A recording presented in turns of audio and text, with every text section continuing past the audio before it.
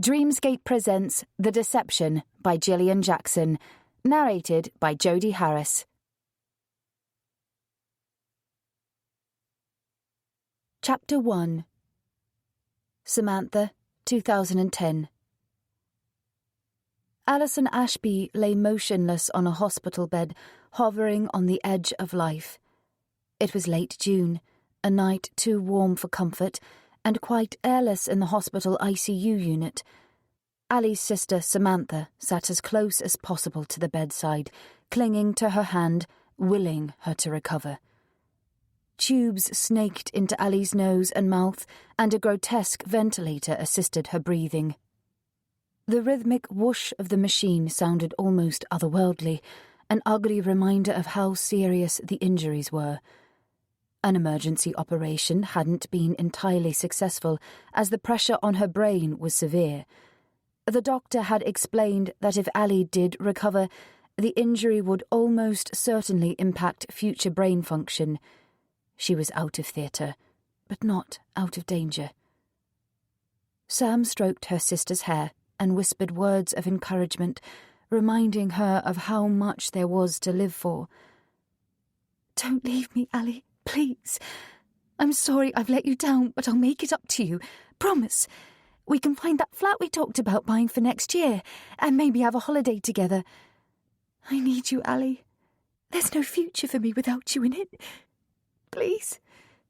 Please get better." She didn't know if Ali heard her words, but they were all she had to offer. She'd never felt so alone or helpless. Samantha rubbed the tears from her eyes and shuffled her chair closer to Ali. The bruising and swelling made her sister barely recognizable and compounded Sam's feelings of guilt and regret. The beating should have been mine, she thought. It's all my fault. Samantha and Alison Ashby were born in June 1991, twins arriving 10 minutes apart, who grew closer to each other with every passing year.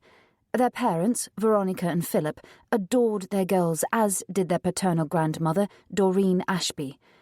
There have probably never been identical twins who didn't play tricks on family and friends, and Sam and Ali were no different. As soon as they realised those around them couldn't always tell them apart, they used their newfound knowledge to have fun, targeting anyone within sight. They could rarely fool their parents, but Granny Ashby was another matter.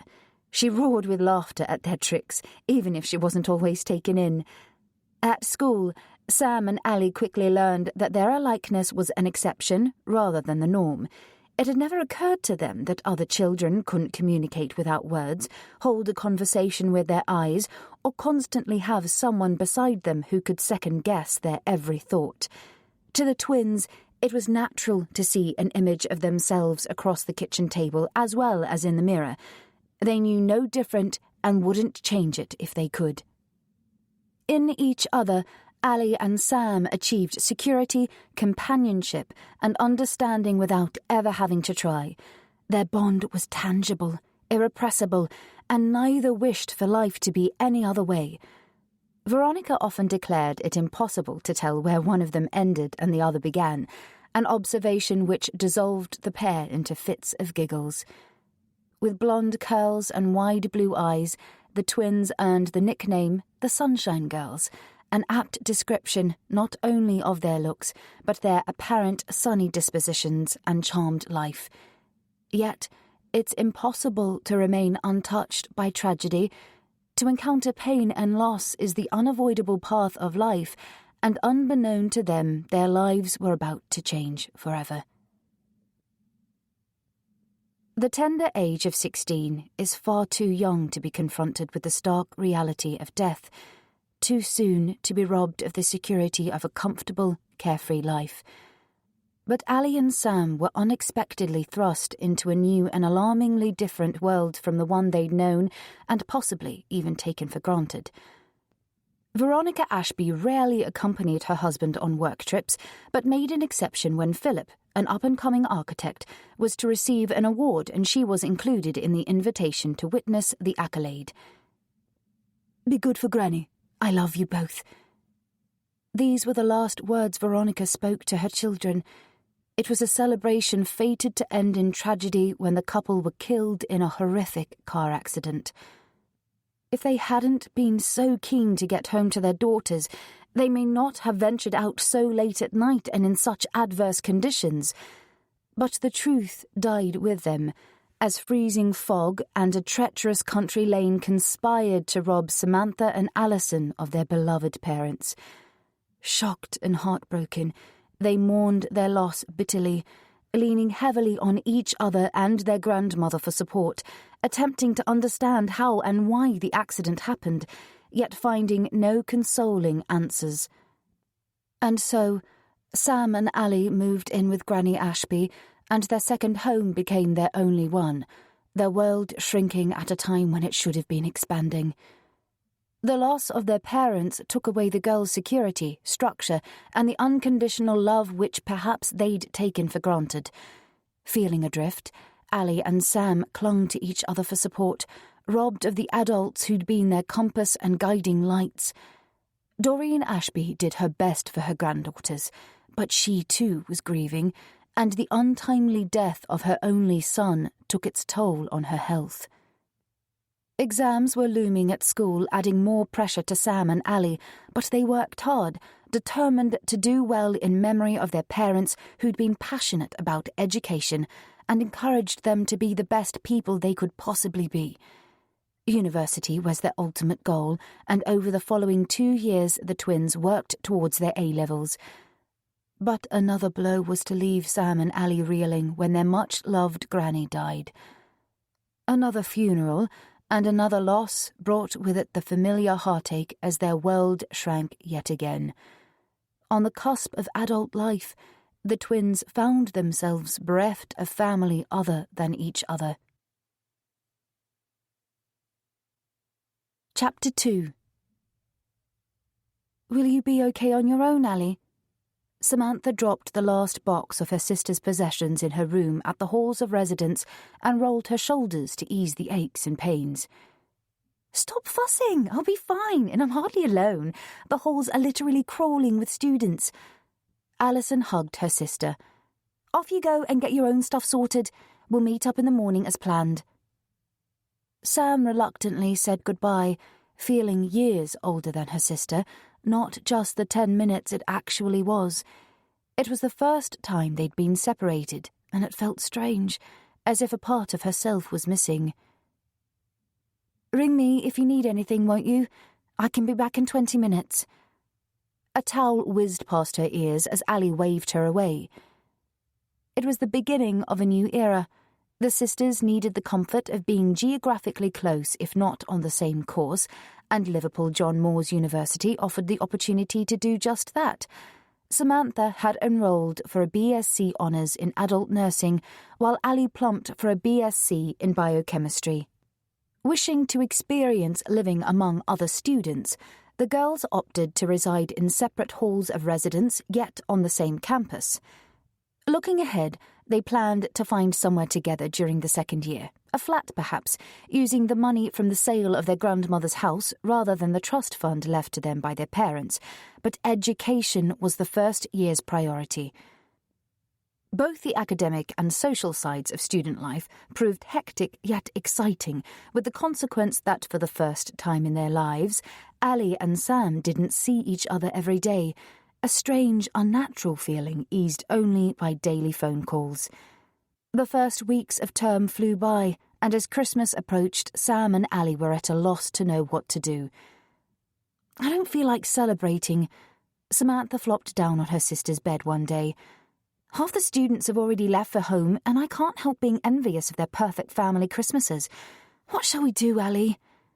Sam was painfully aware of this being the first year without their grandmother, a hard-hitting reality which brought home precisely how alone they were.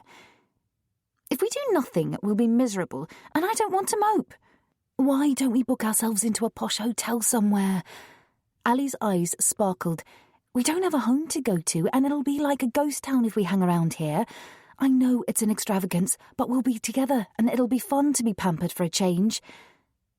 Samantha didn't take much winning over. Great idea, and I know just the place. It proved a strange and different way to celebrate Christmas, yet the break from studies and the opportunity of being together was enjoyable. Making new memories rather than living in the past became a mantra for both girls. Early January of 2010 found Samantha and Alison back in their student accommodation, throwing themselves into studying, yet missing the daily contact which had previously marked the whole of their lives. Although not entirely the same, video calls were a tolerable substitute, although Samantha felt the loss of face-to-face contact with her twin keenly, until she met Gary Drake. "I've got a date!" Sam laughed at her sister's startled expression on the small screen of her phone. "Fantastic! Who is he? Where did you meet him?" Ali's questions were no more than Sam expected. "Hey, slow down!" She laughed at her sister's enthusiasm. "His name's Gary Drake, and we met in a pub. He's not a student, he works behind the bar, and I've seen him a few times before, but we only started chatting last night." "When do you have time to go to pubs?" "You have to experience the social side of uni. All work and no play." "So where are you going and what's he like?" "Just for a bar meal, nothing formal. And he's gorgeous. Tall with dark brown hair and such dreamy eyes, like melted chocolate. And judging by his body, he must work out often. He's fit." "Okay, so I want a photo and a full account of the evening." "I can't take a photo of him on the first date. What will he think?" "Course you can. Just get him in a selfie and send it straight to me. He's a man. He'll be flattered." Ali laughed. "I'll see how it goes. No promises, though. Gary might be hunky, but we've only just met, and it might end up being a one-time thing. We'll see." Sam was already looking forward to the date and the occasional distraction from her studies which having a boyfriend would offer. The first date went well. Gary took her to a small country pub, quiet enough to allow conversation, yet busy enough to have a convivial atmosphere. Sam looked around the room. "Wow, this place is fantastic." "Glad you approve. And the food's great too. I can recommend the fish, it's their speciality." Gary was undeniably attractive and appeared so much more mature than most of the students Sam had met since coming to Liverpool. He was at ease with himself, a quality she admired. And those eyes, they were almost hypnotic. "I'd like to see you again, Sam," Gary said as he drove her home in his old Ford Focus. Samantha smiled. It was what she wanted too. A second date progressed to a third, and soon they were seeing each other 3 or 4 times a week, which wasn't always easy with Gary's unsocial working hours and Sam's commitment to study. "I know you have a sister, but what about your parents? Do you see them much?"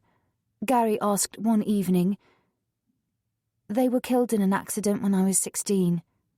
Sam swallowed hard, the pain still very real, dulled only slightly by the passing of time. "I'm so sorry. I didn't mean to upset you." Gary reached out to hug her, and Samantha relaxed into his hold. "Do you want to talk about it?" he asked as they pulled apart, and Samantha found herself pouring out the awful events of the last 2 years, sharing the details of her parents' accident and the more recent death of her grandmother. Most people were embarrassed about her loss and avoided the subject entirely, so it was a relief to unburden herself to someone other than Ali. Cathartic, even. Perhaps not seeing her sister every day prompted Sam's uncharacteristic openness. She craved the closeness she'd always known with Ali and missed so much. Gary proved to be a good listener. "We've always tried to cling to the positives, the happy memories we have, and at least I still have Alison." Sam thought perhaps she was talking too much, but Gary appeared interested and sympathetic, so she continued. "We were fortunate in Dad's forward thinking too. He set up a trust fund years before they died which eased the practical side of our loss and allowed us to enroll at university. His forethought certainly solved our practical problems, but I miss them so much." The dates continued, but over the next few weeks, Samantha saw another side to Gary as things started to change. Occasionally, he would turn up on campus, surprising Sam in between lectures, trying to persuade her to grab a quick coffee, to play hooky. Sometimes she refused, reluctantly so at first, but when the surprise visits became a regular occurrence, his persistence and constant wheedling grew irritating. When Gary worked evenings, he expected Sam to visit the pub, and although keen at first, the novelty soon wore off. She felt like a groupie sitting at the bar waiting for whatever crumbs of attention he could throw her way. In short, Gary very quickly appeared to think Samantha should put him before her studies, regularly suggesting she skipped lectures when he was free and wanted to see her, and showing little regard for her need to set aside time to study. He was also displaying a moody side to his character which she'd not noticed before. By the time Alison met Gary, Sam was already having doubts about the relationship and considering ending it. "But he's gorgeous," Ali declared. "Why would you not want a man as sexy as Gary?" She took Sam's face between her hands and pinched her cheeks, teasing her as she'd done so often when they were children. "I know, but he thinks I should put him before my studies. He doesn't realise how important nursing is to me and how much time I need to keep up. Twice last week he turned up as I was going to a lecture and tried to persuade me to skip it because he was at a loose end." "You could take it as a compliment that he wants to spend so much time with you." "It's not just that. At times he's animated and a good laugh, but he can be morose and even sullen on occasions when we're alone. Gary's moody and difficult to read at times, and I'm not sure I want to try anymore." "Why not talk to him and explain how you feel?" Ali suggested. "A man like him doesn't come along every day, you know." The sisters laughed about it, and Sam agreed that perhaps Gary was worth a second chance. She couldn't deny the physical attraction. Ali was right about him being gorgeous. Sam rang Gary the next day and invited him to her room for a serious discussion. He arrived late afternoon, just as she was getting back from her last lecture of the day. "Hi, beautiful. Were you missing me?" Gary kissed her lightly and followed her into her room where he lounged on her bed and smiled at her. Sam decided to get straight to the point. "I have to say something, Gary. Things are moving too quickly for me." Gary swung his legs off the bed and sat upright, his smile gone. "I mean, I enjoy being with you and we've had some great times together, but I need to spend more time on my studies. I can't skip lectures when you fancy a day out. Nursing's important to me." "Yes, I know. Oh, hell, Sam, I'm sorry. Have I messed things up between us?" The little boy-lost look on his face made Sam feel guilty. "No, I just need you to slow down a bit and not expect so much of my time." "I've been inconsiderate, Sam, and I'm sorry. It's just that I think I'm falling in love with you. I know it's early days and I promise to slow down and not rush you. But you're right. Your studies are important and must come first. I can see that now. Forgiven?" Gary looked at her with that lopsided smile she found so endearing. Flattered by his declaration of love and encouraged by his understanding, Sam could hardly refuse. "Of course. Let's just enjoy seeing each other when we can, shall we? No strings, okay?" "Great. So is it to be McDonald's or Kentucky Fried? My treat to say sorry?" It was a relief to have reached an understanding so readily. Ali had been right. A pattern developed over the next few weeks which seemed to satisfy them both. Meeting only twice a week enabled Sam to concentrate on her studies, and the couple talked frequently on the phone at the end of the day. It appeared they were both content, or so Samantha thought. Chapter 3. At the beginning of April, most students returned home for the Easter break, but Ali and Sam remained at the university.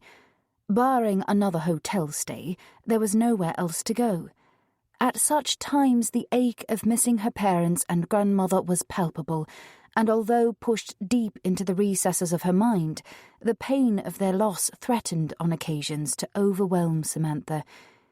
Yet she resolved to be pragmatic, and as the halls were quiet with only a few other students, mainly from overseas, remaining for the holidays, it was an excellent opportunity to knuckle down to some studying. On a rare Saturday off, Gary called Sam. "Hey, it's a lovely morning, and I hate the thought of you cooped up in that stuffy little room. Let me take you out for the day." Samantha visualised his crooked smile and the twinkle in his eyes. It would be a welcome diversion from a rather heavy assignment with which she was grappling. "Why not? I'd love to get out for some fresh air. Where are we going?" "It's a surprise, but I promise you'll enjoy yourself." The morning was bright, with a watery sun heralding better things to come and lifting her mood. Samantha wrapped up in her favourite orange wool coat, and as she hurried downstairs to meet Gary, a positive feeling about the future filled her mind. It was too easy to become maudlin, which had been the case of late, and she refused to allow self-pity to define her. Work gave Sam focus and motivation, but a day out with a handsome boyfriend was precisely what she needed to lift her flagging spirits. The campus, always a fantastic place to live, was looking good that morning. Daffodils added a welcome splash of colour to the borders which had been bare for so long, reminding Sam that spring was upon them. Although she envied the students who went home for holidays and weekends, she still had Alison and Gary, and decided to look for the positives in life and not dwell on the negatives. Gary's old Ford Focus pulled up beside her spot on time, and Sam jumped in, kissing him on the cheek as he drove away. "Okay, so where are we going?" she asked. "And am I dressed okay?" "Lovely as ever, but you'll have to wait and see, or it won't be a surprise, will it? Don't worry, it's not far." His confident smile reassured her that their destination would be one she'd enjoy. It certainly wasn't far, as in less than 10 minutes they turned into Albert Dock, a place Sam had only visited a couple of times before and always intended to go again. Gary parked the car in an already busy car park and took Sam's hand as they walked towards the docks. "Coffee first?" "Please." They made their way to the Gallery Cafe and ordered lattes and donuts, sitting outside to enjoy the sun's warmth, which was gaining strength as the morning aged.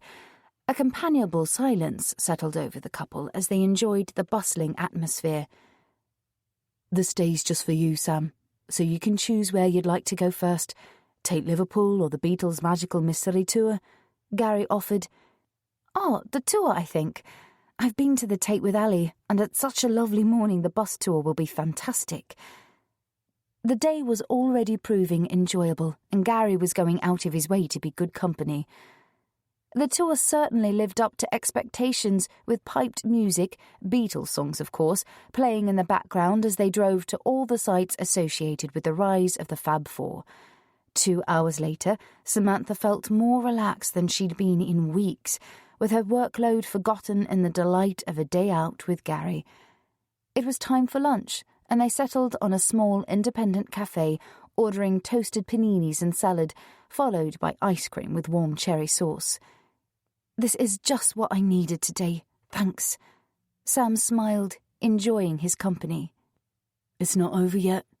Gary winked mysteriously, and Sam wondered what else he had planned. Strolling around the docks after lunch, hand in hand, with sunshine on their faces, they admired how the old buildings had been sympathetically renovated. Gary suddenly halted outside the colonnades, a large warehouse residential development, and turned to look at Sam. "What do you think?" "Amazing." She looked up at the vast building beautifully repurposed as modern luxury apartments. "Do you know someone who lives here?" "No, but let's have a nosy around anyway." He took her hand and headed through the doors towards the lift. "We can't just go wandering about," Sam protested, trying to drag him back outside. "These are people's homes." But the lift arrived, and Gary steered her inside and pressed the button for the 10th floor, silencing her with a kiss and refusing to answer any questions. The lift stopped, and they stepped out into a spacious hallway. "Ah, Mr. Drake." A young, smartly dressed man walked towards them, hand outstretched to shake Gary's.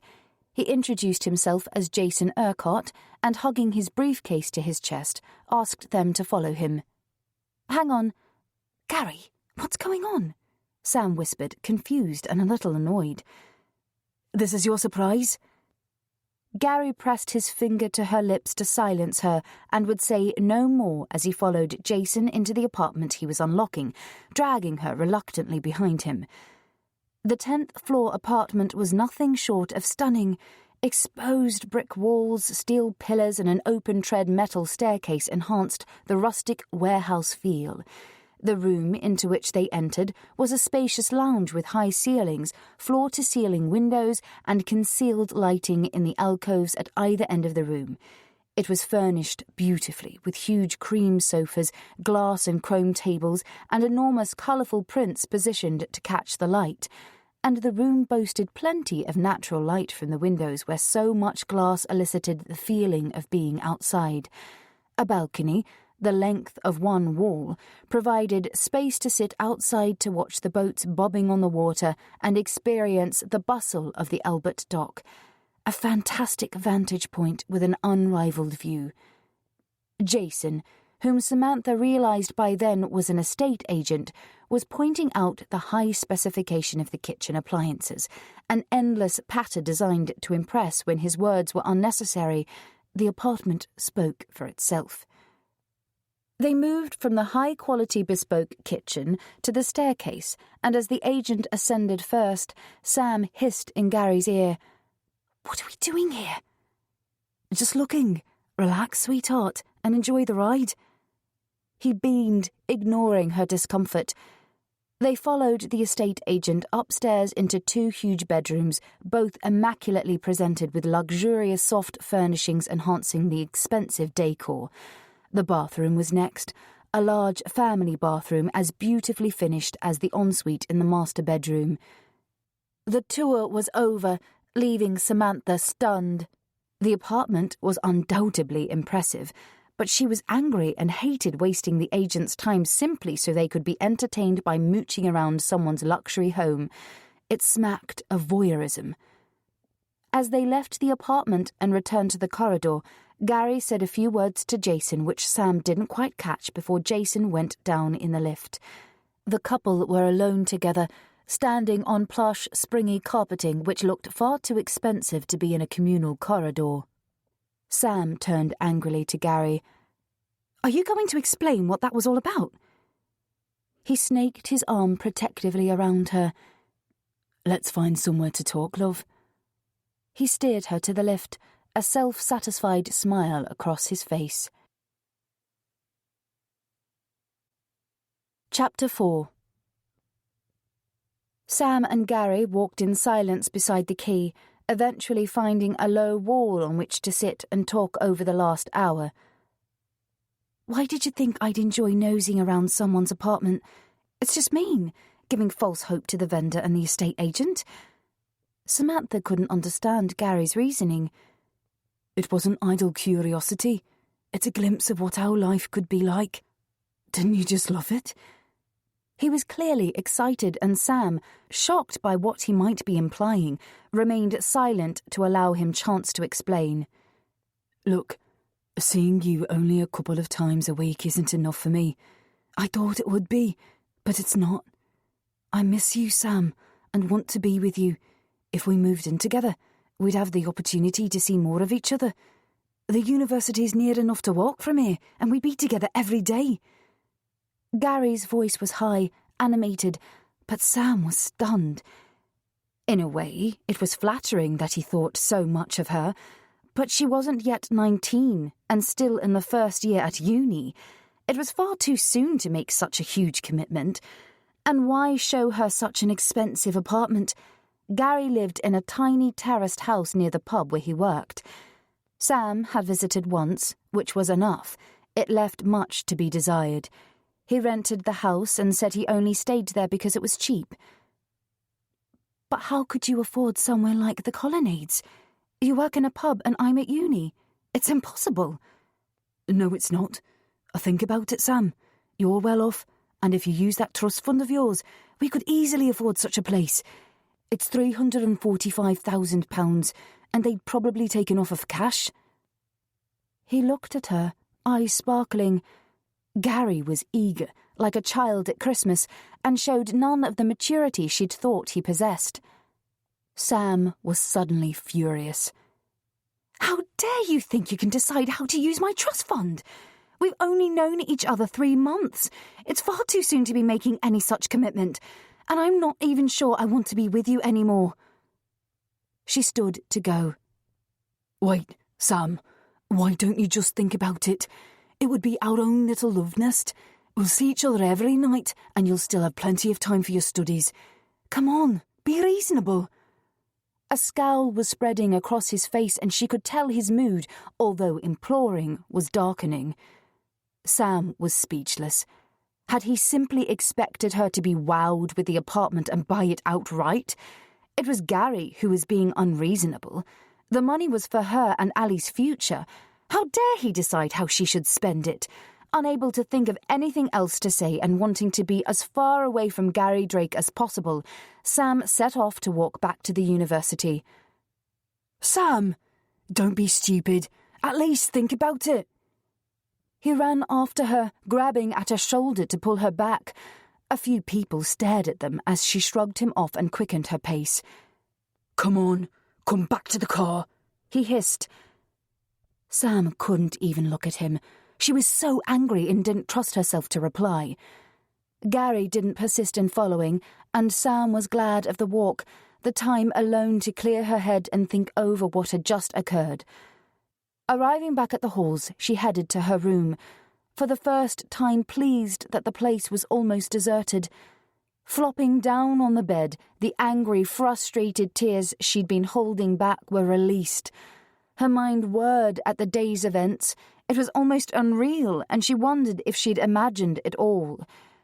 Half an hour later, and feeling more than a little sorry for herself, Sam rang her sister. "Hey, I thought you were on a date.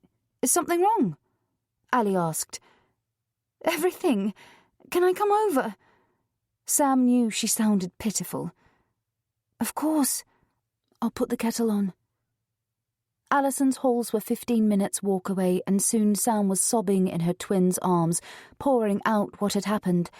Alison listened quietly, her eyes wide. "Wow, Sam. What did you say?" "I told him we were finished. I thought he understood I didn't want to get too serious and was okay about meeting only a couple of times a week. But it seems not. And to suggest using the trust fund! How dare he?" Samantha was clenching and unclenching her fists as she spoke. "I didn't know you told him about the trust fund." "Yes, and I wish I hadn't. It was stupid. But I never expected this. Perhaps he wasn't thinking of moving in there, but somewhere else. His house, maybe. No way. His place is a dump. He meant the colonnades all right, and he wanted to use our trust fund to buy it.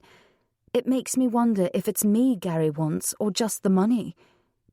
"Oh, come on, sis. I've not had the chance to get to know him well, but he seems keen on you. And why not?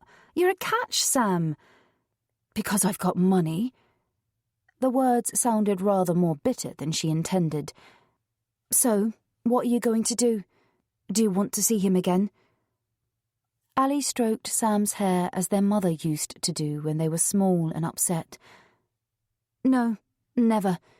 He doesn't seem to have got the message that I want to keep things light, so the best thing for us both is to break up. I don't need the pressure and certainly don't feel the same way about him as he says he does about me. It's clear our relationship isn't going to work out, and the sooner I tell him the better. But I'll have to see him again to tell him. Sending a text or email's the coward's way out, isn't it?" She glanced at Ali for advice. "There's nothing wrong with being a coward here. If you really don't want to see him, then say so." They were interrupted by Sam's phone ringing, and guessed who it would be. Slowly pulling the phone from her pocket, Sam's face paled. "It's him!" Suddenly fearful of confrontation, she was tempted not to accept the call, but telling Gary when Ali was with her would be so much easier, so she answered, a cold shudder passing through her body as she heard his voice. Sam, I'm so sorry. I've put my foot in it again, haven't I? Sam said nothing as he continued. Where are you? I'm at your halls waiting for you. We need to talk. No, Gary. I don't feel the same way as you do, and it's not fair to continue seeing each other. Sam, please at least let me explain. I made a mistake, and I'm sorry. Come back here, or I can come and pick you up. Tell me where you are. It doesn't matter. I don't want to talk, so please just go home. Look, I'll ring you tomorrow. Perhaps we can go out for Sunday lunch. Gary's persistence was unsettling. I don't want to see you anymore. It's for the best, really it is. So goodbye. Sam ended the call, disturbed by events and Gary's resolve to continue their relationship. Ali watched her closely and reached out to hug her again. You were clear enough, sis. I know it wasn't easy. Her embrace was welcome. Grateful for her sister's support and understanding, Sam stayed with her for another couple of hours, reluctant to go back to the halls on her own, but eventually she stood to leave. You can stay over if you like. I can easily put a duvet on the floor, or you can have the bed seeing as how you're older than me, Ali teased. Yes, by 10 minutes. Sam appreciated the attempt to cheer her up. No, I'll get off. There's an assignment waiting for me to finish tomorrow, and I should get an early start. Thanks for listening to my moaning. You're a star. Sam took a deep breath and set off, suddenly weary. An early night and getting her head down to study the following day would take her mind off Gary. It would be better if she could simply forget about him and put her studies first. But events were to conspire against Samantha, and her life was about to spiral out of control. Chapter 5. A peaceful sensation descended on Sam after the decision to finish her relationship with Gary. There were no sleepless nights or bitter regrets, which she took as a sign that she was right in her decision. He wasn't the man for her. Despite his declaration of love, there was an element of doubt in her mind as to whether he was attracted to her or her money. Sam felt she'd learned her lesson and would never tell another boyfriend about the trust fund until she was absolutely sure of him. The peace, however, didn't last long. Catching up with work and even getting ahead of herself instilled a good feeling, so she indulged in some me time to relax and unwind.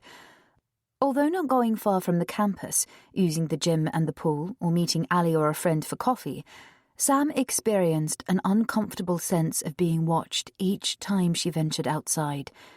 At first, she shrugged it off as paranoia. When she looked around, no one was there, and she concluded she was simply obsessing. The whole Gary thing had shaken her more than she cared to admit. Yet it was 3 weeks since she'd seen him, and with the passing days he occupied less and less of her thoughts. One day, as Sam returned to her room, she was surprised to see the door standing ajar. She was always careful about locking it, paranoid even since the Gary fiasco. Running a couple of doors down to Yetta's room, she dragged her back to check no one was inside waiting for her. Yetta was a tall, athletic girl from Romania and a down-to-earth person. She pushed straight inside, sweeping the small space with her eyes and declaring, "No one here. You've forgotten to lock door." Sam felt rather foolish, yet was convinced it had been locked. She'd been extra cautious since the feeling of being watched had haunted her. "Thank you, Yetta. You're probably right." Yetta left and Sam searched the room to see if anything had been taken. Nothing was missing, but an uneasy feeling lingered in her mind, and glancing around, she suspected some of her books had been rearranged. The room wasn't quite how she'd left it. Not that Sam was the tidiest of people, but the notion refused to go away. In an attempt at distraction, she switched on the radio which stood on the windowsill. Strangely, it was no longer tuned to the local station she favoured, but thinking nothing of it, she told herself it was all in her mind. It was only later, when Sam decided on an early night and pulled back the duvet, that she found the dead mouse on her sheets. Her scream brought Yetta and another girl from down the corridor banging on the door. She let them in, shaken and feeling rather foolish. "Practical joker," Yetta announced as she lifted the mouse by the tail and calmly dropped it in the waste paper bin. "You don't like mouse?"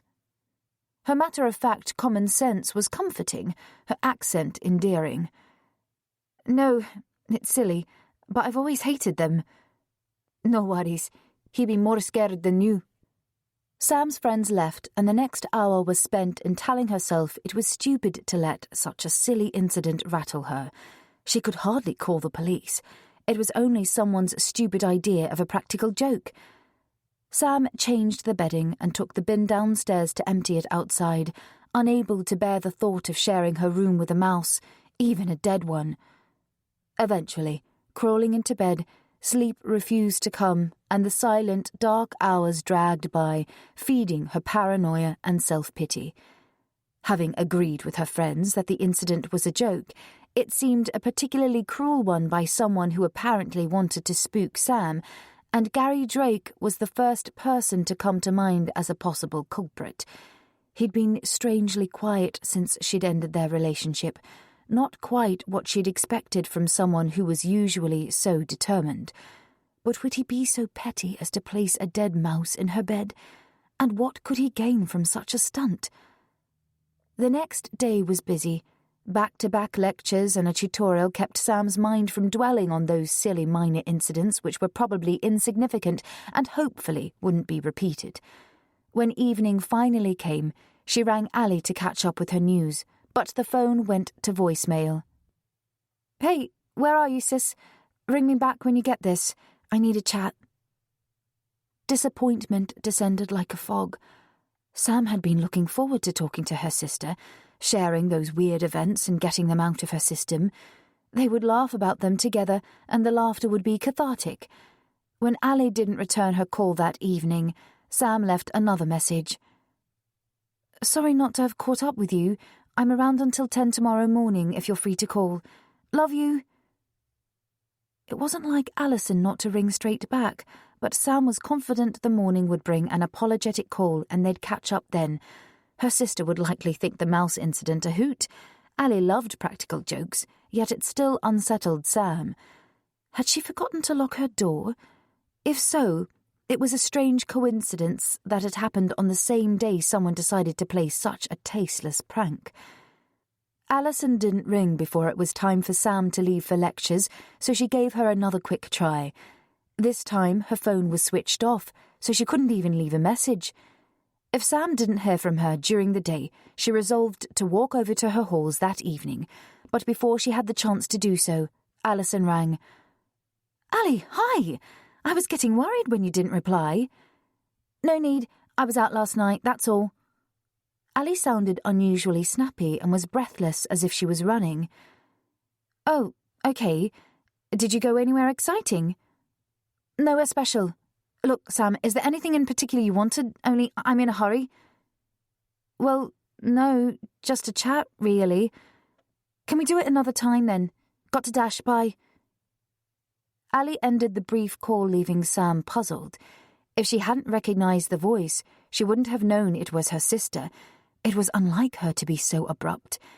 It wasn't as if they lived in each other's pockets, but they talked about everything. There were no secrets between them. Yet she sounded secretive now. Deciding to give her the benefit of the doubt, Sam put her sister's mood down to her simply being in a hurry, late for a lecture maybe. Over the next few days, the sisters exchanged more similar phone conversations, Ali claiming she was busy yet not saying with what, until Sam felt as if she was harassing her. It was so out of character for Ali, and Sam's worries multiplied. Needing to see her in person, to check everything was all right, Sam set off after lectures one day on the off chance Ali would be in her room. She was. Ali opened her door a crack, hair mussed and in her underwear. "Oops, am I disturbing something?" Smiling at her obvious embarrassment, Sam's expression quickly changed when a familiar voice shouted from inside. Tell whoever it is to go away. She didn't need telling. Horrified, Sam ran from the building as if it were on fire, unable to believe her sister was sleeping with him. Tears blurred her vision as she hurried back to Hall's, her head spinning as to why Ali would do such a thing. Sam's heart pounded as she ran. Perhaps it was none of her business who she saw, but Ali knew what Gary had done to her. If she was so attracted to him, surely she could have told her, warned her. Sam needed to put distance between them. The more she thought about it, the angrier she became. Not with Ali, but with Gary. Was he playing games with her, using her twin to get at her as some sick payback? Or, an even more sinister thought, was he going after Ali to get at their trust fund? Whatever his motives, Sam couldn't believe they were innocent, and suddenly she was deeply afraid for Alison. Was this why she'd been avoiding her? Why she wasn't returning her calls and had no time to see her? Sam suddenly felt very alone, yet the only person she had left in the world to turn to was in bed with Gary Bloody Drake. Chapter 6. Sam, let me in! Alison knocked persistently. Her voice didn't bring Sam the comfort it usually did as she opened the door. Can I come in? Ali asked. To explain. Sam nodded and stood aside. From her window she could see Gary's car parked nearby. He sat in the driver's seat, watching, waiting. She was lost for words to say. Ali's eyes searched her sister's face. Sam, I'm so sorry. I was going to tell you, but it seemed too soon. I wasn't sure how you'd react. Sam eventually found her voice. It's only 4 weeks since we split up. Did he come running to you for comfort? The words sounded petty, but she was upset and angry to have been kept in the dark, made a fool of even. It's not what you think. Yes, Gary did come to see me to talk about you. He cared for you, Sam, and was devastated when you finished with him. Not too devastated, it appears. He made a move on you soon enough. Sam sounded like a petulant child, her voice shrill, yet she couldn't seem to help herself. It just sort of happened. It wasn't as if you still wanted him, did you? Ali's beautiful eyes glistened with tears. Oh, Ali, you know what happened to me, what he wanted. Has he tried to get at the trust fund through you? Alison winced. No, he hasn't. Gary realises his mistake and he's learned from it. The money's never been mentioned between us. But it will be, don't you see? He can't have one twin, so he'll have the other. Sam knew it was a cruel thing to say and probably didn't come out quite as intended. Still, Ali needed to know, to be aware of what this man was like. What a vile thing to say! Do you think he could only want me for my money? This is why I didn't tell you, Sam. Gary's a sweet man. You just didn't give him the chance to prove it. Ali's eyes sparkled with angry tears. They'd never argued so bitterly. He's a chancer, Ali, out for what he can get. Please don't get involved with him. Sam was almost begging, afraid of how this would play out and fearful that it was already too late. But I am involved. We've become close and I want to go on seeing him. I've met his mum and sister. They're lovely people, Sam. Maybe his family are lovely, but it's Gary who concerns me. He's simply not to be trusted. Alison's face hardened at her sister's words. Sam had never seen her like that before, and half expected her to put her hands over her ears, close her eyes and shake her head as they'd done as little girls when they didn't want to listen to something. Look, I love him, so don't make me choose between you. If you don't like me seeing him, then you know what to do. Alison almost spat the words out. Samantha was stunned. Would Ali really dismiss her twin sister for a man she'd only known for a few weeks? And she couldn't possibly know she loved him. It was far too soon. She was too young. You don't have to choose, Ali. I'll always be here for you. You know that. She moved to hug her, determined not to let a man come between them, but Ali stepped back and a lump caught in Sam's throat at the rejection. The pain was almost tangible, but that awful man was not going to take her sister away from her.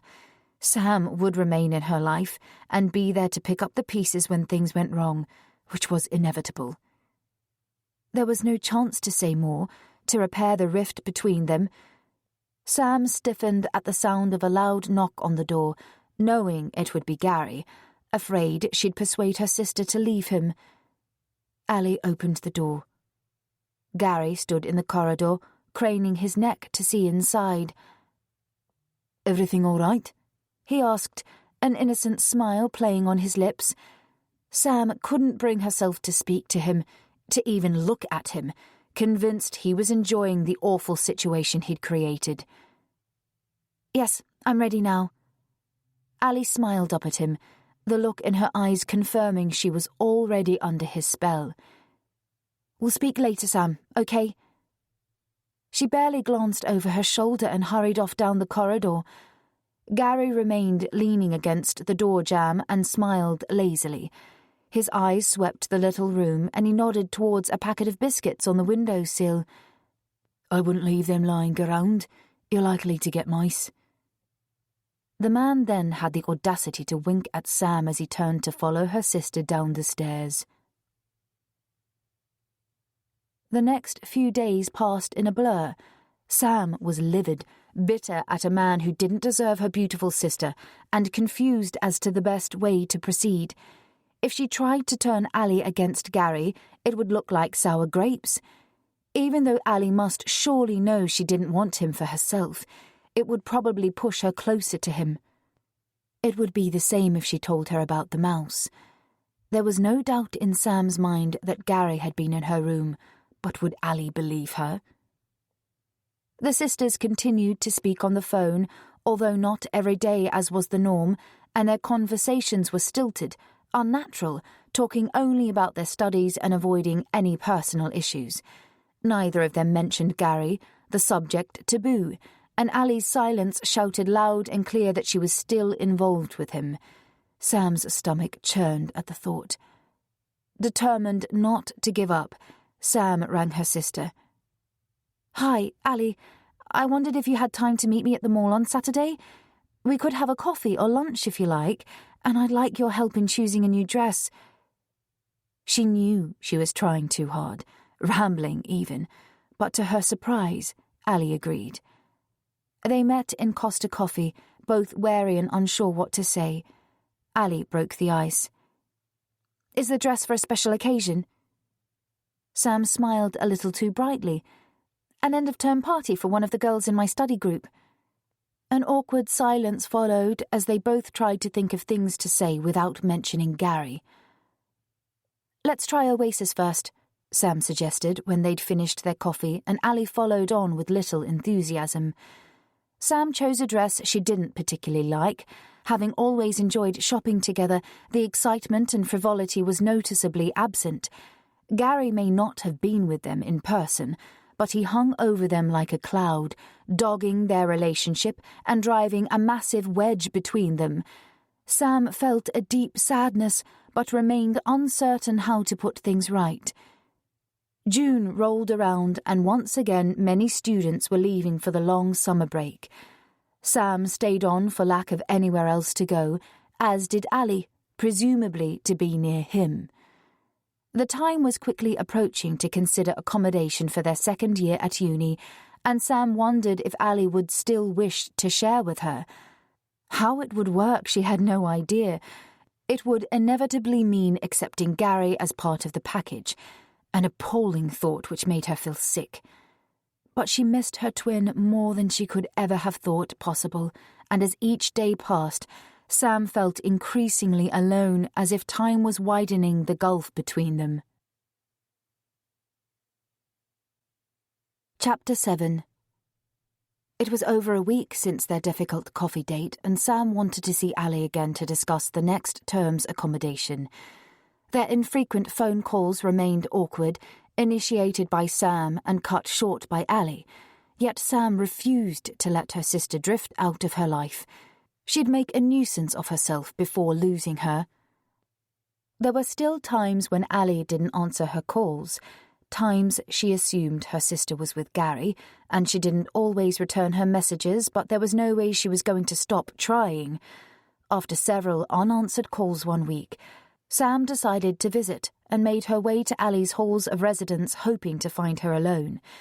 There was no answer to her first knock, so she knocked again, louder, willing her to be in. A familiar-looking girl appeared from the room next door. "Are you looking for your sister?" "Yes. Do you know where she is?" They'd met before, but Sam couldn't remember the girl's name. "No. She moved out last week and didn't say where she was going. That boyfriend of hers helped to move her stuff.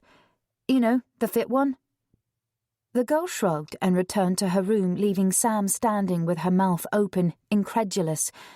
Pulling out her phone, she rang Ali's number, praying she would answer. She did. "Sam?"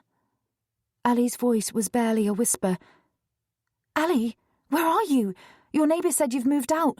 Why didn't you let me know?" A sob at the other end of the phone tore at Sam's heart. "What is it? Where are you? I'll come and get you." "Sam, I've been so stupid. I've done something terrible." Her sobs muffled her voice. "Tell me where you are, please. Is Gary with you?" "No, he's out. I'm at his house on Granger Street. I love you, Sam, and I'm so sorry." Ali's voice sounded strange, as if she was talking with a mouthful of stones. "You don't need to apologise for anything. I'm on my way." Sam was already running, ending the call to ring for a taxi, telling them it was an emergency, begging them to hurry. A dreadful feeling washed over her, an awful premonition that if her sister had moved in with Gary, she was vulnerable. Sam shivered, that awful sense of someone walking across her grave. Granger Street wasn't a particularly salubrious area. What had possessed Ali to move there? The taxi arrived at the university, and Sam asked the driver to hurry. It took an endless 20 minutes. "You all right, love?" the driver asked as he took her money. "Yes, thanks." Sam barely glanced at him, already scanning the row for number 25. Having only visited once before, which was enough, she didn't know how Gary or anyone else could live there. The terrace of houses was horribly run down, many of them empty with boarded-up windows. Number 25 was one of the better residences, although the paint on the wooden door was peeling with dirt ingrained into it. Surely, Sam thought, Ali couldn't be living there voluntarily. There was no answer when Sam banged on the door. Her heart raced and she could hear the blood pulsing through her ears. She tried the handle and it opened, a portal into the worst nightmare of her life. At the bottom of the stairs lay Ali, barely recognizable in a heap of bruised and broken limbs, her phone still in her hand, her only lifeline. "Ali!" Sam knelt beside her, smoothing the hair from her face, a face swollen and bleeding, hair matted with blood. Sam's hands trembled as she fumbled with her phone to ring for an ambulance. She left Ali for a minute to dash back into the street. "Help me! Someone, please help!" A middle-aged man was riding up the street on a bicycle and Sam jumped out in front of him, almost knocking him off. "Please, my sister needs help." As she grabbed at his arm with the phone still in her hand, the operator was asking which service was required and she garbled the address for the ambulance. The man dropped his bike at the side of the road and followed her inside. "She's still breathing," he said. News Sam relayed to the operator. "Don't move her, love. Let's wait for the paramedics." This kind stranger made sense, but Sam wanted to hold her sister, to cradle her in her arms and tell her everything would be fine. Alison's eyes fluttered. "Who did this?" Sam asked almost rhetorically, not expecting an answer. "Gary," Ali whispered, and her jaw dropped open, revealing a missing front tooth. A trickle of blood ran from the side of her mouth. Sam gasped, trembling with fear and anger. The man took over the phone call and Sam heard him tell the operator to send the police as well as an ambulance. Ali drifted back into unconsciousness. All her sister could do was hold her hand and whisper how much she loved her, to tell her everything would be all right and they'd get through this together as they'd done so many times before. Dazed, Sam had no idea how long it was before help arrived. She was held back and watched horrified as paramedics worked on her sister. Then they were in an ambulance, sirens blaring as they rushed through the streets where people walked around without a care in the world. Within minutes of arriving at the hospital, Ali was taken for a CT scan, the doctors concerned about her head injuries. The scan revealed a significant skull fracture and severe intracranial pressure which needed immediate surgery. Ali was wheeled into theatre while Sam waited for what seemed an age, beside herself with worry and feeling so utterly alone. At some point, a policeman approached her, asking if she was up to answering his questions. She nodded and spoke words to him which later she couldn't recall. Sam must have told him how she'd found Ali and what she'd said as he thanked her and squeezed her shoulder kindly before he left. At 8 p.m, a solemn-looking doctor appeared at Sam's side. Startled, she turned to look hopefully at him. Alison's out of theatre. We did all we could, but your sister's in a critical condition. She's in a coma now. The next 24 hours will be crucial. Will she wake up then? We can only hope. As I said, we'll know more in a day or so. Can I see her? Of course. Give the nurse a minute or two and then she'll come and get you. The doctor turned and walked away. Sam's mind went into overdrive, imagining terrible scenarios, and she trembled with fear. The nurse came and took her into a side room where Ali lay, pale and still. They allowed her to stay, to hold her sister's hand and whisper to her. They brought endless cups of coffee and a blanket to stop her from shivering, but Sam was aware only of the still figure on the bed. The coffee went cold, as did she. Attempting to hold back her tears, to be braver than she felt, Sam talked of their childhood, of their mum, dad and granny, of happy times, sunshine-filled days and endless laughter. She spoke through her tears, willing Ali to wake up, to come back to her. Samantha prayed that night as she'd never prayed before. At 11:44 p.m, Alison Ashby, Sam's beautiful sister, her other half, took her last breath. It was their 19th birthday. Chapter 8. The following days passed in a blur of pain and unfathomable sorrow. With nowhere else to go, Sam returned to her little room in Halls, knowing she'd have to vacate it soon. Once again, Yetta came to her rescue. The Romanian girl was packed and ready to move into a flat near the campus and insisted Sam go with her, at least until she found an alternative place to stay. It was comforting and easy to allow someone else to take charge. Yetta was practical, kind, and willing to help, and Sam leaned heavily on her over the next few weeks. The minutes bled into hours, the hours into days. Yetta reminded her to eat, to shower. Sam survived due to her kindness. It was hard to say what time of day Sam found the most painful. At night, as darkness descended, the pain was crushing, never ending.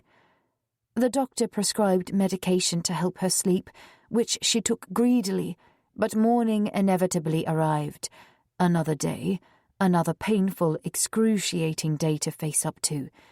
There was perhaps a moment or two when waking, in that grey zone of dawning reality, a precious instant when her world was normal, when she was still one half of a pair, still a sister, and Alison was alive. But reality nudged its way in. She railed against the injustice of it all, longed to die to be with Alison, but each morning she awoke, climbed out of bed, and doggedly put one foot in front of the other. The police arrested Drake. The man on the bike, who'd helped her on that awful night, confirmed that Alison had spoken his name.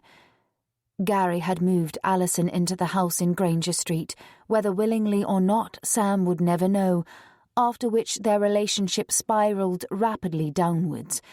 Neighbours attested to the violence Ali suffered at his hands, but it wasn't uncommon to hear fighting in that particular neighbourhood, and no one intervened. Gary admitted to a fight with her earlier in the day, yet maintained that Ali was okay when he left the house. He suggested she'd fallen down the stairs, a fact which could be neither proved nor disproved. Without witnesses, the most the CPS could charge him with was aggravated assault. Even Ali's accusation didn't count as evidence. She'd only spoken his name. Considered to be a flight risk, Drake was remanded until sentencing, a small comfort for Sam. At the back of her mind was the fear he might come looking for revenge. The image of her sister's bruised and broken body haunted Sam's every waking hour. She tortured herself thinking of what Ali must have suffered at Gary's hands, and was reasonably sure the violence was because she'd refused to give him the money from their trust fund. It was conjecture, but if it was the case, then it appeared Sam had had a lucky escape. Yet how she wished it was her rather than Ali who'd endured those beatings. 10 days after the attack, Sam received another visit from the police. A uniformed officer filled Yetta's tiny flat, shuffling his feet as if wanting to impart his news quickly and leave. "The man we arrested for the attack on your sister has been killed in the remand centre." His words were almost impossible to process. Gary Drake was dead. "He was involved in a fight with another inmate." The officer mumbled something about the investigation being halted and a detective who would be visiting to explain, but Sam barely heard. The plethora of emotions this news prompted threw her completely. Relief mingled with regret. She wanted the man to stand trial, to be convicted and go to prison for what he'd done to Ali. Death was too easy an escape for him. Shame edged its way into her thoughts. When had she become such a bitter and hateful person? When the officer left, Yetta tried to convince Sam that it was a good outcome, and if Drake had gone to prison, at some point he'd be released, perhaps to hurt another young woman, or as she feared, come looking for her. Sam leaned on her friend's common sense and cried her tears while alone at night in the sanctuary of her bed. One thing Sam didn't factor into her waking nightmare was the inordinate interest of the press in Ali's story. Even before her sister was laid to rest, the telephone rang constantly. "Miss Ashby, is it true that you and your twin were in love with the same man? Did you fight over him?" "Was your sister's death an accident, or did her boyfriend push her?" "I'm authorised to offer you a large sum of money if you're prepared to give us exclusive rights." Sam was hounded for information. Not answering her phone didn't help.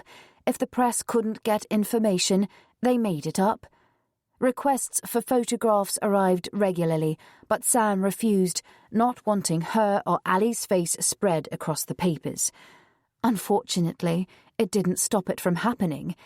It seemed as if people couldn't get enough of the story, and photographs from the twins' social media pages were copied and printed without permission, becoming public property and turning the knife in Samantha's heart. She closed all the accounts, but it was too late. The images were out there in the public domain. Being identical twins appeared to add to the novelty. The journalists even used their old nickname of the Sunshine Girls to headline their lies. One of the most persistent journalists was Frank Stokes from the Liverpool Mercury, who rang at least once a day, often more. The Mercury ran a front-page article with barely any facts, featuring a photograph of Ali and Sam side by side smiling at the camera. But they doctored the image and depicted it as torn in two with Gary Drake's face between them. The headline, "Love Triangle." Reporters dredged up their family history as if it were a narrative simply for entertainment and to sell papers. Poor little rich girls, orphaned and alone, separated by loving the same man until Alison was killed in a crime of passion. What utter rubbish, Sam groaned.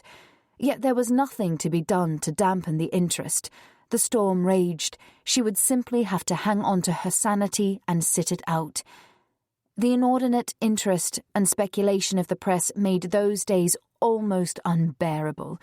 Even the accident in which their parents died was dragged up again, and questions asked as to whether Philip Ashby had been drinking.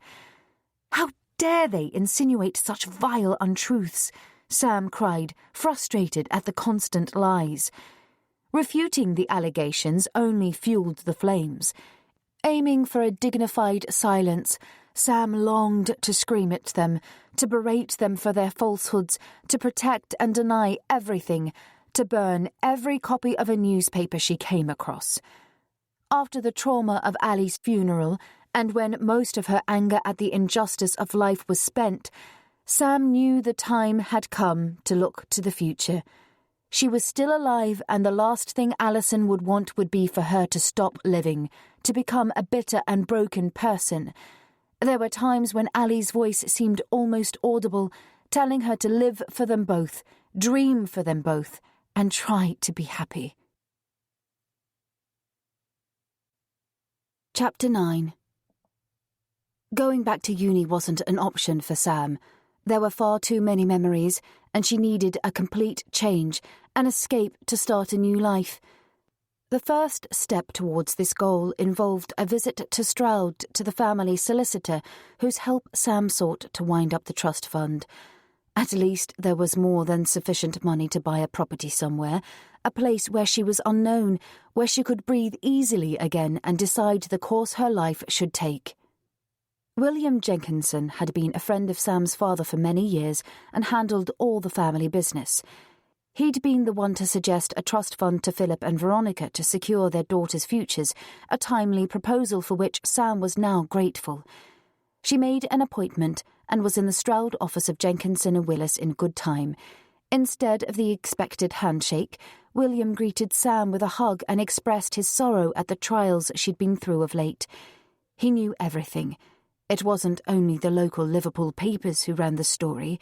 The Nationals jumped on the bandwagon too, and the Sunshine Girls were quite famous. Sam thanked him for his condolences and took a seat on the other side of his large partner's desk. "How can I help you, Samantha?" He smiled at her, and after the horrendous time she'd been through, his fatherly concern and the calm, soothing atmosphere of his office was almost her undoing. But she was there to conduct business, so swallowing hard, she spoke. "I'd like to dissolve the trust fund my parents set up. It's my intention to move away and use the money to begin a new life." It was a simple enough request, yet the words appeared to surprise William. "But, Samantha, you closed the fund a couple of months ago. You sat in that very chair before signing the papers." "No, you're mistaken. I haven't been here since Gran died. The fund's intact, surely." A few moments of silence hung in the air as they tried to make sense of what had happened. William tapped at the keyboard on his computer. "It was on the 29th of April. You called me a couple of days before and said that you and Alison were buying a property and wished to dissolve the trust. I drew up the paperwork and you agreed to come in to sign it." William frowned, clearly expecting Sam to remember something she'd not done. Thinking through the shock and the pain of his words, Samantha knew there was only one logical answer, one she didn't want to be true. "But surely it needed both Ali and me to sign." Her voice was cracking, willing this to be some ghastly mistake. "Well, yes, that's correct, but you told me you couldn't make it together, so you came on the 29th and Alison came to sign the following day." William stood and moved to a filing cabinet, withdrawing a manila folder and pulling out several sheets of paper. "Here, your signatures are on both documents, one to release the funds and another authorizing me to transfer them into this account." He tapped the paper with his forefinger. Sam could hardly read the words for the imminent tears. It certainly looked like her signature, but they were well practiced at writing each other's. It had been a game during their childhood, but this was not a game. Her sister had visited the solicitors twice. once as herself and once as Samantha. Had Gary Drake threatened and coerced Ali? Was this what she'd meant when she said she'd done something stupid and apologised on that fateful day? The account we transferred the money into is in Alison's name. It isn't uncommon for the monies to go to one place and for the trustees to divide it up as they see fit. William looked at Sam, his face drained of all colour. It wasn't you who signed, was it? The sadness Sam felt was overwhelming, yet her heart went out to William Jenkinson, who also appeared to be reeling at the shock of Alison's betrayal. He'd been fooled by her too and shared a fraction of her pain. I don't blame Alison. She was very much under Drake's influence, probably intimidated too. We'll never fully know. Sam's instinct remained protective. She truly didn't blame Ali and felt sad rather than angry. Although she hated the notion, it was becoming apparent that Gary Drake had won even in death. If the money's still in Alison's account, it belongs to you now as her heir, her only surviving relative. A spark of hope danced in William's eyes, a spark Sam was about to extinguish. I've already closed all her accounts. There was very little in them, certainly not the proceeds from the trust fund. Then where is it? I would guess it went straight to Gary Drake. He would either have bullied her or sweet-talked her into handing it over with promises of a rosy future together. Then we must go to the police. This is fraud. William spoke passionately, but Sam was about to disappoint him again. Drake's dead, and I'm pretty certain wherever the money is, we'll never see it again. The following day, and with William Jenkinson's backing, Sam did go to the police. They agreed to look into Gary's financial affairs, yet found nothing other than a current account with very little in it. There was no evidence of his involvement in any fraud. They were only surmising. The simple fact was that Alison had been the one to perpetrate it, and with Gary dead, as far as the police were concerned, the matter was closed. Samantha imagined their money squirreled away in an account in the Cayman Islands, her only comfort being in the knowledge that Drake was never going to have the pleasure of spending it. Maybe she could have looked at trying to trace the money by other means, but any such action would make Ali's part in the deception public, and her memory was too precious for Sam to tarnish with allegations of fraud. It would provide the press with even more fodder for their stories. She wasn't penniless. There was still the money from their grandmother's estate which they'd set aside for tuition fees for the next 2 years at uni.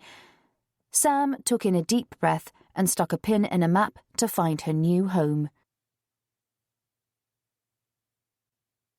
Chapter 10. Rosie, 2019. Early morning had always been Rosie Cantrell's favourite time of day. Even as a child, she was invariably the first one in the household to rise, escaping into the quiet solitude of the garden to check on the frogs in the pond, or to gather daisies for her mother, still wet with dew, and pick up windfalls from the gnarled old apple trees that drooped over their wall from the neighbouring garden. It was her secret time before the rest of the family rose, and the day entered its familiar routine. Now, grown with a family of her own, Rosie still loved the early morning when the coming hours held undiscovered promise and possibilities, when the day was a blank canvas. But not today. Today was different. Rosie watched the sunrise from the kitchen window, a majestic orange glow, the herald of another beautiful day, outside at least. It was a sight of which she never tired. A heat haze shimmered in the distance, burning off the dew from the field in front of Hilltop Cottage, her Eden. But was the dream about to shatter before her eyes? The arrival of the letter changed everything. With it, Samantha Ashby, the identity Rosie thought she had buried 9 years earlier, drew breath once again, rising to life to ruin everything Rosie had worked so hard to achieve. The letter, a simple, inconsequential small white envelope, possessed the power to smash her carefully constructed life into a million fragments and rob her of everything she held dear. Sleep had refused to come the previous night as Mike snored peacefully beside her, mouth open, oblivious to his wife's torment. Baby Noah slept contentedly for a full 7 hours, and even Ben, their border collie dog, happily chased rabbits in his sleep, all of them unaware of the approaching storm. Rosie's mind, however, refused to shut down and allow respite from her fears. Familiar night-time sounds, which usually brought such comfort, failed to relax her body, and with the dawn of a new day, the horrors of the past once again flooded her mind. Would today be the day he came, here to her place of safety, her refuge? Would this be the day he would steal her new life and happiness away from her? Bloody journalists. Bloody Frank Stokes. Like a leopard, the man had hunted her down, alone and determined, the scent of a story meaning more to him than another human being's peace of mind. Yet, perhaps, she should have known it was impossible to leave the past entirely behind, to relax and enjoy the new existence she'd carved out for herself. Life was never easy, especially, it appeared, for her. Lost in thought, Rosie failed to hear Mike come downstairs, their baby cradled in the crook of his arm. She turned to take in the noticeable similarities between father and son, the unmistakable red hair, wiry on Mike, soft and fluffy on Noah, 2 peas in a pod. The smile which the sight of her husband and son usually elicited was an effort as her heart flipped with fear at the thought of losing them both. "Hey, Rosie, couldn't you sleep?" Mike kissed the top of her head, and she attempted to return the warmth of his greeting. "No, sorry, I didn't hear him. Shall I take him?" She reached out for her son, burying her face in the baby's neck to hide the tears welling in her eyes. "I'll just go up to change him. Could you start the coffee?"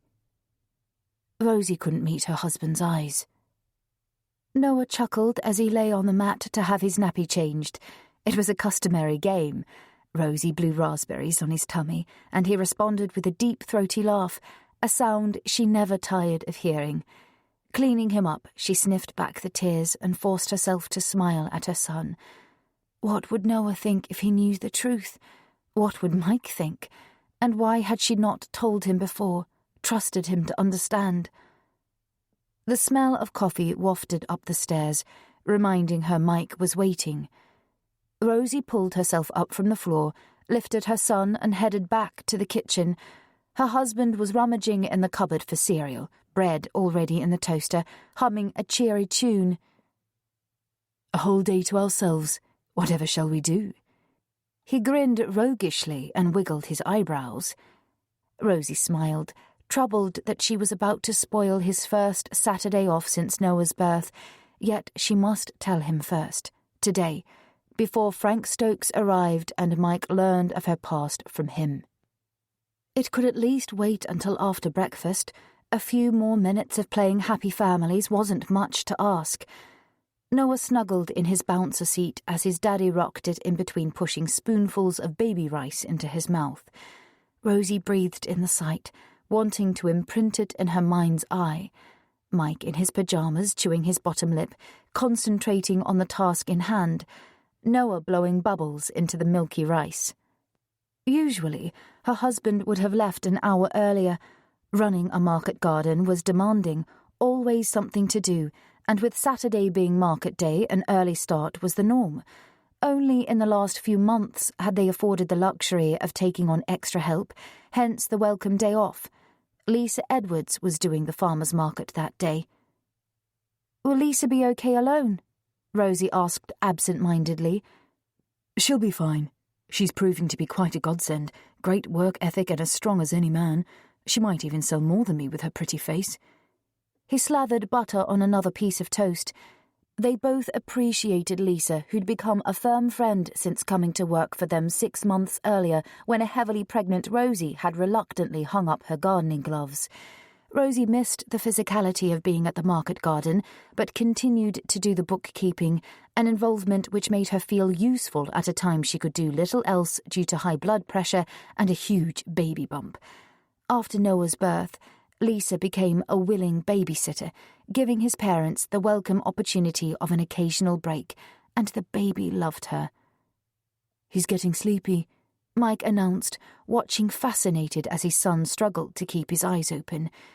Rosie lifted their baby, holding him close to climb the stairs and breathing in the unmistakable baby scent as she laid him in his cot. The little boy's rosebud mouth was blowing bubbles as his breathing slowed. For a few moments, his mother gazed at her sleeping son, his long lashes flickering on his cheeks, and her heart felt as if it would burst with love, and something less welcome, fear perhaps. Mike followed her upstairs and stood close behind her, his arms wrapped around Rosie's waist as he kissed the warm spot on the back of her neck, the place which sent shivers down her spine. Taking her hand, he led her back to their bed, making love to her so slowly and tenderly she needed to bite her lip to stop tears from flowing. Afterwards, they lay silently side by side, Mike thoughtfully curling a lock of her hair between his fingers. Rosie smiled sadly, untangled her legs from his and slid out of the bed to shower. "What's bothering you?" Mike asked when she came back into the bedroom with her hair wrapped in a towel and smelling deliciously of soap and shampoo. "We need to talk." She dropped the towel from her body and pulled on her underwear, jeans and a t-shirt. "Sounds serious." Mike's eyes followed her every move, a frown forming on his face. "Have your shower and I'll make another coffee." Kissing his stubbly cheek, she stroked the contours of his jawbone. "I love you," she added almost as an afterthought. "Phew, that's a relief. I was beginning to wonder." He laughed and scrambled from the bed to head for the shower.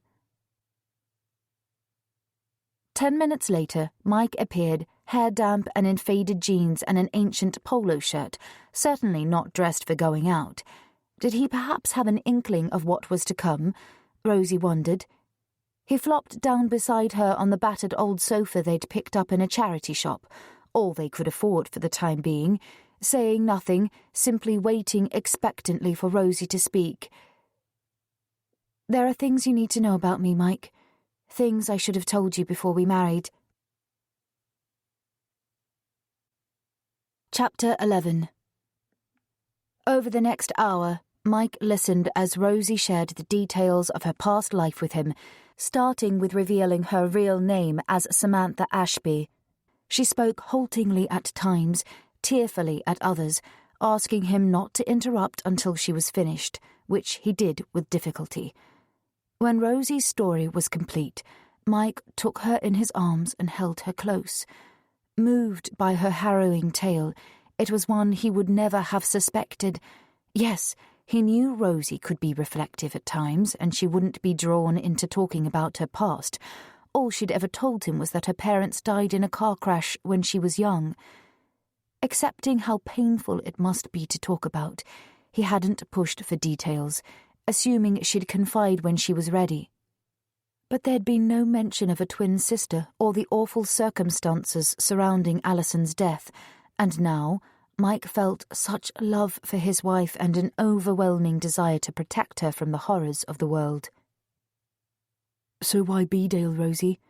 Did you really stick a pin in a map?" "Yes, I did. I admit to being selective in the area. I loved North Yorkshire and wanted to get away from city life. It's fate, I suppose, that I ended up in B-Dale. Finding a job as a waitress in Bella's tea shop was a bonus. My predecessor had left without notice and Bella was short-staffed during the busiest time of the year. With only the briefest of interviews, I was thrown in at the deep end, precisely what I needed to get my mind off recent events. There was even the flat available upstairs should I want it. Those 5 years in B-Dale with its slower pace of life and the friendly Yorkshire people have gone a long way to easing my pain and restoring my faith in humanity. And I met you. For once in my life, something good was working out for me." Mike nodded, not fully understanding, but trying to. If he was truthful, he was experiencing a degree of hurt that his wife hadn't had enough faith in him to share her story. Why didn't you tell me about your past? Don't you know you can trust me? It was painful to realise she'd held so much of herself back, that he'd never truly known her. I do trust you, but Samantha needed to go. To tell anyone, even you, would keep her alive. I'm sorry, Mike. I know how this must appear, and I only kept quiet to preserve my sanity. The past had to stay buried. Please try to understand. And I'd lived for almost 5 years as Rosie before we met. I was beginning to be her, to inhabit her skin, her persona.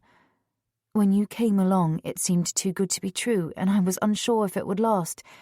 I never anticipated being happy or daring to love again. Everyone I ever loved had been cruelly snatched away from me, and I believed my destiny was to be alone. And then we met, and now there's Noah. You'll never know how much you both mean to me. So why tell me now? Has something happened? Are you still keeping secrets?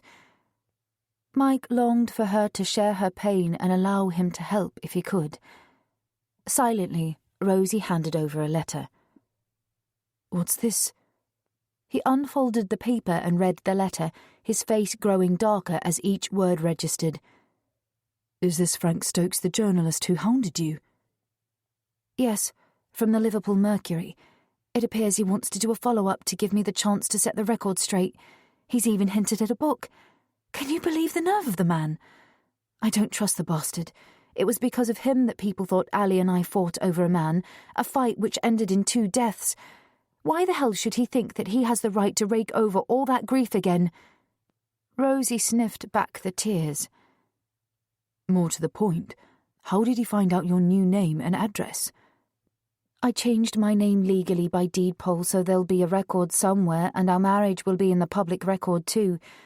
Stokes is an investigative journalist, so finding me probably wasn't too demanding a task for him. I just not expected to still be of interest. Mike reread the letter, then looked at Rosie, his mind rapidly seeking a solution, the best way to handle this problem. Have you replied to him? No, he didn't give a number or an address, probably deliberately. The letter just says he's coming here to Thursdale. I'm scared, Mike. Terrified of my past being raked over again. What can we do? Mike looked at the envelope accompanying the letter. This was posted a couple of days ago, and he doesn't say when he's coming. Perhaps we can get in touch with the editor at the paper to warn him off, threaten him with legal proceedings or something. Mike's mind was already seeking a solution, processing the little information they possessed. We can't afford legal action, you know that. But maybe Stokes's editor will be more reasonable than him. It's worth a try. Will you ring for me? Mike Googled the number for the Liverpool Mercury and jotted it on a scrap of paper. With Rosie at his side, he tapped in the number and asked to speak to the editor. Apparently, there were several, and eventually he was connected to the feature's editor, a weary-sounding lady who had better things to do than listen to a complaint. With a firm but reasonable voice, Mike told her about Frank Stokes's letter while Rosie listened to his end of the conversation.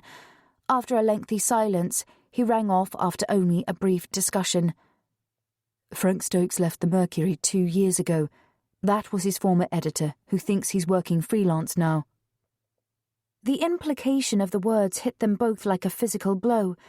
If Stokes was freelance, he wasn't accountable to an editor. They had no one to turn to for help, to call him off. Mike searched again for a phone number on the letter which they may have missed. There was none. He looked at Rosie, who was close to tears, and a strong desire to protect her overcame him, to take charge of the situation and lift this burden from her shoulders. Mike could hardly imagine how alone she must have felt when the press harassed her at the lowest point of her life. He didn't want her to go through any more pain, yet was unsure how to achieve that goal. Rosie spoke again. He's not the sort of man you can reason with, Mike. If I don't give him a story, he'll make one up as he did before. I don't want to be identified as Samantha Ashby again, to have people look at me with pity or even suspicion as if I was somehow responsible for what happened to Ali. I can't go through all that again." Mike pulled her close and stroked her hair as she sobbed. They heard Noah waking and the couple drew apart, almost relieved to have another focus in their son. "I'll go," Mike offered, and ran upstairs, returning almost immediately with a sleepy baby in his arms. Noah smiled at his mother and waved his clenched fists in the air, conducting his own imaginary orchestra as another silent tear trickled down her cheek. In an attempt to restore a sense of much-needed normality, Rosie made lunch, putting aside any thoughts of going out for the day. What they needed now was the comfort of their home and to simply be together. They made no attempt to form a plan. Any strategy was pointless until Stokes contacted them, which he most surely would and probably soon. It was a matter of finding out what the man wanted and then deciding how to dissuade him from disclosing Rosie's true identity. Later in the day, when Noah was sleeping peacefully in his cot, the couple talked again. Mike was finding his wife's story hard to process, and he needed answers to the endless questions which filled his mind. "I know it's hypothetical, yet out of interest, how much was in your trust fund?" "About £2 million. Rosie smiled woefully. "2 million? Hell, Rosie, that's a lot of money to lose. Why didn't you try to find it?" "The police weren't interested. They did a cursory check on Drake's finances, but he appeared to have nothing, and as he was dead there was no way to pursue it. Ali's accounts were as expected too. The money seemed to disappear into thin air. William confirmed that Ali took the money, but there was no trace of it. At the time I was so low that I wanted to forget about it and move on. I also didn't want to blacken Ali's name. She wasn't responsible. It was Gary Drake who made her do it, I'm sure. After a year in Bedale, I did look into tracing the money, but hadn't a clue where to start, so I contacted a private investigator in Northallerton. He took the case on, but his fees were £150 an hour." Mike gave a low whistle, wide-eyed as he listened. "I agreed to employ him for an initial 6 hours, during which time he hoped to get a result, but he didn't. He was at a loss to know where to go after using his usual resources, so I decided to drop it. It was foolish to throw money at a project which appeared impossible, and it was money I could ill afford." "Oh, Rosie, I don't know what to say. I wish I'd known before." Mike wanted to comfort her, but didn't wish to appear patronising. Again, Noah came to the rescue by demanding their attention, and they happily lifted him from his cot. "Let's take Ben for a walk. It's a beautiful afternoon, and some fresh air will be good for us all." Mike grabbed the excited dog's lead, and they set out for a walk in the meadow, Ben barking enthusiastically at the prospect of some exercise. Sunday was a working day for Mike, and although reluctant to leave his wife alone, they decided it was unlikely Stokes would put in an appearance at the weekend, and as the market garden was only a couple of miles away at the other end of the village, Mike could get home in a matter of minutes if Rosie rang. It was almost impossible to concentrate fully on anything other than the story his wife had revealed the day before. Rosie had hidden depths. How brave and strong she'd been to cope with such tragedy at such a young age. Mike was deeply touched, and if possible, loved her even more for all she'd been through. Now it was his turn to be strong for her, to ensure that Frank Stokes left Rosie alone for good, and he resolved to do whatever it took. Arriving at the market garden, Mike was surprised to find Lisa already there, in the little brick shed which served as an office. Officially, it was her day off, but as ever she couldn't keep away from the place and loved the job almost as much as he did. Today, however, Lisa wasn't dressed for work and wore a strappy cotton dress with a full skirt which skimmed her knees. It was yellow with a daisy pattern, quite the change from her usual dungarees and T-shirts, and she wore makeup too, again a look Mike hadn't seen before.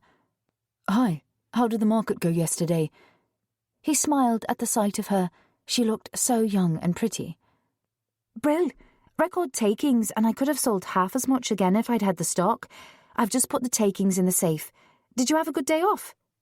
Lisa hitched herself onto the edge of the desk, seeming in no hurry to leave. Her fresh floral scent filled the little room. OK, thanks. Look, do you think you could manage Helmsley Market on Friday too?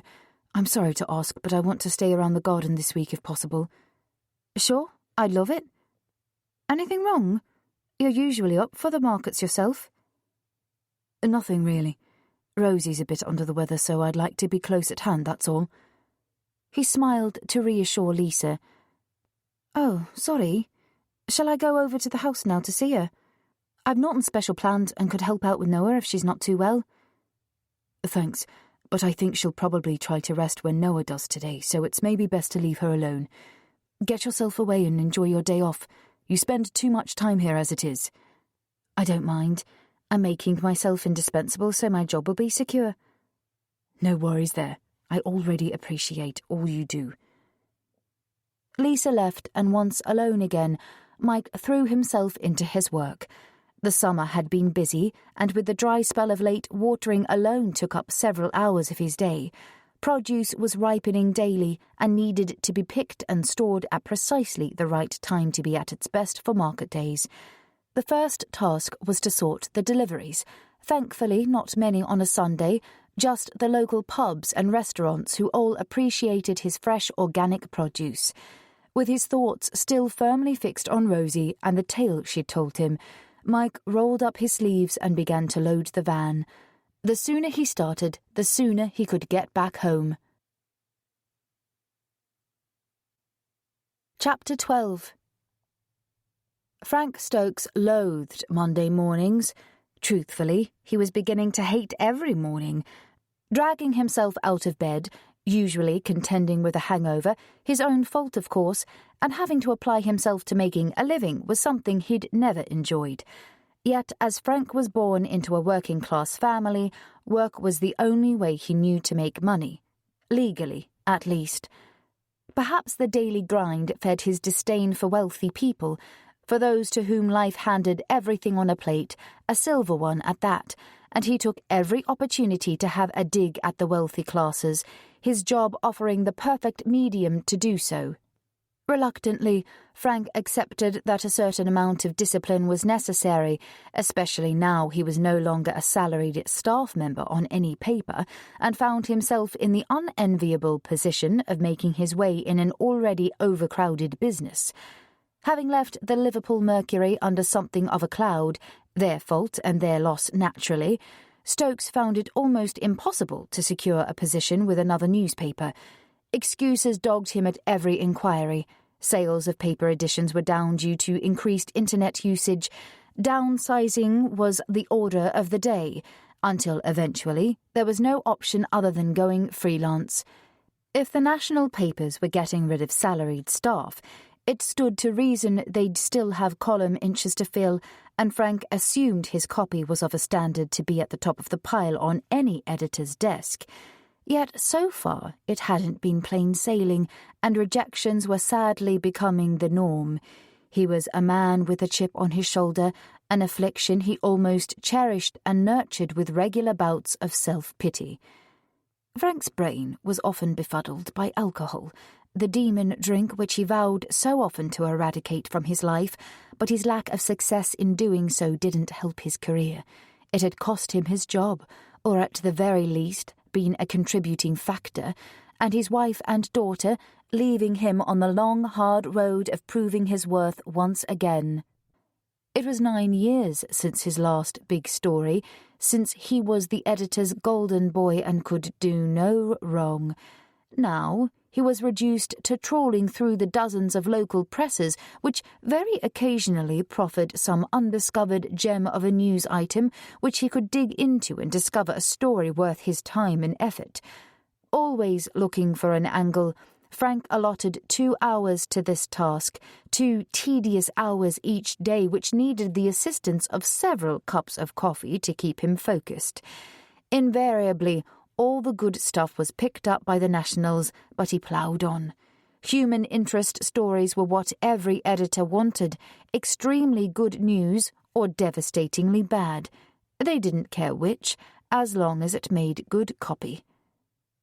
taking a break from his laptop and pouring his first real drink of the day, the idea first occurred to him. Why not revisit his last big story? Do a follow-up? As he pondered the notion, the possibility of writing a book struck him. Could Samantha Ashby be persuaded to write the story of her life? Frank would be the ghostwriter, of course, the professional, but that genre nearly always dominated the bestseller lists and were without fail lucrative ventures. Surely she'd be interested. Everyone was interested in money, weren't they? The thoughts and ideas whirled in Stokes's head, spurring him on to find the surviving twin, to dig even deeper than before and write the book everyone would want to read. Perhaps the key players were long forgotten by the public, yet with gentle reminders it would occur to them that they'd always wondered what happened to the girl with the murdered twin, the poor little rich girl who had and then lost everything. The story had the whole shebang too. Glamorous identical twins, sex, a love triangle, 2 murders, revenge, love, hate, hell yes. Frank could throw everything at this book, and all in time for the 10th anniversary of the event. He poured another drink, pleased with himself and excited at the prospect of the financial returns. His imagination raced ahead to interviews on television chat shows, being in demand to pen celebrity memoirs. The possibilities were endless. But there was work to be done, research, perhaps a few contacts to exploit. It would be just like the old days, real investigative journalism. There was the best part of a year until the 10th anniversary, time enough to get publishers interested, perhaps even secure an advance. And for the first time in years, Stokes was fired up about a project he was convinced couldn't fail. A frenzy of activity infused the man. First, he would need to find out where Samantha Ashby was hiding and what she was doing these days. With a bit of luck, there might even be more scandal to dig up. All sorts of angst could have befallen her during those intervening years. Trouble had a habit of following some people around, which could be to his advantage. Then he'd have to find Gary Drake's family to get their take on what happened. Confident they'd want to put forward their version of events. Everyone has an opinion. Everyone wants their voice heard. Truth is subjective. It was all taking shape in his mind, energizing him as no other project had for years. Could this be his way back into the fold of journalism, back to the top? Or could it even ignite a new career in ghostwriting? It amazed Frank how just a few clicks with a computer mouse could reveal so much about a person in these days of data protection. Drake's family were the easiest to locate, so he commenced his research with a visit to Gary's mother. She was living in Huyton, an area of Liverpool with a reputation for crime, and one Frank had come across many times. He entered the estate with apprehension, parked his car near to what looked like a fly-tipping hotspot, and sighed with relief that it was daylight. This wasn't a safe place to visit at night. Norma Drake opened the door 2 or 3 inches and stared suspiciously at her unexpected visitor. She was a small-boned, gaunt woman, mid-60s, he guessed, with grey ratty hair and pinched features. Frank introduced himself and stated his purpose as seeking her view on the tragedy of her son's death. Frank's dubious charm gained entry to the tiny house, and soon he was listening to her version of the events of nearly a decade earlier. "My Gary was innocent, and if he'd lived, he'd have proved it." Norma spat out the words while Frank nodded solemnly in agreement. "If he hadn't got mixed up with those tarts, he'd have been with me today. He was a good boy, always looked after his mum." She sniffed, wiped her eyes and blew her nose on a crumpled tissue. "See what I've come to. Gary wouldn't have let me live in this dump. He'd have looked after me, he would." "So you were close to your son?" "Oh, yes. He was my only son, my lovely boy." Another sniff. "Yet he didn't live at home, but in... where was it again?" Over near the university." She hesitated. "I lost everything when I lost him. So, what's this proposition you mentioned?" Norma leaned forward in her chair. "I'm putting the events of those tragic few weeks together as a book. Hopefully I'll have Samantha Ashby's point of view, so I thought it only right to get your take on what happened." Frank didn't wish to say too much. He was there to gather information, not give it.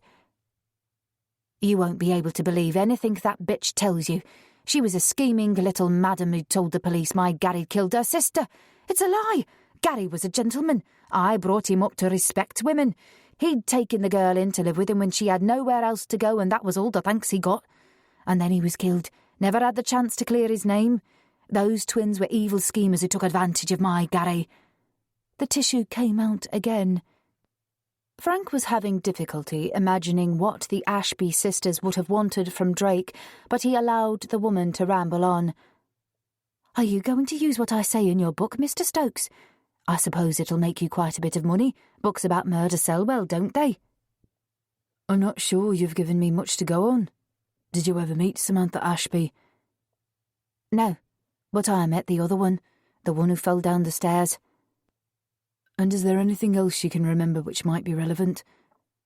Norma Drake screwed up her face in concentration. "Well, after he was dead, that Samantha had the bloody cheek to send the police round. They said he'd stolen money from her, but my Gary was no thief." Frank raised his eyebrows. "Really? Tell me more about this accusation." Driving home, Frank mulled over his conversation with Mrs. Drake. He would have to take her contribution with a large pinch of salt, and any input from her would be minimal if included at all, and written with a considerable dollop of literary license. She was clearly more interested in a fee for her cooperation and was undoubtedly an unreliable source, a bitter woman who'd say anything to turn a profit. Reading between the lines, Frank picked up that she hadn't been as close to her son as she made out, and rarely knew what he was up to. She didn't even know where he was living. Granger Street was nowhere near the university. Samantha was the one Frank needed. It was vital to win her over, talk her into cooperating, yet first he must find her. The only interesting snippet from his morning's work was the mention of money. Had Drake stolen from the twins? A call to an old police contact answered Stokes' question. He learned that after Drake's death, Samantha Ashby visited the station to claim Drake had stolen a rather large trust fund, almost $2 million, his contact said. It was an unexpected bonus for the journalist. Nothing sold stories better than sex and money, so he appeared to have hit the jackpot. Stokes was unsure how he'd use this new information. It would depend on whether or not Samantha agreed to cooperate. Time to ponder that one when he found her, he thought, as he added the new information to his copious notes. When the name Samantha Ashby drew a blank in his initial research, and the woman appeared to have dropped off the face of the earth, Stokes was confident she must have changed her name and reinvented herself. He would probably have done the same, but he was nothing if not persistent, and allotted time each day to research, to finding the surviving Sunshine Girl. In fact, that would be a great title for his book. As Samantha's name was changed legally, Frank's hours of research paid off, and he discovered a new name with which to work. Even a second name change when she married wasn't too difficult an obstacle to surmount. He was becoming adept at trawling the internet and knowing which sites to visit, and he wasn't averse to using old contacts if it suited his purpose. It proved harder to locate the woman, yet not impossible, and after weeks of intensive research and planning, Frank was ready to make his initial approach.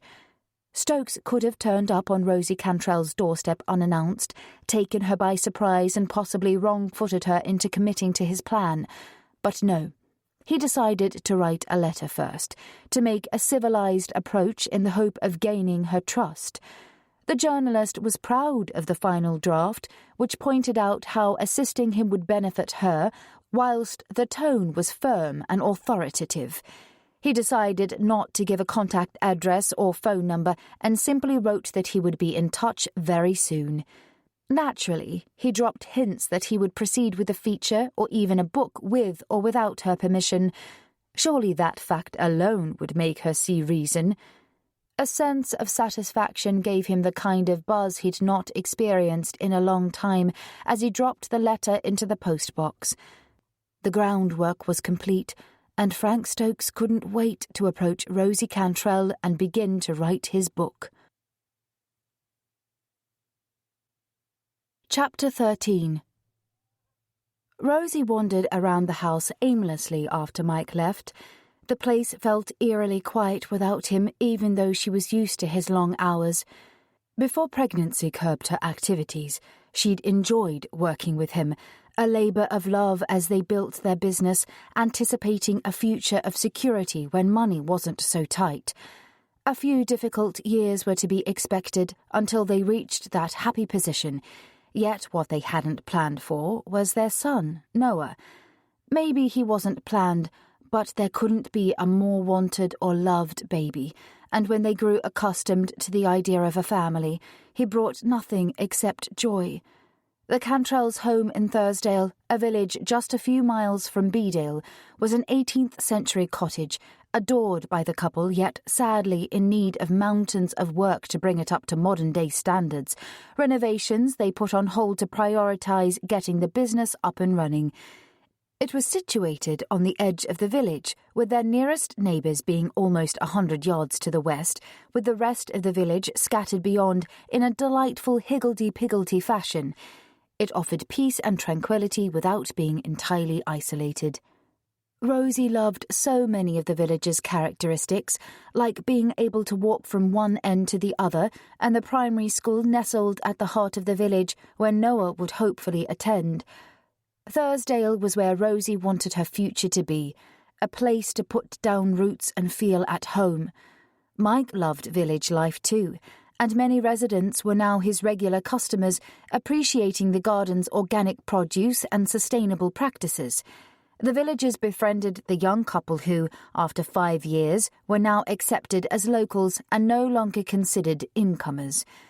Although Rosie's life was near to perfect, there were times she wished things were different and the money from her trust fund was still in her possession.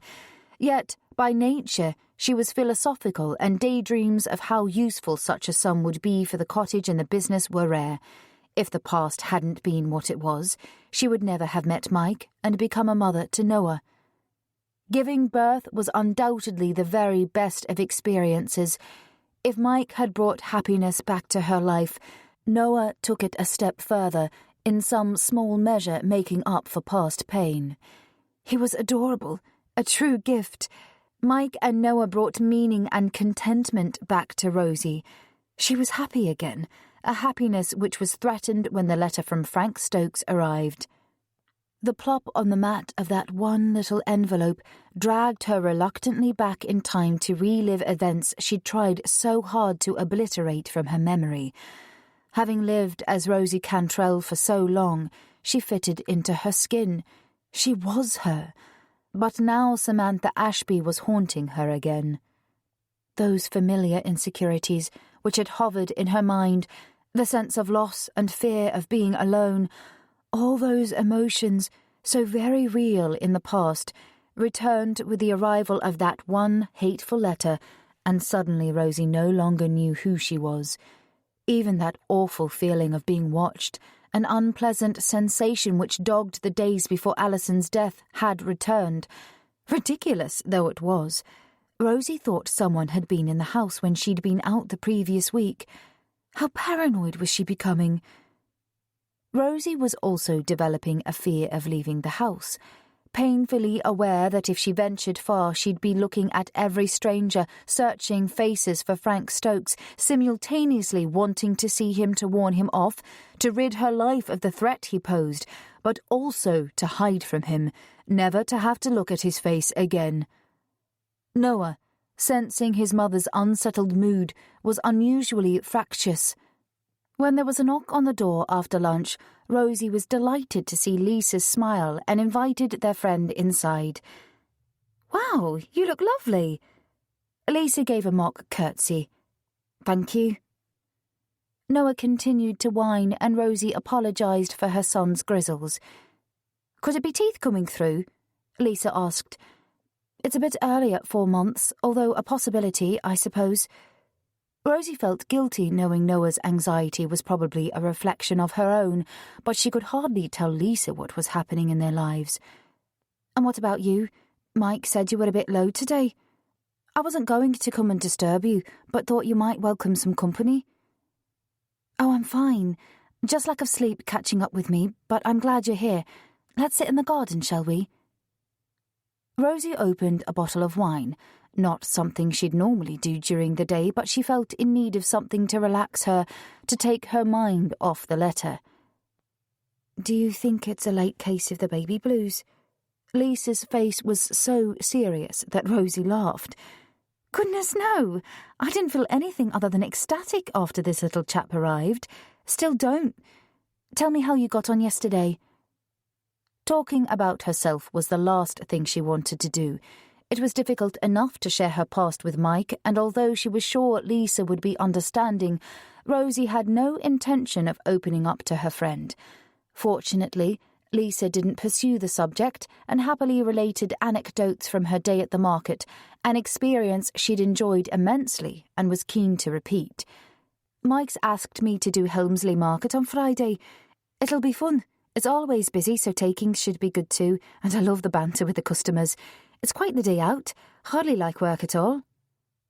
"Thanks, Lisa. We do appreciate all you do for us, and this little man loves you too." Noah was less fractious and happily cradled on Lisa's knee, twisting his fingers into her hair as she jiggled him up and down. She was good with him. Rosie thought she'd make a fantastic mother herself one day. "He's adorable, and you know I'm always happy to mind him for you when you need a break, don't you?" Lisa stayed for another hour and left when Noah went down for his nap, allowing Rosie to try to rest too, although she doubted sleep would come. Her mind still reeled with thoughts of the impending visit from Frank Stokes. Chapter 14. It didn't happen until Wednesday. Mike was at work and Rosie was attempting to keep her mind occupied by making a batch of bread when she heard a car bumping up the track to their home. A glance out of the window confirmed it wasn't anyone she knew, so immediately she grabbed her phone and rang her husband. "There's a car pulling up with a man driving. I think it's him." "I'm on my way. Don't open the door until I get there." Rosie could hear Mike's breathing quicken. He was already on the move. It would take only a few minutes, and she had no intention of letting the man inside without her husband there. Stokes appeared to be in no hurry. Rosie stood well back from the window and watched as he unfolded himself from the driving seat and stretched his limbs. He locked the car and turned almost full circle, taking in the cottage and the view before striding towards the front door. She could recall very little about the man's appearance from the past. He'd been one of a pack, although usually at the front and the most vociferous, but he appeared shorter than she remembered, and thinner too. Ben lay on the stone flags and gave a low growl at the sound of their visitor. He never barked until someone knocked on the door. Not much of a guard dog. Rosie willed him to remain silent. Noah was sleeping peacefully in his crib, and Ben's bark would surely wake him, alerting Stokes to their presence inside.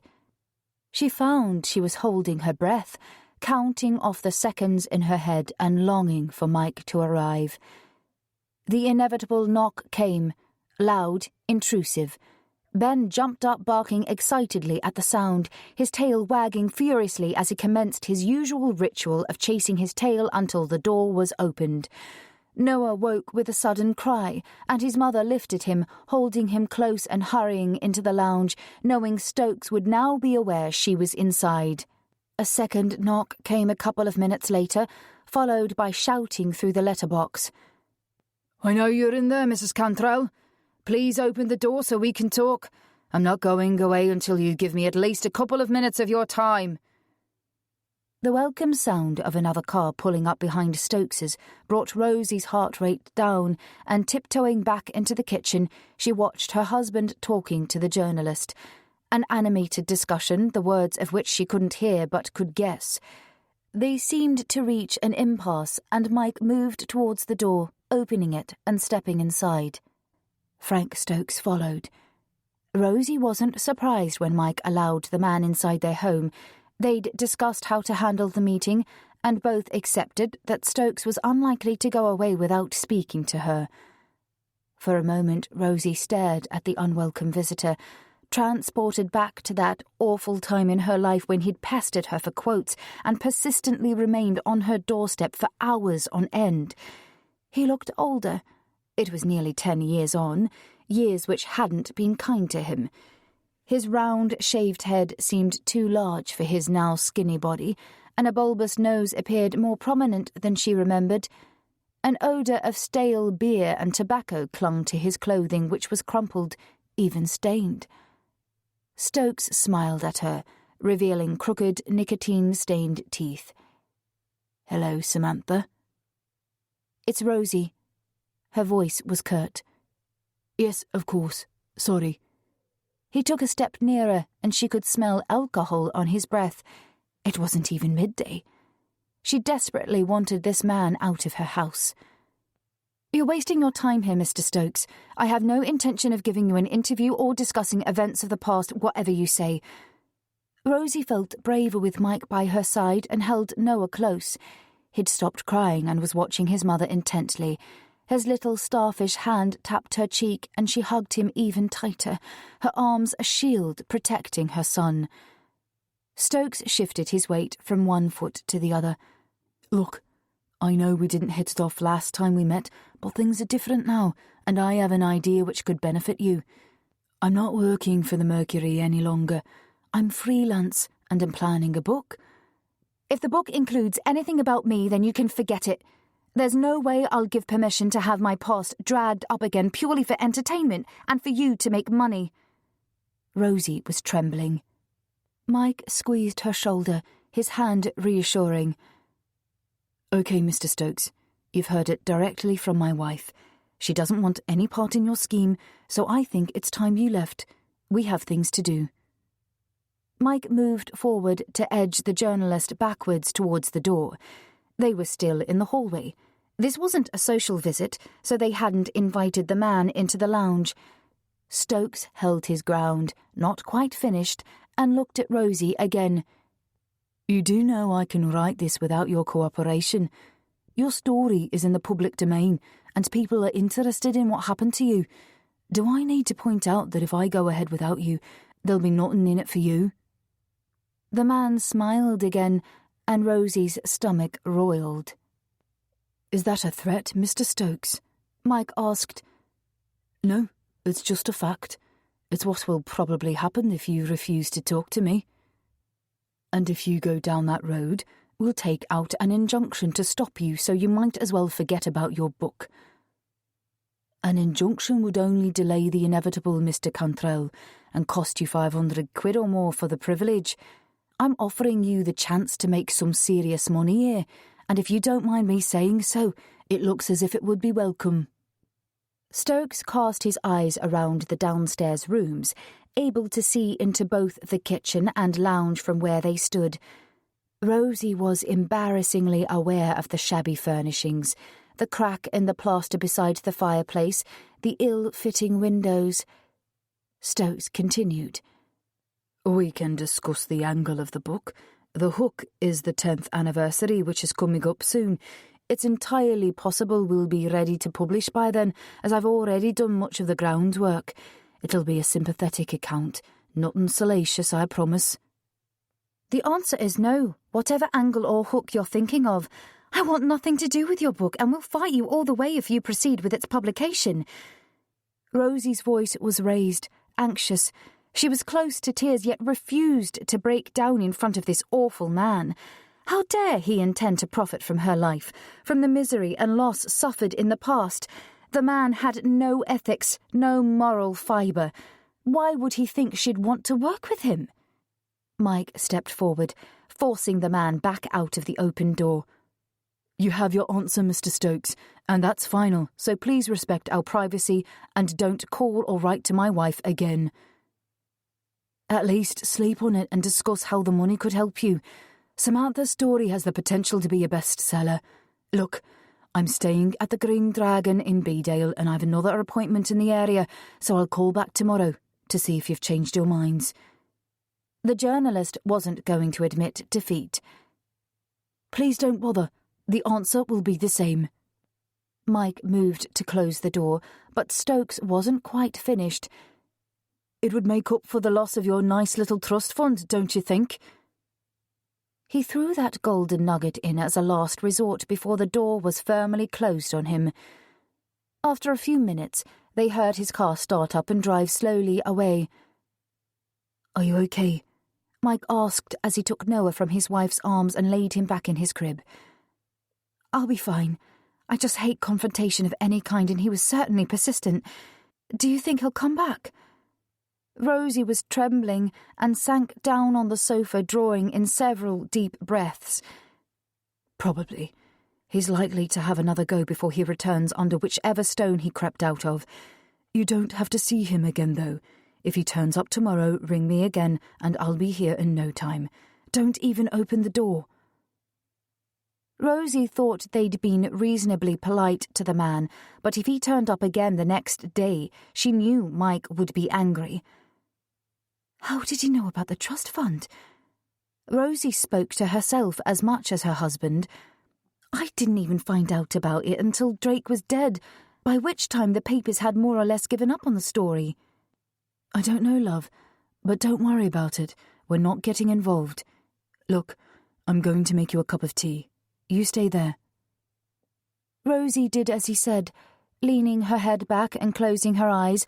Her breathing returned to normal. Feeling better now? Mike handed her a steaming mug. Yes, thank you. If you need to get back to work, I'll be okay, honestly. She forced a smile, knowing Mike was on his own in the garden, and there was always work to do. She shouldn't keep him. He leaned close to kiss her goodbye. Okay, but just ring if you need me. Locking the door after Mike left, Rosie intended to keep it locked the next day and the one after that too.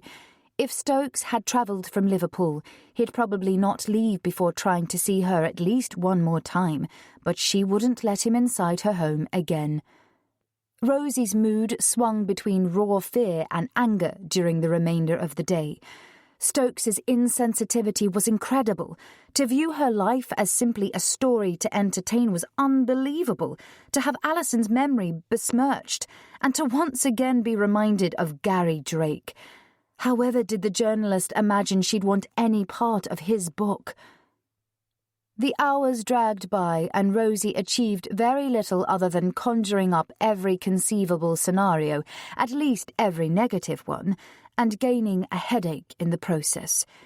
When Mike returned, concern in every inch of his being, she almost knocked him off his feet greeting him, breathing in the scent of fresh air, the lingering smell of the market garden in his hair, his clothes.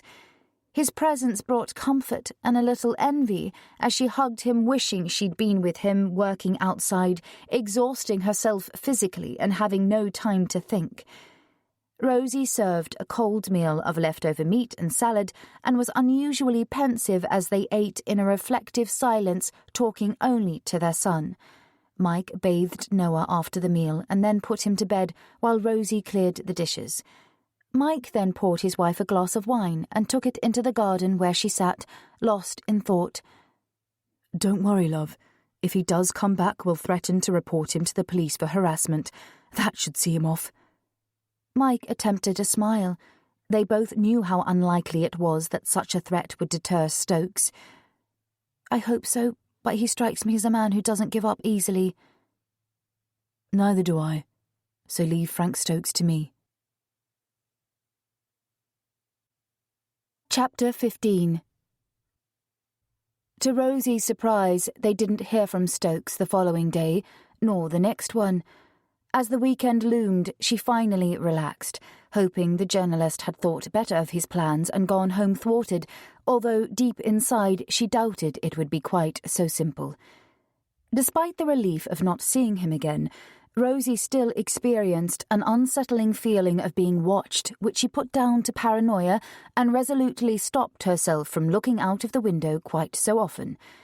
It was the same uneasy sensation she'd felt during the weeks prior to Ali's death, At times, generally through the long hours of the night when sleep refused to come, Rosie even imagined Gary Drake was still alive.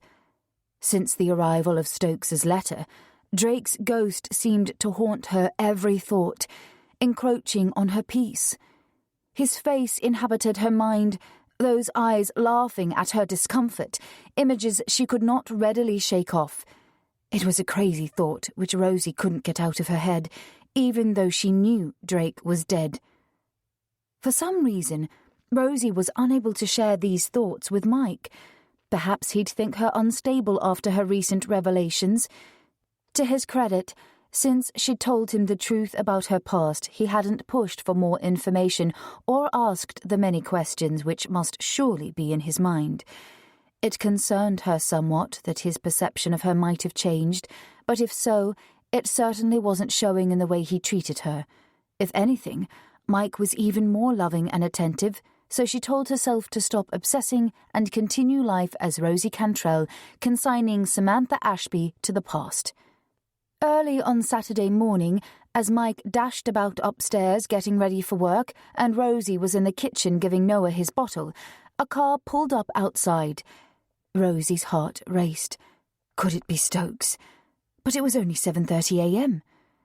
She stood to look out of the window and was even more surprised to see a police car with 2 uniformed officers climbing out. "Mike!" she shouted, needing her husband's support. Clattering downstairs, he was just in time to open the door. After scrutinizing the officer's ID, Mike stepped aside to allow them into their home where Rosie hovered nervously. A young PC addressed her. "Mrs. Cantrell?" "Yes." "I'm PC Jenna Bowman, and this is my colleague, PC David Wilson. Would you mind answering a few questions, please?" She smiled. If it was an attempt at reassurance, Rosie thought, it failed miserably. "About what?" Rosie sat down and put the bottle back into a grizzling Noah's mouth. "Do you know Mr. Frank Stokes?" "Yes, we've met." Rosie's heart rate was increasing. Anything to do with Stokes wasn't going to be good news. Was that man still going to rob her of her peace? "And could you tell us when you last saw him?" PC Bowman asked. "He visited us here on Wednesday, late morning sometime, and left about 11:30. I'm not entirely sure." She looked at her husband for confirmation. Mike obliged. "Yes, that's right. Mr. Stokes was with us for about 20 minutes or so and then left." "Are you personal friends of his?" PC Bowman continued, while her colleague wrote everything down in his notebook. "No, not at all. I knew him briefly many years ago when he was a journalist in Liverpool. I hadn't seen him since then." She wondered why the police should be looking for him. "And have you seen him since his visit on Wednesday?" "No. As I said, he left after only a short while and we haven't seen him since." Rosie was curious, yet almost afraid to know why they were asking these questions. The officer persisted. "So why did Mr. Stokes visit you on Wednesday?" "Just hang on a minute here," Mike interrupted. "Why all these questions? We've told you all we know. The man was here for only a few minutes and then left. Why the 3rd degree?" "I'm sorry, Mr. Cantrell, but it appears Mr. Stokes has gone missing. He stayed at the Green Dragon in Bedale on Tuesday and didn't return as expected on Wednesday evening. His belongings are still in the room, and among them we found your wife's name and address." PC Bowman turned back to Rosie. "Sir, can you tell me the purpose of his visit, please?" She smiled again, a tight, false smile. Rosie was anxious, not wishing to appear evasive, yet also not prepared to discuss her past connection. "As I said, Mr. Stokes was a journalist. He approached me recently about a book he intended to write with which he wanted my cooperation. I declined to help with the book, and that's about all there is to it." Mike took over. "And Stokes left then? He did say he had another appointment in the area and would call back before leaving the following day, but he didn't. Have you tried his home address in Liverpool?" The officers looked at him as if he was stupid, and PC Bowman drew in a deep breath before answering. "Yes, Mr. Cantrell. We have, and it appears he's not there, and no one has heard from him since Tuesday. Thank you both for your help. If you do think of anything else, could you give me a ring?" She handed him a card and the pair left. Rosie looked at her husband, stunned. "What do you think's happened?" "I don't know. Perhaps he's gone on a bender. He was clearly disappointed when you wouldn't play ball, so maybe he's holed up somewhere. He looked like a drinker." Remembering the smell of alcohol on Stokes's breath, she thought perhaps her husband was right, but the visit from the police rattled her. Irrationally, she wanted to beg Mike not to go to work, to take a day off which would be unfair of her. It was a beautiful day. She would push Noah down to the market garden in his buggy instead, and as it was less than an hour's walk, it would do her good. They could spend a little time there and see Lisa too. Rosie needed to get out of the house, to do something other than mope and worry. Mike left shortly after the police, and Rosie settled Noah down for his morning sleep while she tidied the kitchen debris, all the time wondering about Frank Stokes while trying not to. The walk proved to be precisely what she needed. Noah was awake and propped up in his buggy so he could see his mother as she chatted and sang to him throughout their journey. Lisa was the first to see her and greeted them both enthusiastically. "Hi, Rosie. Mike's in the greenhouse. Honestly, those tomatoes are ripening faster than we can harvest them." She was busy packing mixed fruit and vegetable boxes into the van, a new venture which was proving popular with the locals. "I'm off on a delivery run with this lot soon. Will you still be around in an hour or so when I get back?" "That depends on this little chap. I'll see how busy Mike is too. I don't want to be in the way." "Nonsense. I'm sure you'll be welcome. See you later." Lisa jumped in the van and set off on her round, and Rosie went to find her husband. Mike stopped work and looked up when she found him in the greenhouse. Sweat was trickling down the back of his shirt and he looked exhausted. He grinned and reached out to hug his wife. "Well, if it isn't my two favourite people." "Are we in the way?" she asked. It appeared he had a long way to go. "Never, but you can grab a bucket and help if you like." Rosie was only too happy to do so, and balanced an empty bucket on the buggy and began to pick ripe tomatoes. Noah chuckled at the new game. "That's right, get him started early on." Mike joked, and for half an hour they worked happily together, a reminder of the life she loved and the future they'd planned. This life was worth fighting for. She was Rosie Cantrell now, not Samantha Ashby. When it became too hot in the greenhouse for Noah, she pushed him outside and went into the brick shed to get them all some water. Mike came to join her, in need of a break. "I suppose I should be getting back." Rosie sounded reluctant and felt guilty at escaping the house for no good reason, a feeling she confessed to her husband. "You don't need a reason to come and visit, especially when the weather's as glorious as today. It's good for Noah to see me at work too. He'll be wanting to help as soon as he can walk. And he'll want to stop as soon as he gets to an age where he'll be useful," Rosie added. "Say goodbye to Lisa for me. It's too hot to hang around." She kissed her husband and set off on the walk home, deciding to buy something nice for tea in the village on the way. They deserved a treat after the strange goings-on of late. Chapter 16.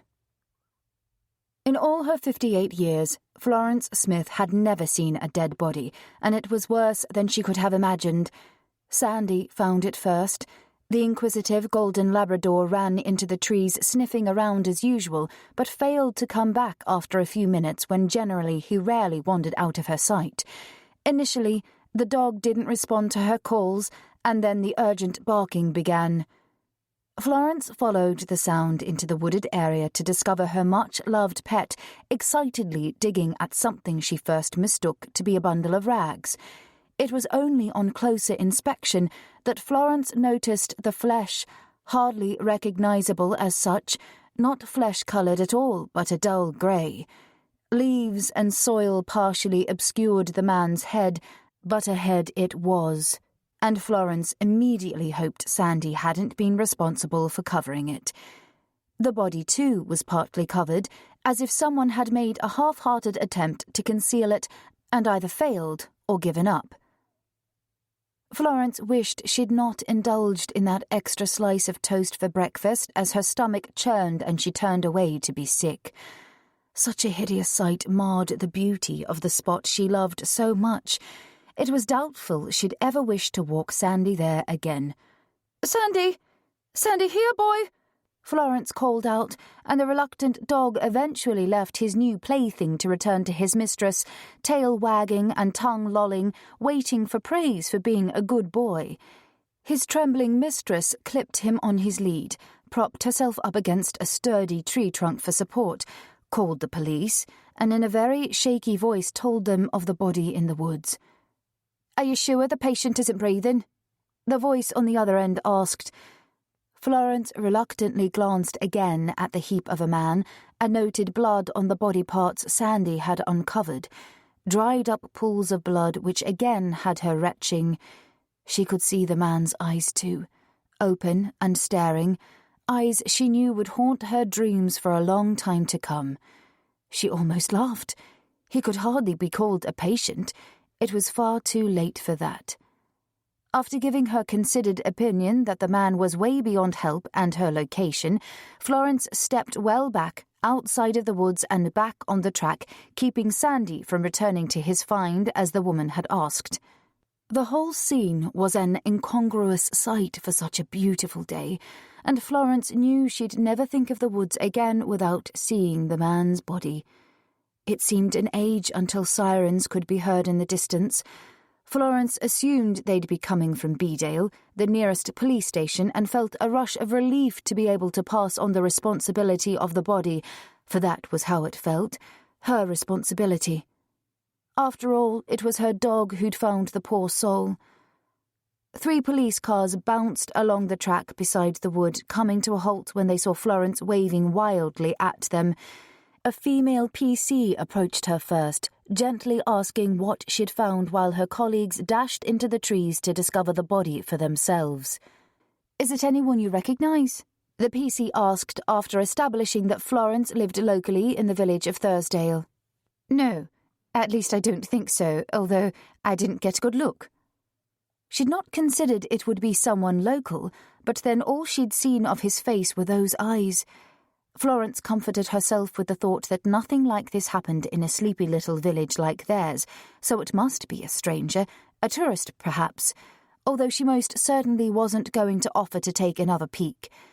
An unmarked car joined the others, and 2 detectives jumped out and hurried off into the woods. "Will you be all right to talk to the detectives now, or would you rather we take you home and call for a statement later?" The young officer was very considerate. Florence thought for a moment before choosing the latter option. She needed to sit down and ring her husband at work, and then perhaps have a cup of tea, or maybe a glass of something stronger. Rosie hadn't been home above 5 minutes when she heard the sound of sirens at the bottom of the hill. Her heart leapt, initially assuming the police were about to return to ask more questions.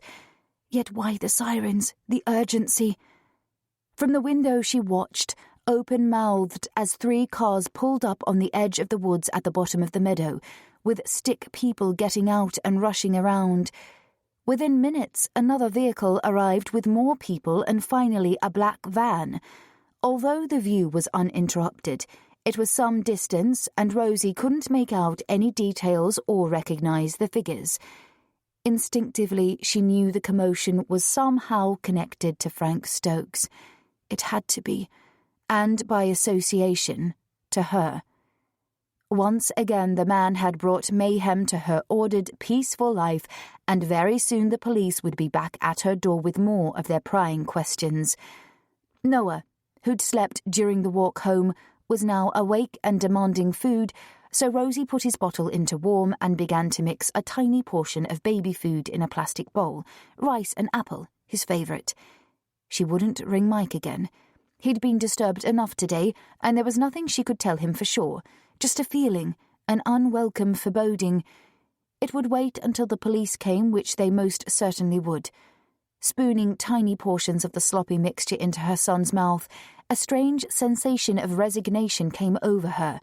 Trouble seemed to follow her around.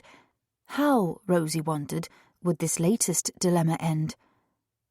With Noah fed and settled in his cot, Rosie dared to look out of the window again, inexplicably drawn to the scene. The circus was still in progress. Yellow tape fluttered in the breeze, cordoning off the woods from the path, and more cars were in attendance. The familiar view was tarnished somehow, leached of all colour except the flapping yellow tape which screamed crime scene. How long would it take them to come up the hill to knock on her door?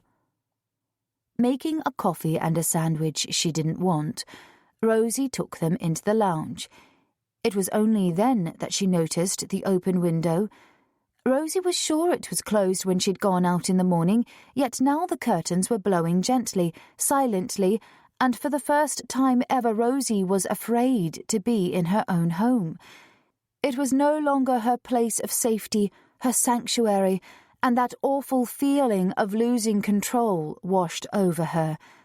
Had someone been in the cottage while she was out? Almost falling onto the sofa and with her head swimming, she gave way to the hot tears which had been ever present since the awful letter from Frank Stokes.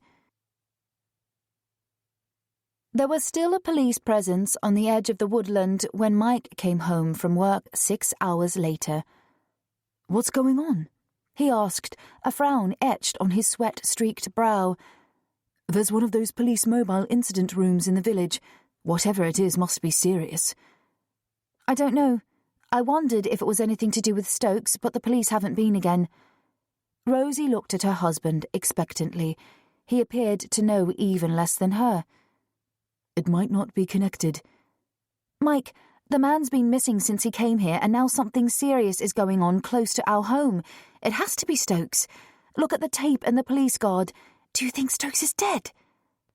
The words came out as a whisper, as if saying them quietly would make them less real. "We'll soon find out. Look."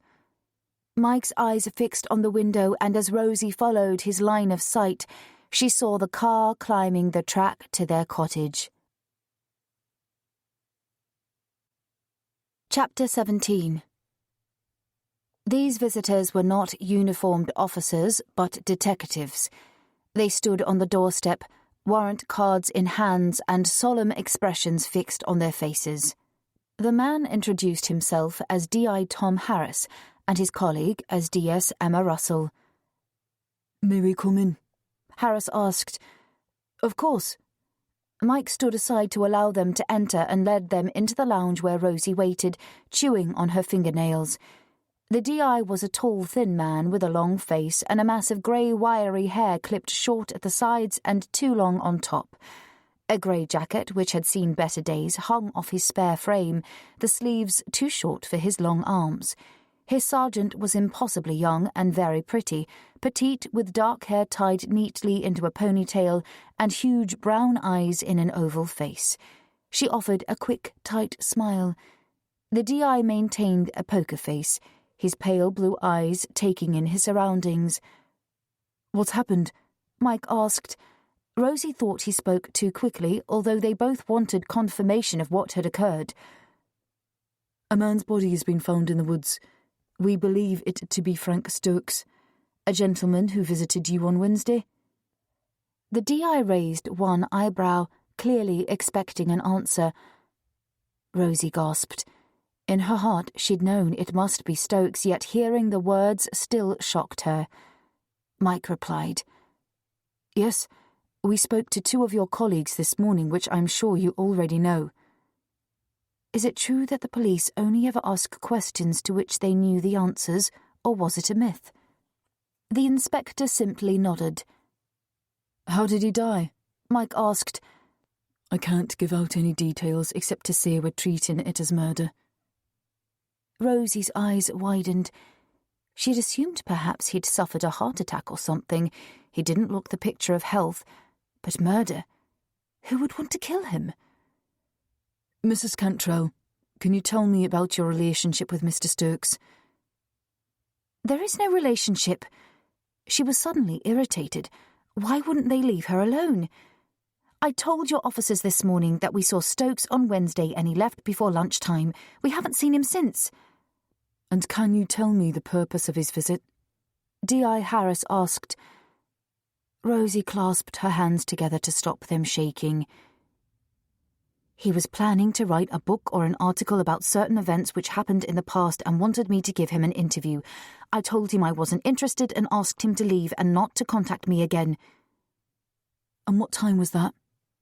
"Around 11 or 11:30, I'm not entirely sure." Her eyes flicked from one officer to the other, convinced they didn't believe her, although they didn't pursue the matter. "Thank you, Mrs. Cantrell. If you think of anything else which might be helpful, please ring me." He offered a card, and Rosie absently thought that maybe she could start a collection as she took it and put it on the mantelpiece next to the one from that morning. The detective continued, "As you appear to be the last people to have seen Mr. Stokes alive, we may need to speak to you again. Perhaps tomorrow." Mike jumped into the conversation. "But why? I don't see what else we can tell you." "New information comes to light all the time in a murder investigation. It's a matter of asking questions and collating information as we receive it.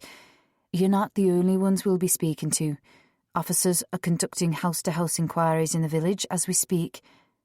His words stung Rosie, who felt churlish at her reluctance to help. Stokes was dead, and although she didn't like the man, she wouldn't wish a violent death on anyone. The question as to whether he was married or had any children suddenly popped into her mind. "It must be terrible for his family. How are they taking it?" she asked. "I believe he was divorced and estranged from his daughter," Harris told Rosie. "Still, it must be a shock for them. If we can help, I'll be here all day tomorrow and Mike will be at work, the market garden at the other end of the village." Rosie glanced at Mike, who appeared annoyed at her cooperation. "Thank you.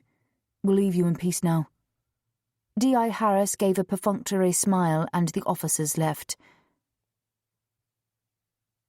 Rosie was grateful to have Noah to focus on as she bathed him, after which Mike gave him his bottle while she cooked pasta. Nothing was said of the visit and the grotesque reason for it. Their baby may have been only 4 months old, but neither wished to discuss a murdered man in front of him. When Noah was asleep in his cot and the meal's debris cleared, Mike poured 2 glasses of wine and they sat by the open window. "I thought perhaps Stokes might have suffered a heart attack. He didn't look the healthiest of souls, did he?" Rosie remarked.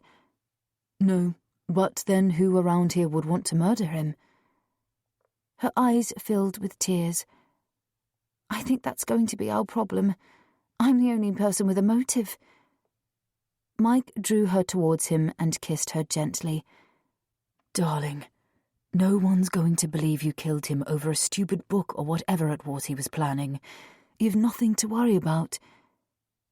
Mike's words didn't quite reassure her, and no matter from which angle they looked at the events, Rosie wasn't comforted. It had been a long and stressful day. She'd had enough of it. "I think I'm ready for bed now," she said, "though goodness knows if I'll sleep." Surprisingly, Rosie did manage to sleep and only woke on hearing Noah at about 6 a.m. Her first thought was that it was another glorious morning, but as consciousness dawned, the shocking events of the previous day flooded her mind and the day was spoiled. Mike was in the bathroom, so Rosie climbed wearily from bed and went to lift her son, taking him downstairs to warm his bottle. Although it was Sunday, it would be another working day for Mike. When her husband came downstairs, showered and ready for work, Rosie remembered to tell him about the open window the day before. It had gone completely out of her head. "You probably left it open, love. You've had a lot on your mind of late. Don't worry about it." And with those words he kissed her, and Noah grabbed a slice of toast and headed off to work. Rosie could concentrate on nothing other than Frank Stokes and the visit from the police. It was difficult to believe that the man who'd stood in her home so recently was now gone, murdered, and for what reason? In his line of work, Stokes was bound to have made enemies, but to be murdered seemed extreme. And why here, in Thursdale? Perhaps, Rosie reasoned, she should have been more open with the police, explained her past more fully and why Stokes had suddenly sought her out. It was hardly relevant, yet it would probably be better to tell them herself before they found out from somewhere else and assumed she had something to hide. Rosie decided to ring D.I. Harris, but not until after 9. He'd been working late last night, and she was unsure what time he'd be available, especially as it was Sunday. But before the chance to do so presented itself, her phone rang. "Rosie, it's Lisa." She sounded breathless. "Mike asked me to let you know the police had been here and taken him back to the station to question him. What the hell's going on? Is it about the man who was murdered yesterday?" Lisa's call completely threw Rosie. She realised everyone in the village would know about Stokes, but why would the police want to take Mike away for questioning? "When did they come?"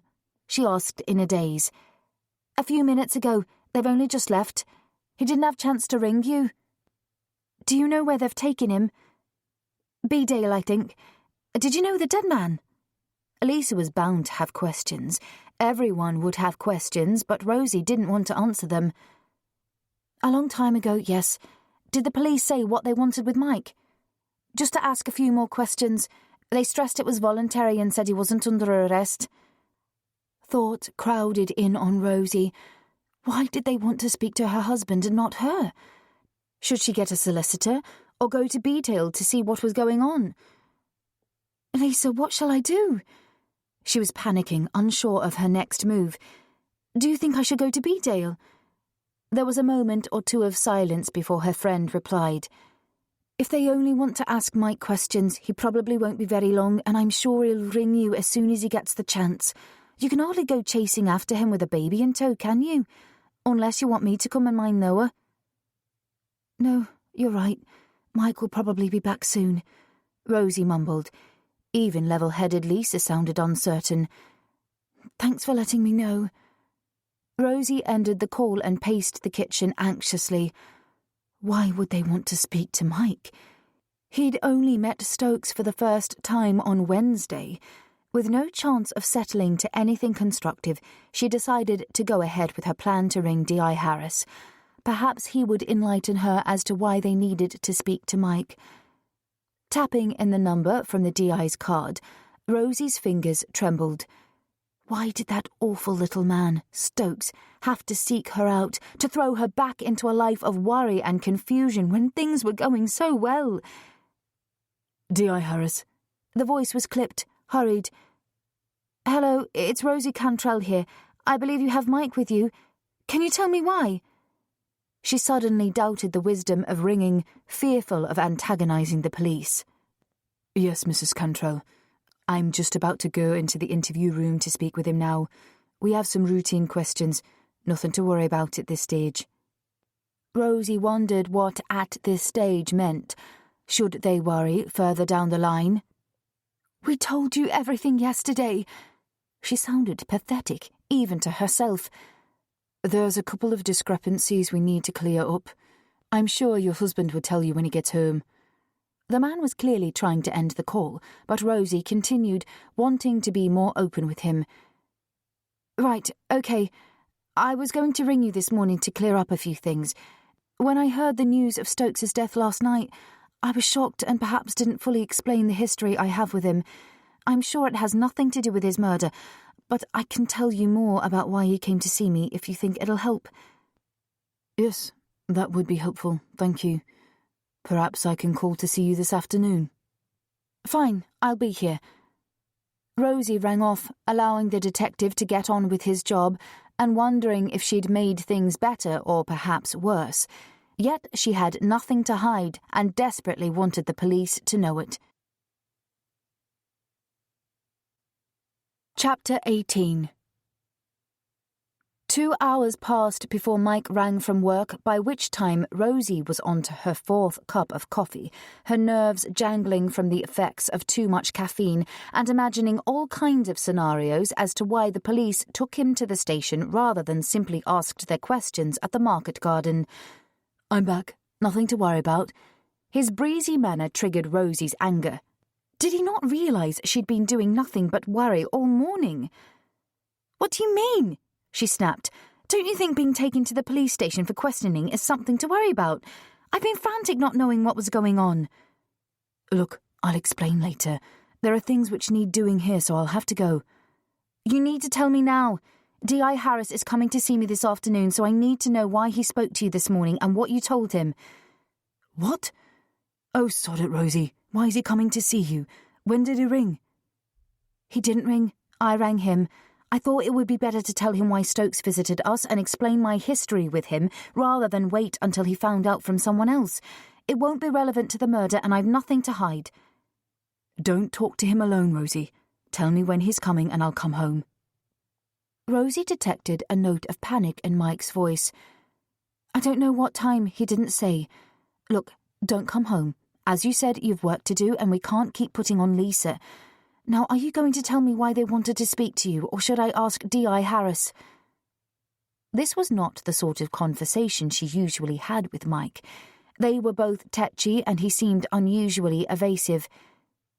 It was nothing and it's all cleared up now.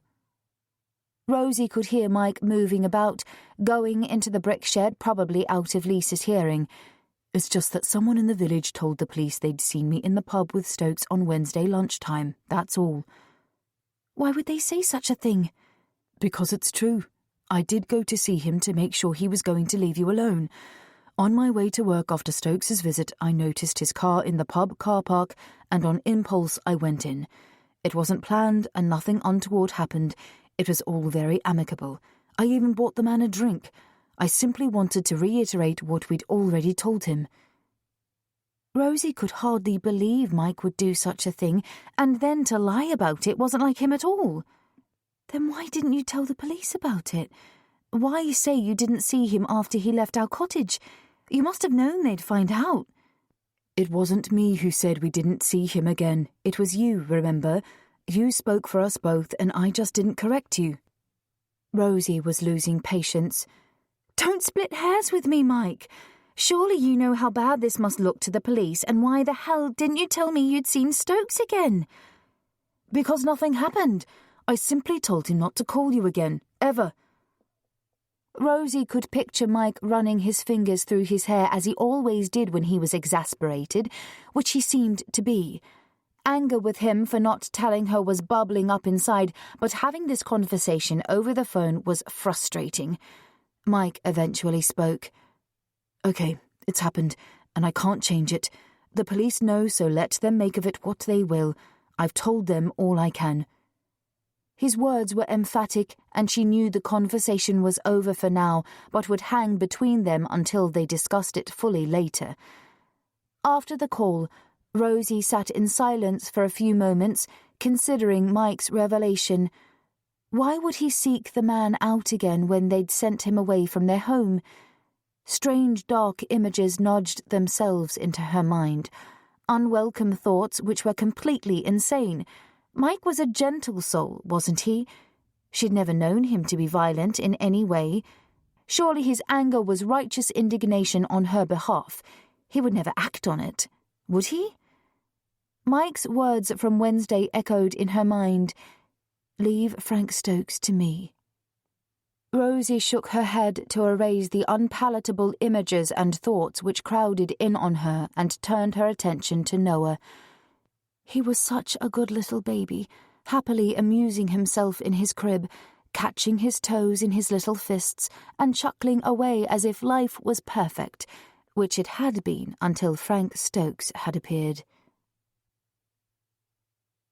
D.I. Harris and D.S. Russell arrived at 1:30 p.m., impeccable timing as Noah was settling down for his afternoon sleep. Rosie offered coffee and was surprised when they accepted. The D.I.'s demeanour was more relaxed than on his previous visit, resulting in a less tense atmosphere. When they were seated, mugs in hands, Rosie decided to first clear up the misunderstanding with Mike and the last time they'd seen Stokes. I think perhaps I inadvertently misled you when I said Mr. Stokes left on Wednesday before lunch and we didn't see him again.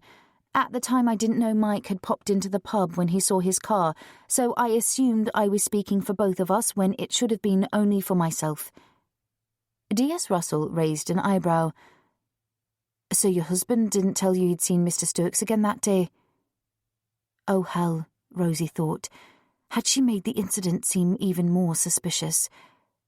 We'd hardly seen each other. My husband works such long hours and it must have slipped his mind. I'm sorry, it wasn't deliberate." "We understand, Mrs. Cantrell, although you must see how it looks to us. In a murder inquiry, we have to ask so many questions and collate all the answers. When they don't match up, we need to investigate further. With your husband's previous conviction for assault and the fact that he didn't mention meeting Stokes in the pub, naturally we needed to probe a little deeper." Mike's previous conviction? Rosie felt the blood drain from her face. This was news to her, yet perhaps she shouldn't let the police know. "Yes, we run basic profiles on everyone connected to a case," D.S. Russell continued, thankfully unaware of the hesitation. Rosie nodded as if cognizant of what they were talking about. Here was something else to discuss with Mike. It appeared she wasn't the only one with past secrets. The woman then looked at her expectantly, which Rosie took as her cue to begin her story. Taking a deep breath, she tried to put this latest shock from her mind. "Yes, I see. That was one of the reasons I wanted to tell you more about my connection with Frank Stokes. Almost 10 years ago, my twin sister was murdered, a terrible time which was made worse by the intrusion of the press, Frank Stokes among them." She was interrupted by D.I. Harris. "Mrs. Cantrell, we know all about your sister and Gary Drake. Our colleagues in Liverpool have been to Mr. Stokes' flat and found the notes he was working on for his upcoming book. They are very detailed and, quite revealing. Your old and new names are clearly set out together with this location. I haven't yet had a chance to read these notes, although I've been made aware of what happened to you, and I'm sorry for all you went through." D.I. Harris's blue eyes held a degree of compassion. Rosie was stunned. How quick was that? Thank goodness she was offering the information now, otherwise they may have thought she had something to hide and was being deliberately evasive. The detective's empathy might also explain his more relaxed mood. It was a relief for Rosie not to have to talk about Alison and relate the details of that dreadful time. "I'm sorry I wasn't more open yesterday. It's just...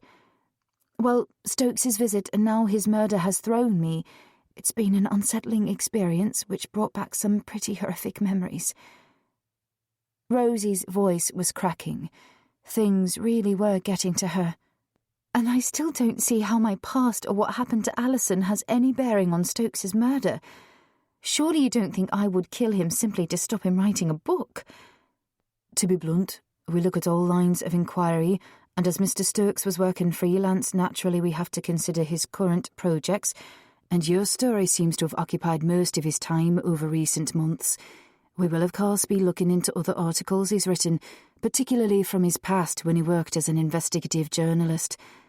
There'll be many other leads to follow. With the kind of work he did, Mr. Stokes made more than a few enemies." D.I. Harris smiled, and Rosie found his words reassuring. The perpetrator must be someone from the journalist's past. She was only surprised and annoyed that whoever it was had chosen to follow him to her home to murder him. The detective's ensuing words, however, unsettled her again. "I do need to tell you that our colleagues in Liverpool found several detailed notes on the proposed book which have raised issues they'd like to discuss with you. As I say, I haven't had the chance to read Stokes' notes in any detail myself, yet it appears they've presented the Merseyside police with a few concerns about your sister's death. Perhaps you could be available to see them tomorrow." Rosie's heart was beating rapidly and she could hardly breathe. What was happening here? But why drag it all up again? Alison's death has nothing to do with Frank Stokes except that he reported it at the time. Surely it's not relevant. "I'm sorry, Mrs. Cantrell. As I said, we have to look at all possible leads." D.I. Harris drained his cup. At least the detectives had the good grace to look as if they were sorry as they thanked her for the coffee before leaving. Chapter 19. Part of Rosie wanted to ring Mike as soon as D.I. Harris and D.S. Russell left, yet she was still annoyed with him for not telling her about meeting Stokes in the pub. And now there was this past conviction of which she knew nothing. What the hell was that all about? Having thought she knew everything there was to know about her husband, it now appeared she didn't. It also looked as if she would be having another visit from the Merseyside police, and the details of Ali's awful death would be dragged up and chewed over again. Could things possibly get any worse? Mike was late home, and as soon as he walked through the door, the tension between them became palpable, an unwelcome atmosphere which Rosie was determined to end, but only after everything was out in the open. Noah was already in bed, so Mike went upstairs to change and look in on his sleeping son. When he returned to the kitchen, they sat down to eat, neither wishing to be the first to open the dialogue. After pushing her food around the plate for a couple of minutes, Rosie was the first to cave in. "We need to talk, Mike. I want to know why you went into the pub to see Stokes. And it also appears you have a conviction for assault, something else you failed to mention. Why didn't you tell me? It's not the sort of information I appreciate the police knowing when I don't." For a moment, Mike looked shamefaced until he suddenly slammed down his knife and fork. "Look, as far as Stokes is concerned, there's nothing else to tell. As I told you on the phone, I saw his car and decided to have another attempt at persuading him to leave you alone. That's all there is to it. He was fine when I left him. Still breathing, okay?" Rosie looked down to the food going cold on her plate and ignored the sarcasm. After all, she'd entertained such awful thoughts earlier. "And what did he say? How long were you with him?" The police would have asked these same questions, and she had a right to know the answers too. "I told him not to bother calling again, as you weren't going to change your mind. He listened, allowed me to buy him a drink, and then the smug bastard just smiled and wouldn't commit to anything. I was furious, but kept calm and left after 5 minutes. No more than that, I swear. Whoever told the police I'd been with him would probably also tell them that I left alone, and Stokes was still there, alive and kicking at the time." "Was Lisa at the garden when you got to work?" "No, she'd already left on the delivery rounds. Why?" "So you have no one to confirm this?" Mike glared at his wife, who said nothing more. "What? Do you actually think I lay in wait for him, followed him from the pub and murdered him? Do you really think I need an alibi?" He was shouting, and Rosie felt shame at having even considered he was capable of such an atrocious crime. "No, of course not. I just don't know why you didn't tell me at the time, or the police for that matter. And today, to find out about your past conviction from them was rather embarrassing, yet it certainly explains why they took you to the station for questioning. So what was it all about?" "It wasn't anything of consequence, Rosie, I swear. I was a kid at the time, just turned 18. It was a scuffle in a pub. I was stupid and macho and ended up lashing out at a comment I took exception to. Someone called the police and I ended up being charged with common assault. It was a first offence and I was given a fine. Had I been a couple of months younger, it would have been a simple caution and no record. It wasn't a big deal and hardly the sort of thing I would talk about on a first date. I always meant to tell you, yet somehow as our relationship progressed, the time just never seemed right. But it wasn't some huge secret I was deliberately trying to hide." "So, it appears we both have past secrets which we didn't share." Rosie almost laughed at the irony. She could hardly criticise Mike for not telling her about a minor assault when she had kept her whole past life a secret. "I still don't understand why you didn't tell me about Stokes." She worried the subject as if picking at a scab with the same effect of making matters worse.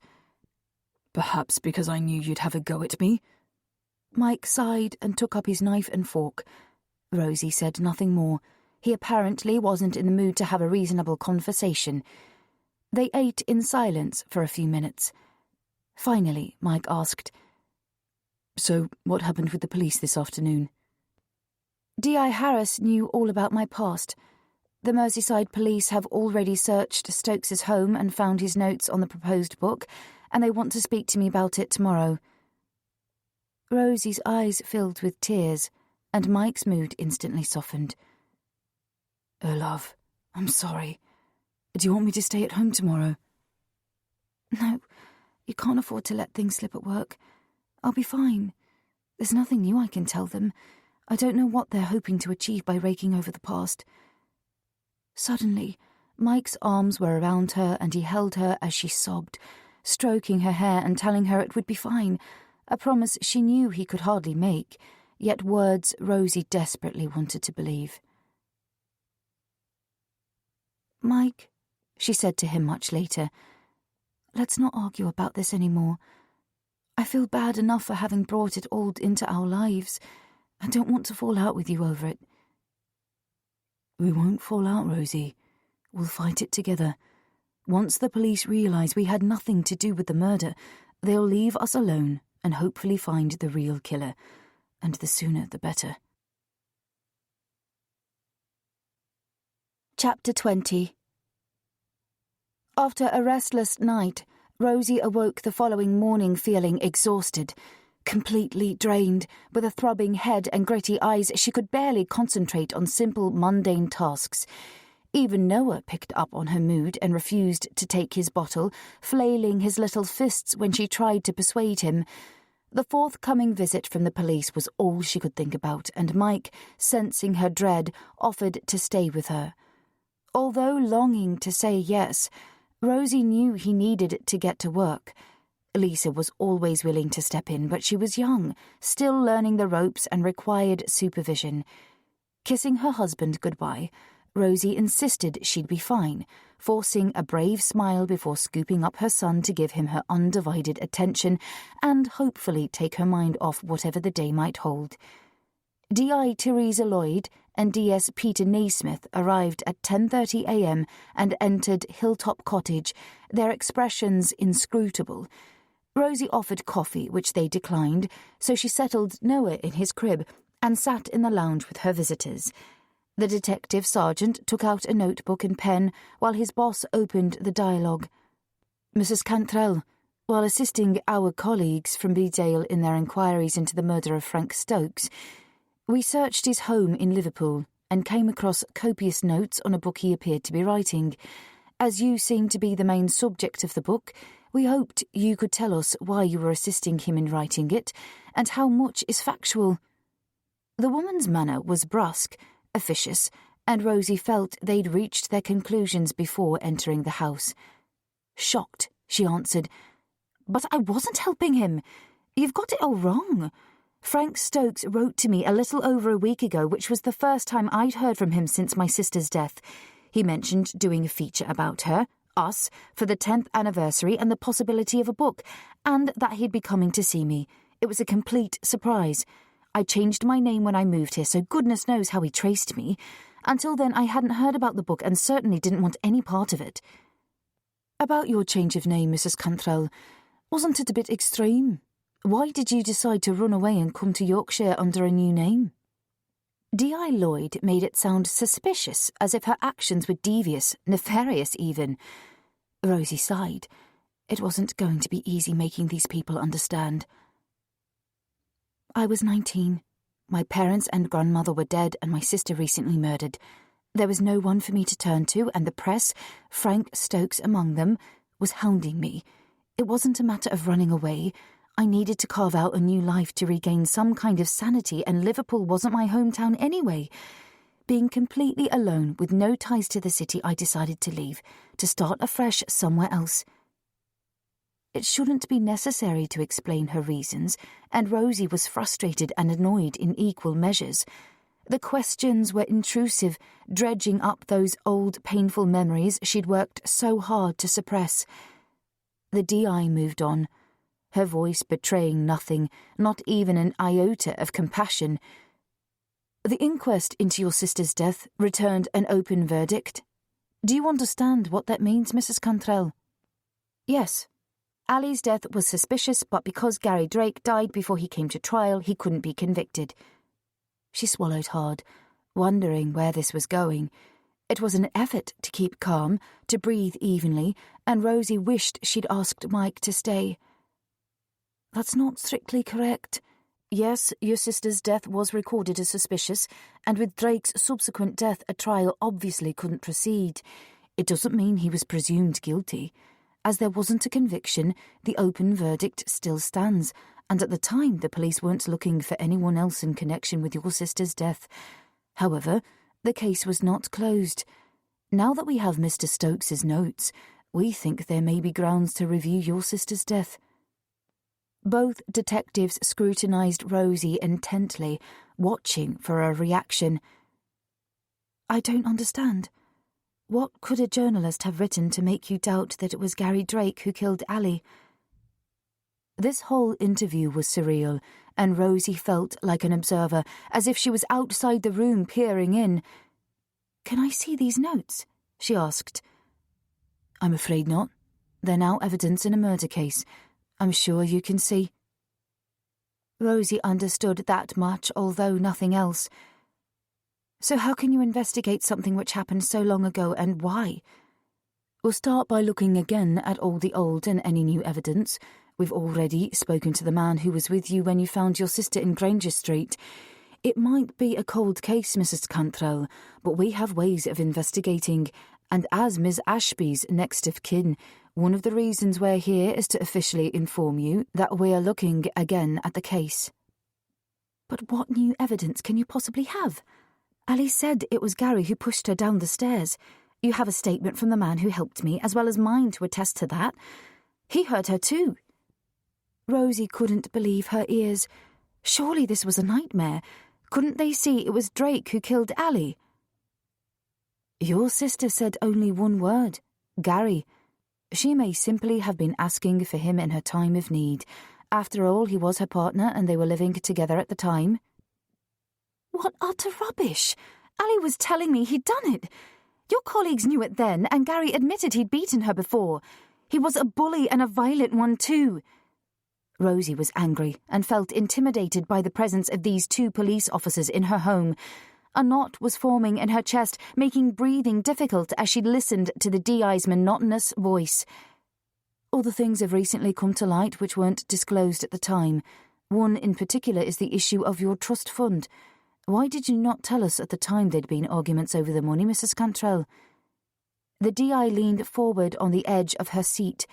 Rosie was stunned at the insinuation. "We didn't argue over the money. Ali and I agreed to keep the trust fund until after university for our futures. It was never an issue, and I didn't know the money was missing until after Alison died." How did they know about the trust fund, Rosie wondered. Then it dawned on her. She'd reported it as having been stolen after seeing the solicitor, and Stokes had somehow found out. They must have read it in his notes. "Go and see the solicitor in Stroud if you don't believe me. William Jenkinson. He'll tell you." Did she sound desperate? Rosie wondered. She certainly felt it. The DI was calm and composed, quite the opposite of how Rosie was feeling. Lloyd continued. "We have officers visiting Mr. Jenkinson today, Mrs. Cantrell. Our main purpose for coming here today is to inform you we're reviewing your sister's case. I suggest you seriously think about what we've discussed and we'll talk later.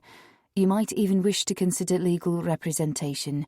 And if there's anything you'd like to tell us, perhaps something you've neglected to mention before, please get in touch at any time." The implication was clear, leaving Rosie stunned. When the officers left, Rosie flopped onto the sofa, drained. The room was silent of voices, yet the noise crowded in on her. The ticking clock, the hum. Thanks for sticking around. Time for a quick 1-minute break. Enjoy this calming tune. And remember, everything here is free for your enjoyment.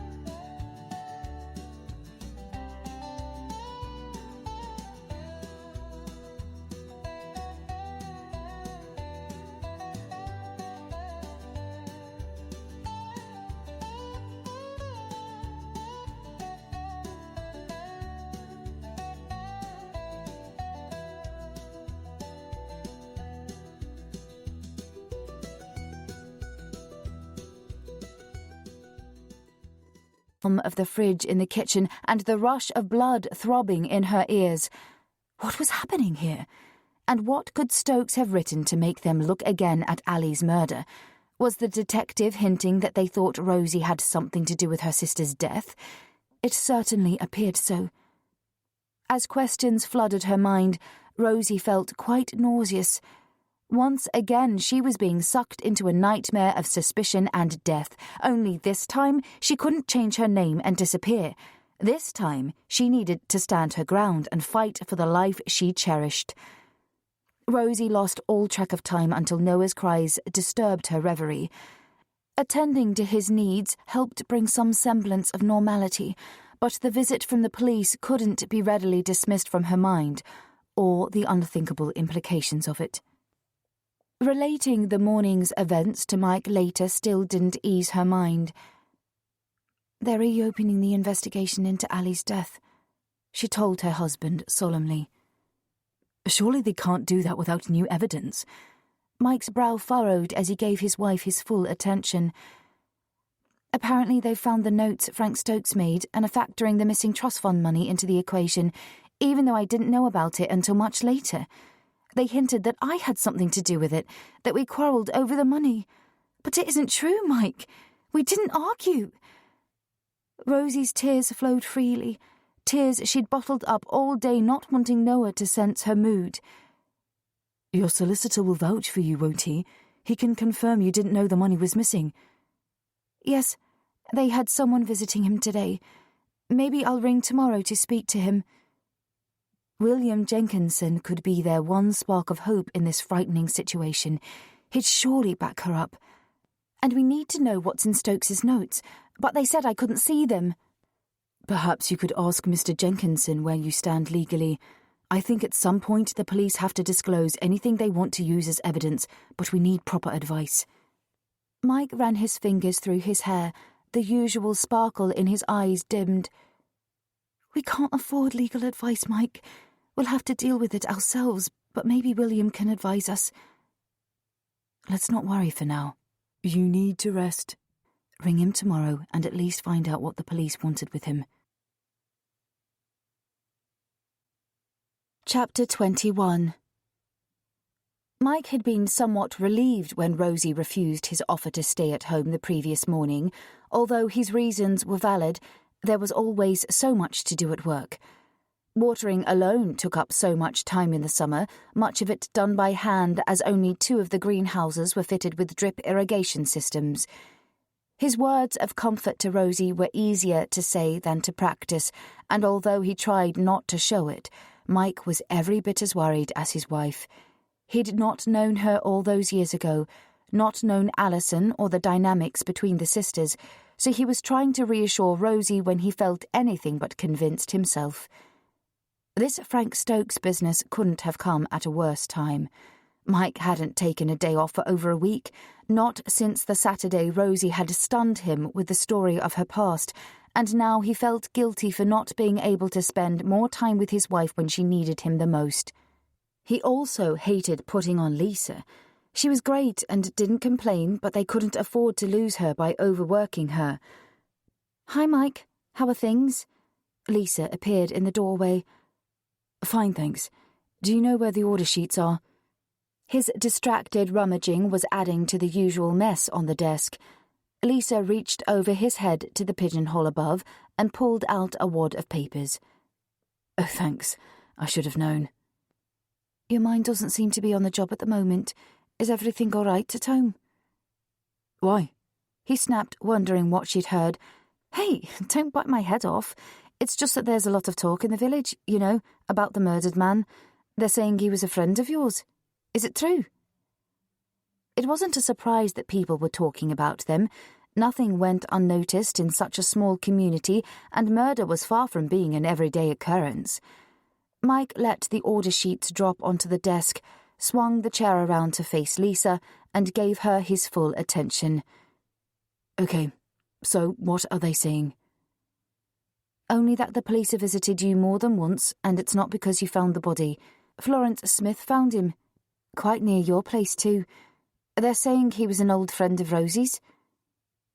With a sigh, Mike looked at Lisa and decided to confide in her.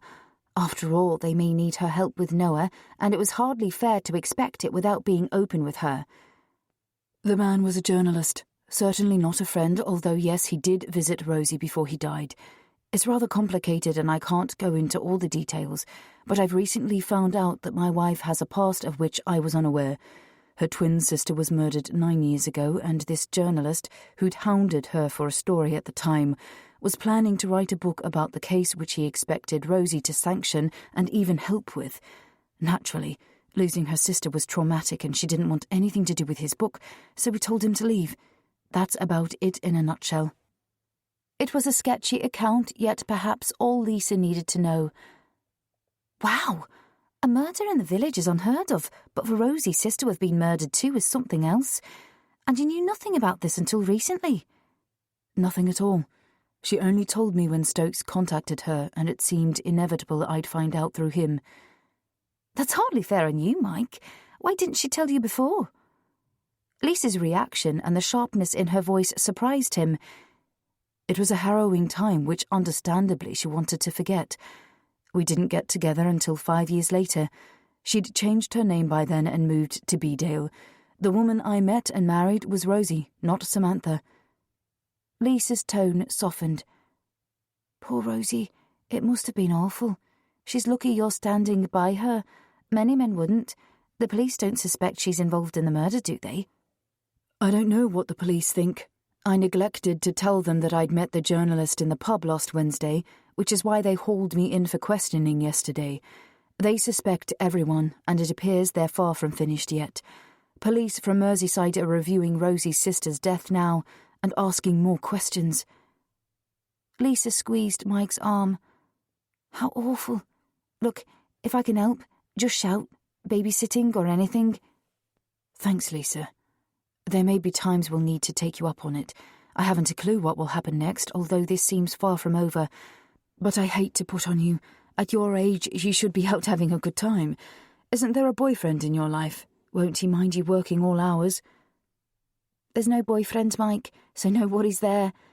She smiled. I love working here with you. It's so rewarding. You know, I'm always up for extra hours, and I'm not bothered about overtime pay. I know the business is struggling, and I'm okay financially. I've actually got a bit put aside, a family legacy which enabled me to buy my little cottage, so I'm good.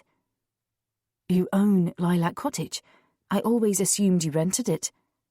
It was a lovely cottage, smaller but in much better repair than their own. Yes, I know how lucky I am. My great-aunt had no family of her own, and as yours truly was a favourite niece, she left a substantial sum to me.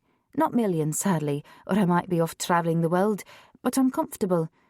Actually, Lisa was perched on the corner of the table they used as a desk and wrinkled her nose thoughtfully.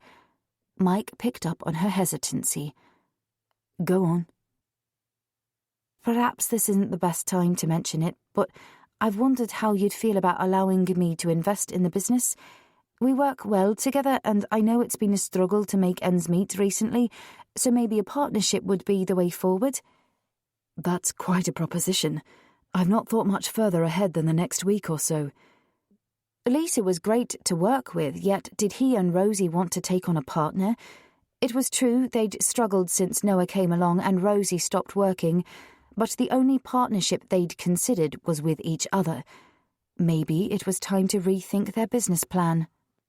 I'd need to think about it and discuss it with Rosie, naturally.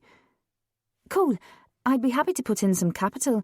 Maybe then we could expand a bit, take on extra help and give you and Rosie a bit more time together. We'd be able to improve the irrigation system too, which would save time and manpower, and maybe even cultivate the back 2 acres. You've really thought about this, haven't you? Lisa smiled. Yep, I'd love to be a partner. I believe in what you're doing, Mike. It's my dream too. The organic methods you use and your concept of more sustainable gardening. But perhaps I shouldn't have brought it up now. You've got a lot on your plate at the moment with Rosie and the police. There's no hurry for a decision. I only thought it might ease things to know you have options. Now, until we have a better irrigation system, I'd better get on with the watering. It's going to be a scorcher again today. Mike returned to the order sheets, yet found his concentration lacking. Elisa's idea was undoubtedly a surprise, but could certainly take the edge off some of the pressure they were under and bring the possibility of expansion closer. He'd talk to Rosie about it later. Rosie, however, was full of her conversation with the solicitor. William told the police everything he could remember and was almost apologetic about it.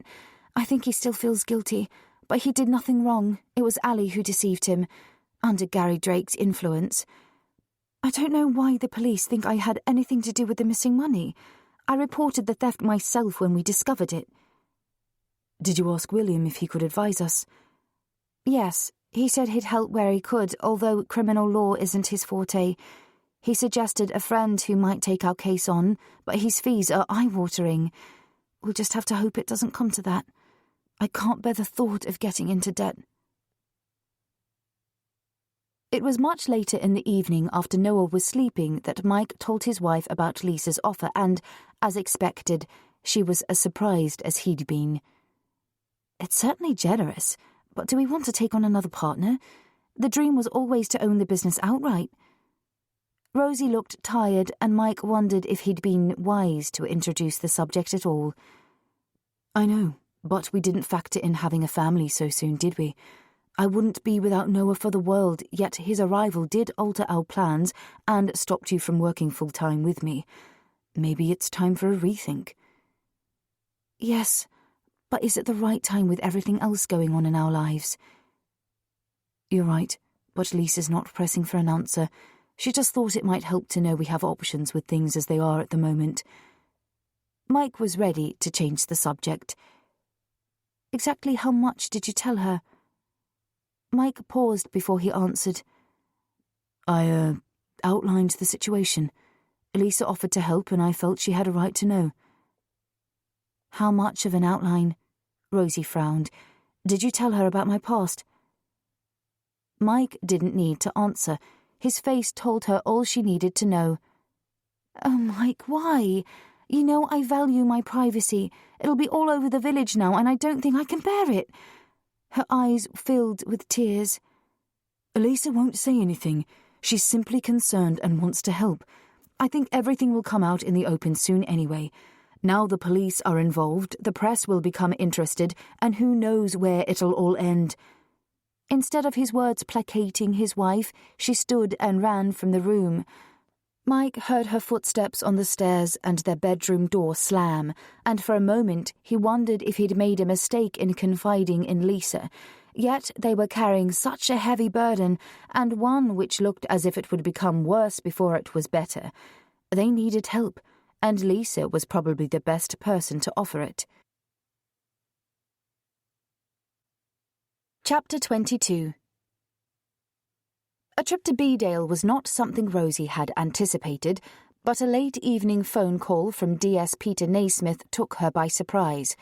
The sergeant asked, rather than instructed, if she could make herself available at 2 p.m. the following day at Bedale Police Station. Her question as to why received a vague, non-committal answer, a voluntary attendance to help with their inquiries. At least she wasn't being asked to travel to Liverpool for the interview. What about Noah? You can hardly take him with you. Shall I take the afternoon off? Mike's tone told Rosie this wasn't what he wanted to do. No, I'll ring Bella to see if she's free to have him for an hour or two. She's only seen him a couple of times since he was born. We're well overdue a visit. A quick phone call later and the arrangement was finalised. Bella would be delighted to see them and made Rosie promise to get there early so they could spend time together catching up. Bella's company would go a long way to improving Rosie's mood and hopefully take some of the sting out of the reason for her visit. Rosie set off soon after Mike left for work the following morning. The appointment wasn't until the afternoon, but a morning with Bella was precisely what she needed. Her friend's down-to-earth common sense would undoubtedly help in putting everything into perspective. It would also give Noah the chance to become reacquainted with her before he was left in her care. Bella Brookbanks was perhaps the closest person Rosie had to family other than Mike and his parents. Proprietor of Bella's pantry, she'd offered a job and a home when Rosie most needed it. Perhaps the woman would never know how much her kindness meant to the broken young woman who turned up on her doorstep, alone and desperate.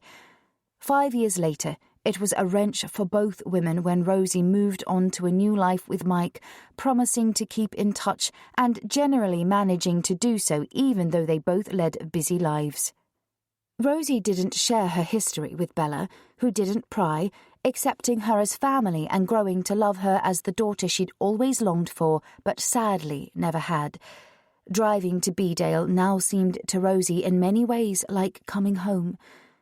The day was hot, as Rosie parked in the shade of a side street near Bella's pantry and walked around the corner in time to see Bella winding out the canopy to provide much-needed shade for those customers who were already filling up the outside areas. Bella looked up. "Sweetheart!" She threw her arms wide to enfold her friend. A hug from Bella was like being wrapped in a warm duvet, and Rosie sank gratefully into her embrace, surprised at the sudden relief washing over her. Bella bent down to peer into Noah's car seat and tickled his chin. "And who's this handsome young man? Gosh, he's grown so much." The baby smiled and kicked his legs in response, his mood good after sleeping throughout the journey. "Come inside out of this heat so I can see you both properly." Bella was a tall, well-built woman of about 60, her round face wreathed in smiles at the sight of her visitors and her silver-grey hair tied back with damp strands escaping from their clips. She led the way into the cafe and paused, watching Rosie's face for a reaction. "Wow, you've refurbed. I love it." Rosie glanced around, taking in the changes. A fresh new colour scheme, new tables and chairs, and a remodelled counter in front of the kitchen all met with her approval. "When did you do this?" "Before the season began. You were busy having this, little man, so I didn't get round to telling you. Just goes to show how long it is since you visited. Shame on you making me do all the running at my age." Bella laughed. She was as strong and active as a woman half her age and knew it. "I'm sorry, things have been rather hectic." "I'm teasing, sweetheart. Now, come upstairs. Olive's in charge today, so I've all day to devote to you two." Rosie gave Olive a little wave and a smile of thanks before trotting behind Bella to her rooms upstairs. The premises occupied 3 floors, the cafe on the ground floor with kitchen and storage, Bella's 4 spacious rooms above, and the little flat Rosie once occupied on the 3rd floor. Nothing upstairs had changed, and the familiarity was comforting in a way Rosie hadn't realised she needed. Lifting Noah from his seat, she laid him on a blanket to play with the toys she'd brought with them. "Goodness me, he's beautiful. He'll be a heartbreaker all right when he's older." Bella, eyes dancing with delight, shook a toy rabbit above Noah's head, prompting chuckles and much waving of arms and legs. She then turned her attention to his mother, looking intently into her face as she asked, "Now, what's this mysterious appointment all about?" Perhaps it was Bella's gentle tone of voice or the comforting feeling of coming home, but tears filled Rosie's eyes. "Oh, Bella, everything's going wrong. It's not an appointment, it's an interview with the police. It's a long story, which perhaps I need to tell you before I expect you to help." She searched her friend's face for signs of shock and saw only empathy. "Is it connected to your past?"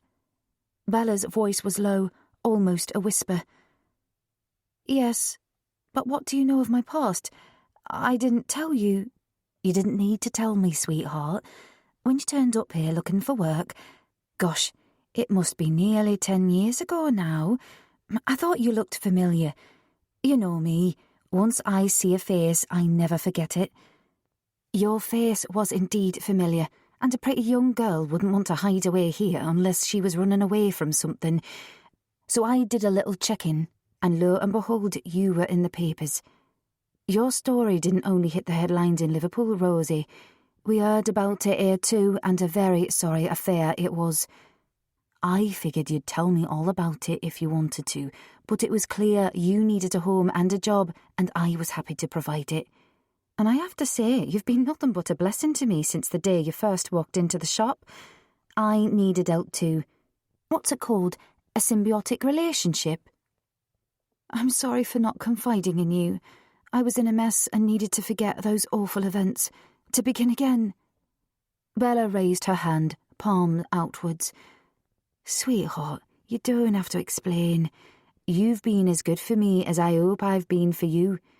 I'm here for you now if you still need me, and not just to look after Noah. You know you've become the daughter I never had, don't you? Bella's words touched Rosie deeply, and she again struggled to hold back the tears. But she needed to explain how much worse the situation was, and hoped Bella wouldn't regret her promise. One of those reporters from Liverpool visited me recently, a man called Frank Stokes who wanted to turn my story into a book. We sent him packing. I wanted nothing to do with it or him, but his body was found near our home a few days later. He'd been stabbed. Bella gasped. Rosie continued to update her friend, explain the sudden visit to Bedale and why the police wanted to see her. As we were apparently the last people to see the man alive, the police have been asking us questions, although we know nothing which can help them. Today I'm seeing officers from the Merseyside force who are reopening the case into Ali's death. I'm scared, Bella, and haven't a clue what to expect. When Rosie finished her tale, Bella again wrapped her arms around her and held her while she sobbed, a cathartic release which even Mike had been unable to provide. When the tears dried, Rosie, outlining the tensions between her and Mike, explained how the police were interested in him because he met with Stokes in the pub, and then there was his past record. Bella listened patiently without comment until Rosie fell silent. It sounds to me as if you're both going through the ringer.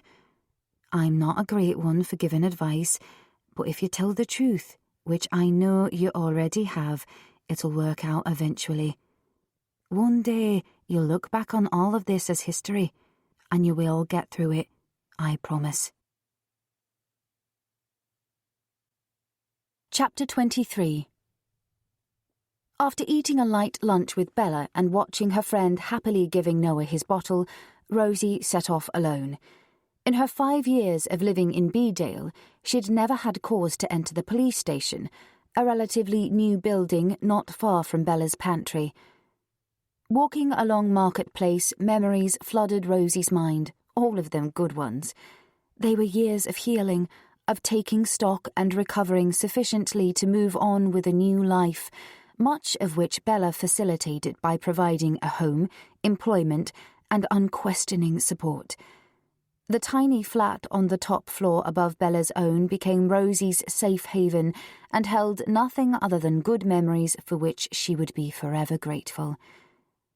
Mike first visited Bella's pantry as a customer, employed nearby at a large garden centre.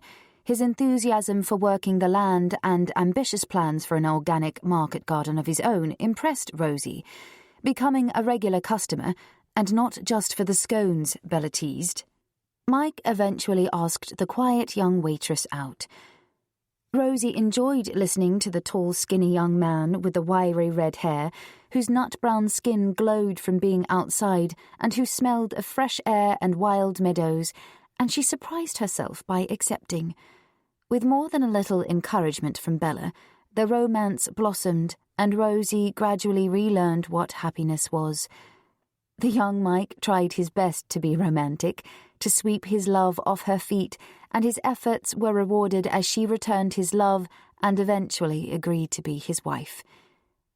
A left turn into the wind took her past the Methodist church, where Rosie and Mike were married.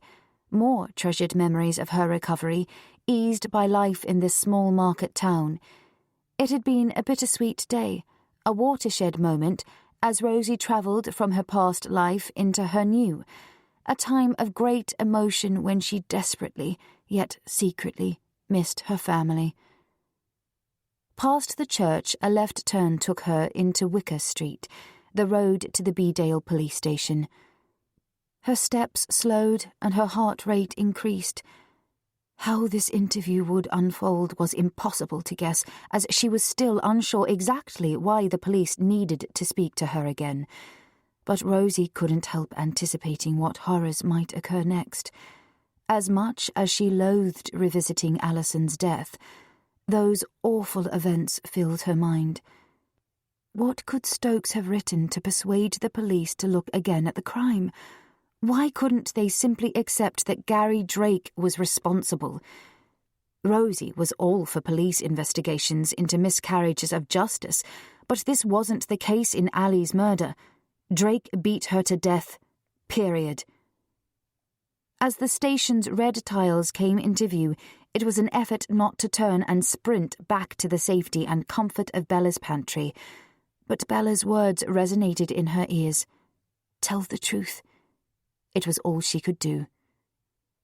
Rosie recited her name to the officer behind the desk, an overweight man who lounged lazily on his chair shielded from the world by a plexiglass screen.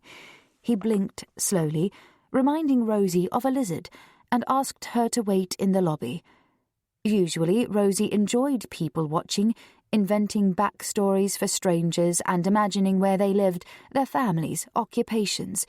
Yet now each approaching figure caused her to jump. Breathing deeply and willing herself to calm down won her a degree of composure, so by the time DS Peter Naismith appeared, she felt as ready and prepared as possible. The detective sergeant led her through swing doors and down a narrow, airless corridor, his rubber soles squeaking on the linoleum. They entered a small room where D.I. Teresa Lloyd waited. The only natural lighting came from a high-frosted window and an electric fan whirred on a corner table, a welcome breeze grazing Rosie's hot skin. D.S. Naismith motioned to a seat opposite the inspector, which she took while he sat beside his boss. 2 against 1. The interview appeared weighted against Rosie before the first word was spoken. "Thank you for coming in today, Mrs. Cantrell." The D.I. smiled briefly, a tight, false smile.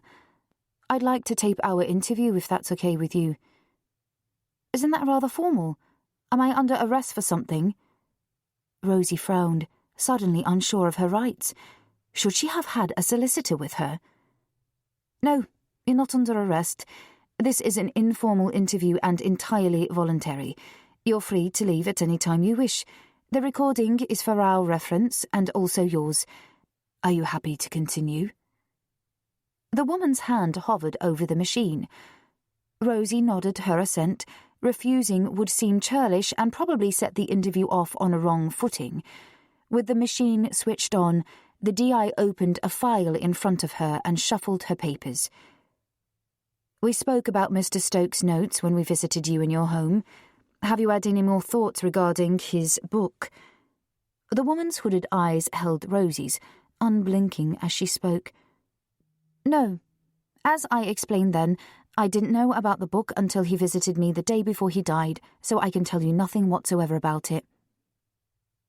For the tape, I'm showing Mrs. Cantrell a selection of notes from Frank Stokes's workbook." D.I. Lloyd sounded anything but informal as she spun a sheet of paper around for Rosie to read. A few moments of silence followed as she tried to concentrate. The notes were not in any order, and the handwriting was difficult to decipher. Scribbled jottings, crossing outs, and doodles in the margins made them almost illegible, as if a spider had crawled across the page. Rosie skimmed over the words she could make out. Early childhood squabbles, Daddy's drinking, possible violence at home, Samantha's POV here, misery memoir always sells. Parents' accident, had he been drinking? Relationship with Drake, dates, twins swapped him. Ask Samantha. Did they fight over him? Did they double date or pretend to be each other? Samantha's POV here. She could write this chapter. The D.I. turned the page away before a horrified Rosie could read any more. Stokes was surely making it up. Nothing she'd read reflected the reality of what happened. These notes suggest you were collaborating with Mr. Stokes on this book. D.I. Lloyd's words both shocked and angered Rosie. No, that's not how I read them, and it certainly isn't true. How dare they presume such a thing, and to put their slant on the journalist's notes just because it suited their purpose? It sounds to me as if he was planning a work of fiction, digging for dirt, but there wasn't any. My father wasn't a drinker, nor was he ever violent, and as for the suggestion that Ally and I fought over Gary Drake, well, it's just ludicrous. Rosie suddenly remembered the letter Stokes sent her, which she'd had the forethought to bring, and rummaged in her bag to find it. Then, with a flourish, she slammed it on the table between herself and the detectives. Here, read this. This is the letter Frank Stokes sent me, the first I'd heard from him in over 9 years. It's clear from what he says that I hadn't been collaborating with him, as you suggest. Those notes are pure fiction, what he wanted to write, and nothing resembling the truth at all. Silence filled the room while the detectives read the letter.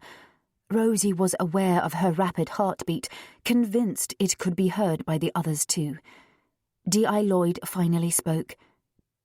We'll have to examine this in greater detail to ascertain that Mr. Stokes did write it.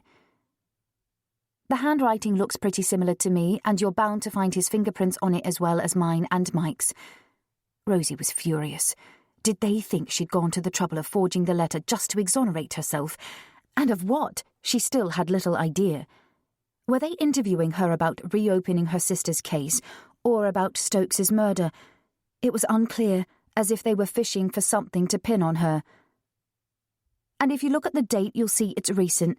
This was the first I'd heard from Mr. Stokes since I left Liverpool. You can tell by what he writes that it's an initial contact. He still calls me Samantha. A look passed between the detectives, which Rosie couldn't interpret, and D.S. Naismith took over the questioning. Let's leave the letter and the notes for now, shall we? We'd like to keep this for verification if it's okay with you, Rosie. We'll give you a receipt for it, naturally. His tone was more reasonable, friendlier than his colleague, and he was using her Christian name.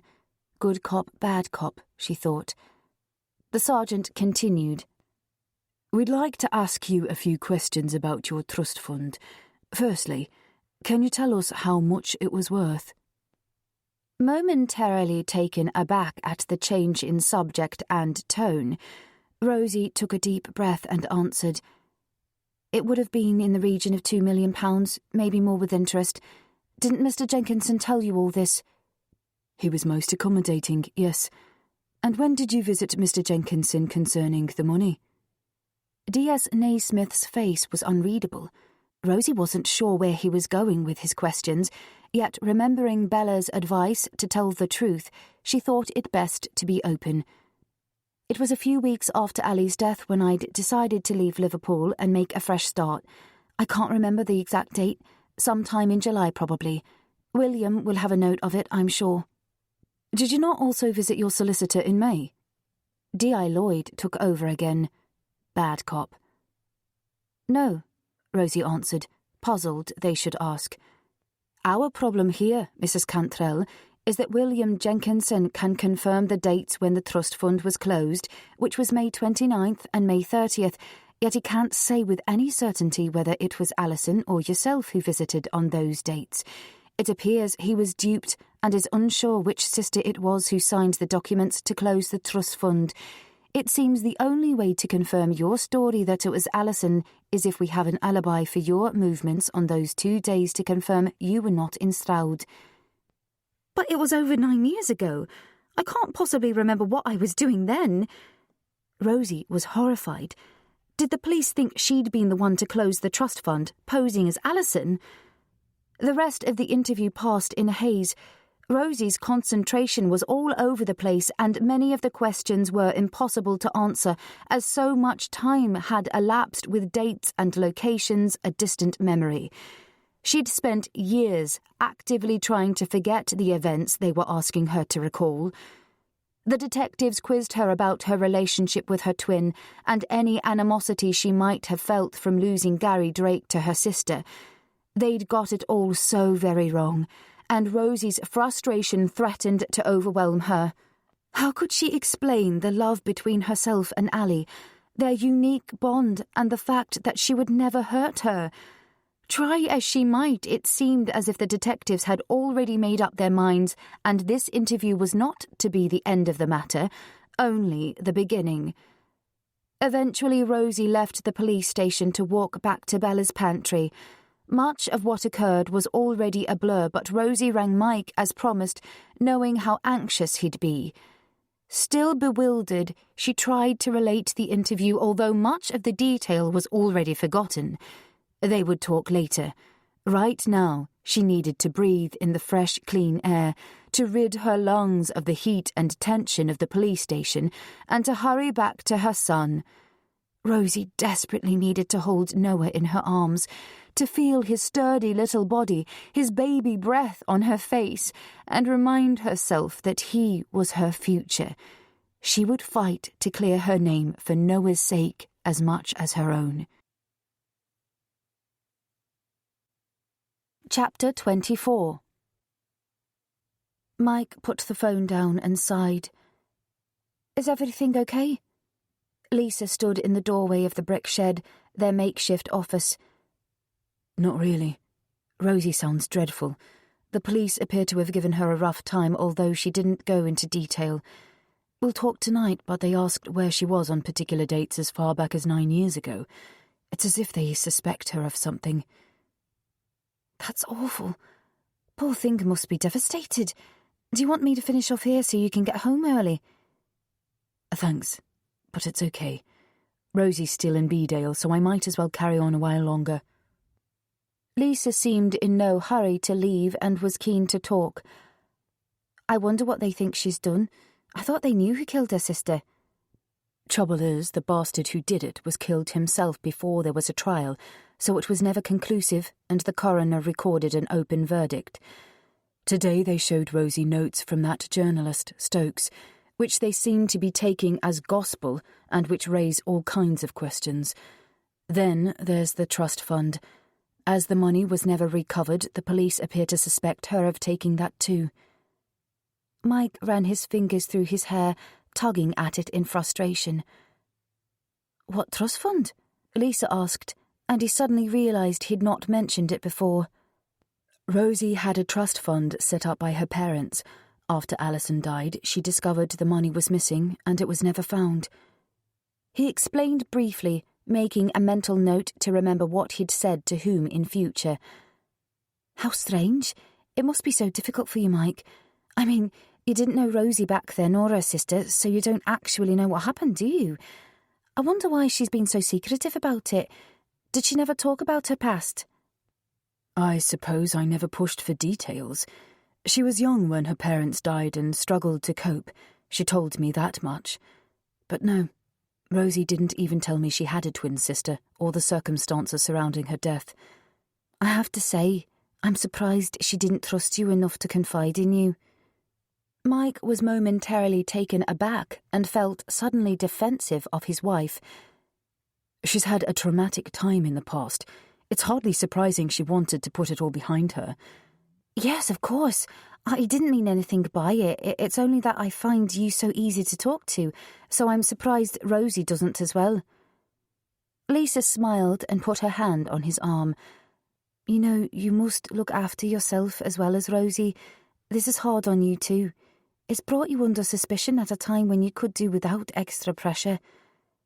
Lisa smiled a gentle, sad smile. You do know I'm here for you if there's anything I can do. Anything at all? Thanks. That's good to know. And while we're talking about the offer you made the other day, I mentioned it to Rosie and we both feel it's not the right time to be making any big decisions. Let's get through this nightmare first, and when things settle down we'll talk seriously about it then, eh? Fine, no pressure. The offer's there should you want to take it, and you're right, lousy timing. OK, now I've been reading up on wireworm and might have found a solution, an organic product. Look. Lisa was back in work mode and tapped on her iPad searching for a site selling organic pest controls. I thought this might be worth a try before we lose the whole carrot crop. Mike was happy to switch to discussing work rather than personal issues. Lisa was great and a good friend to them both. Yet there was nothing anyone could do to help in this situation, no matter how willing they were. Mike, late home again, was greeted with a sigh from Rosie, who'd already put Noah to bed. They ate a dried-out meal in silence, pushing the unappetizing food around their plates, each waiting for the other to open the discussion. Eventually, dishes cleared and seated in the lounge with a glass of wine each, Mike took the lead. Tell me all about it. Was it as rough as you'd expected? He took her hand gently in his, and with her eyes glistening, Rosie began to relate her experience at Beedale police station, the frustration and fear evident in her words. They're accepting Stokes's notes as factual, even though they're just ramblings and make no sense at all. I only saw one page on which he appears to have outlined some chapters to be written from my perspective, which the detectives took as confirmation I'd been colluding with him. Did you show them Stokes's letter? Yes, that at least seemed to surprise them. To us, the letter implies a first contact, but if they read it with the same preconceived ideas with which they've read Stokes's notes, I'm still in trouble. They've kept it to test for authenticity, another indication that they don't trust me. I find it incredible that the police presume everything I'm telling them is a lie and Stokes's ramblings are true. I suppose the job makes them suspicious. You've nothing to worry about if you tell the truth, Rosie. Mike smiled and squeezed her hand. His wife was suffering, and he was powerless to take away her pain. That's pretty much what Bella said too, and what I've been trying to do since this whole fiasco started. I do feel it might be time to consider getting legal help. I know we can't afford it, yet I felt so out of my depth today that I'm beginning to wonder if we can't afford not to. Do you think your parents might be able to help? Rosie ran her finger around the rim of her glass, while Mike considered this. His parents lived in Hastings and were not well off. His dad, a long-distance driver, and his mom, a school dinner supervisor, managed comfortably, yet were not wealthy people by any stretch of the imagination. The Cantrells had accepted Rosie into their family with open arms, even insisting on paying for their wedding, which Mike knew was a sacrifice. I can ask. It's probably about time we let them know what's going on, do you think? I hate the thought of worrying them, but you're probably right. It would be terrible if the press took an interest and they learned about our problems from there. Ring them tonight. Maybe your dad will offer to help financially so we won't have to ask. Or we could always consider Lisa's offer of help. If she's prepared to invest in the garden, maybe we could remortgage the cottage to raise some money. It's a generous offer, but we'd be tying ourselves into a partnership we don't really want. We'd also be indebted to Lisa. I think it's too soon to decide, especially with everything else that's going on. Yes, you're right. I'll ring Dad and see how he reacts. Mike kissed her on the forehead and took his phone into the garden to make what he knew would be a difficult call. Mike spoke to his parents for over 40 minutes, giving a brief account of his wife's past life and present troubles.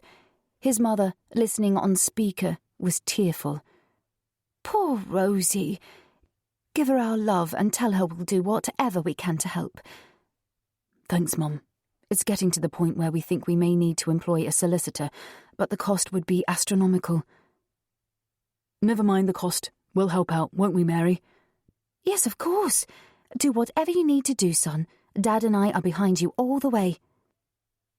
When Mike probed further about whether his parents could afford to help, Jim waved his inquiries away.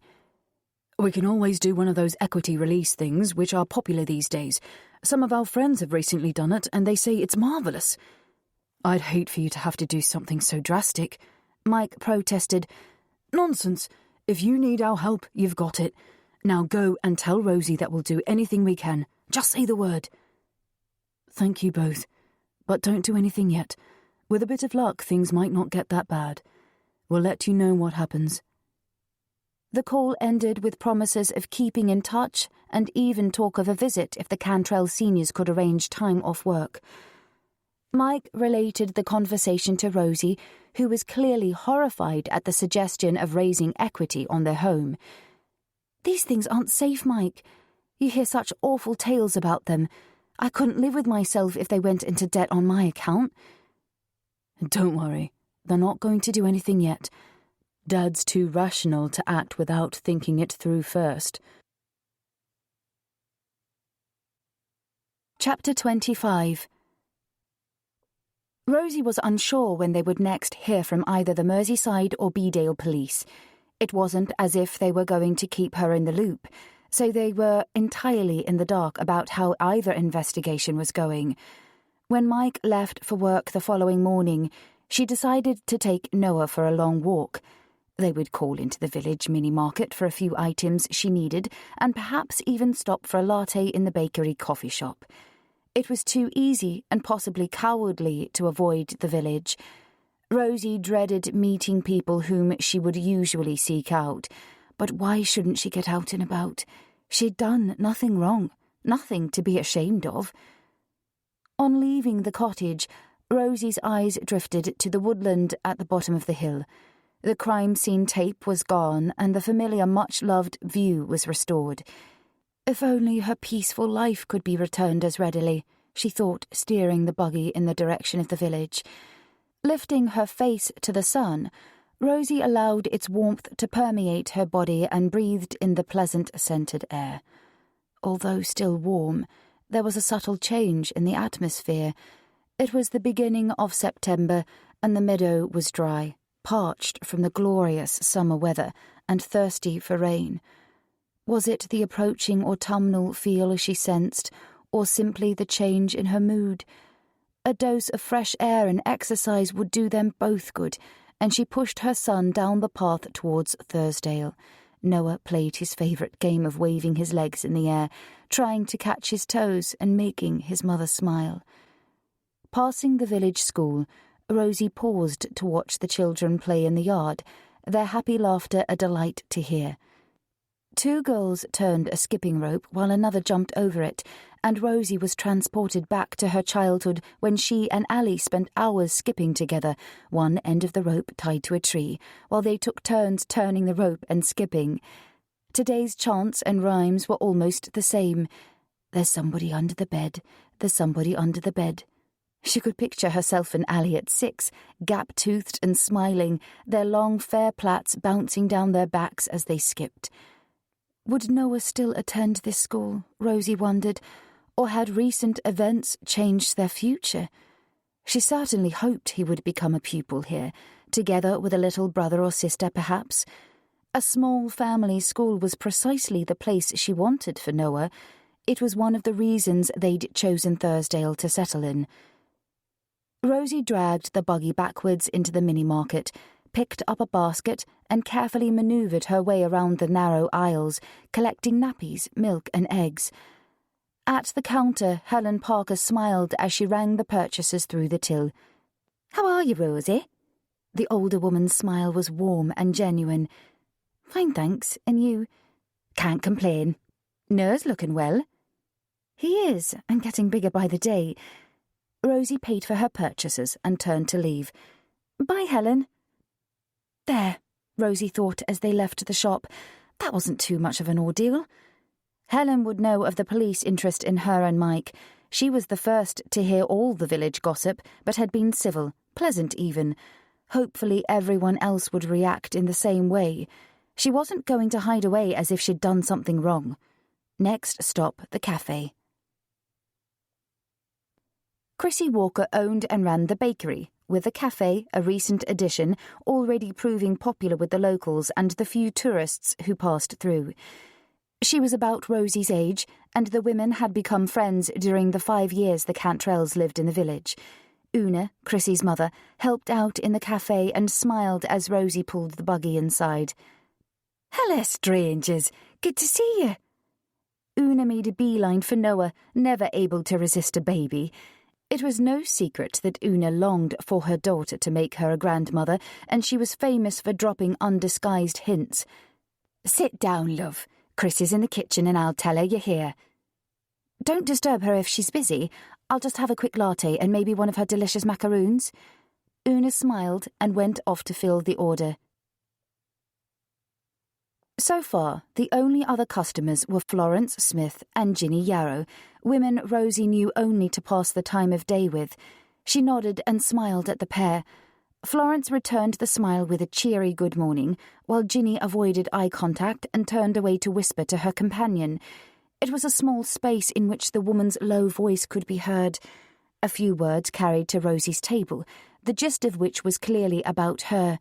Bringing the wrong sort to the village. There must be something she's hiding. The police suspect her of involvement in that man's death. Poor Florence looked mortified at her friend's gossip. Her cheeks flushed as she attempted to change the subject. Rosie was suddenly incensed. Standing and moving over to the women's table, she said, "Have the police told you something they've neglected to tell me, Mrs. Yarrow?" Rosie stared at the woman, waiting for an answer. "Well, no, but..." "But what?" "You know what they say. There's no smoke without fire." Ginny looked smug at having thought of such an original retort. "Rosie, dear, we're sorry for your troubles, and don't think you're involved at all, do we, Ginny?" Florence looked sternly at her friend, who shrugged in reply. "Thank you, Mrs. Smith." Rosie turned again to Ginny Yarrow. "If you have anything you wish to say or ask, please do so to my face in future. At least you'll get an accurate account rather than hearsay or gossip." She returned to her seat just as Chrissy came from the kitchen with 2 lattes and a plate of her homemade macaroons to sit with her friend. "Good for you." Chrissy grinned, having caught most of the conversation. The old bat needed putting in her place. "Is this what people are saying about me? That there's no smoke without fire?" Rosie was shaking at the confrontation, her bravery deserting her. "No, definitely not. This is the first negative comment I've heard, and to be perfectly honest, no one takes Ginny Yarrow seriously. She's a gossip, so take no notice. Now, how are you holding up, and can I do anything to help?" "Oh, Chrissy, I wish you could." The other 2 customers stood to leave, Ginny with her nose in the air, whilst Florence squeezed Rosie's shoulder as she passed and winked at her. Rosie returned the smile, understanding Florence's divided loyalties. "See, I told you. Ginny bloody Yarrow's in the minority. Thursdale's not one of those gossipy villages, Rosie. We're your friends. We know you wouldn't be involved in something as horrendous as murder and want to help." Encouraged by Chrissy's words, a relieved Rosie confided something of her past and the connection to the murdered man. Now Mike had told Lisa Rosie's story would soon become public knowledge, and she wanted a truthful version to be out there, not a Chinese whispered version. Leaving for home an hour later, Rosie was pleased she'd gone to the village. If Thursdale was to continue to be her home, which she certainly hoped, they needed to feel comfortable with their neighbours. The morning proved that this was still possible, with perhaps the odd exception, but then there would be gossips like Ginny Yarrow wherever you lived. Chapter 26. Other than the visit to the village and subsequent confrontation with Ginny Yarrow, Rosie had nothing to report to Mike that evening, which in a way was refreshing, yet in another, worrying. She'd hoped there would be news of her interview with the Merseyside police, confident that once they confirmed Stokes' letter as genuine, they'd drop the case and remove at least one of the couple's present worries. The more Rosie reflected on her visit to Beedale, the more convinced she became that the police had no evidence to suspect her of any wrongdoing. If she had been the one to steal the trust fund from Ali, what did the police think she'd done with the money? Would her family be living hand to mouth, struggling to set up a business and occupying a house which needed so much attention?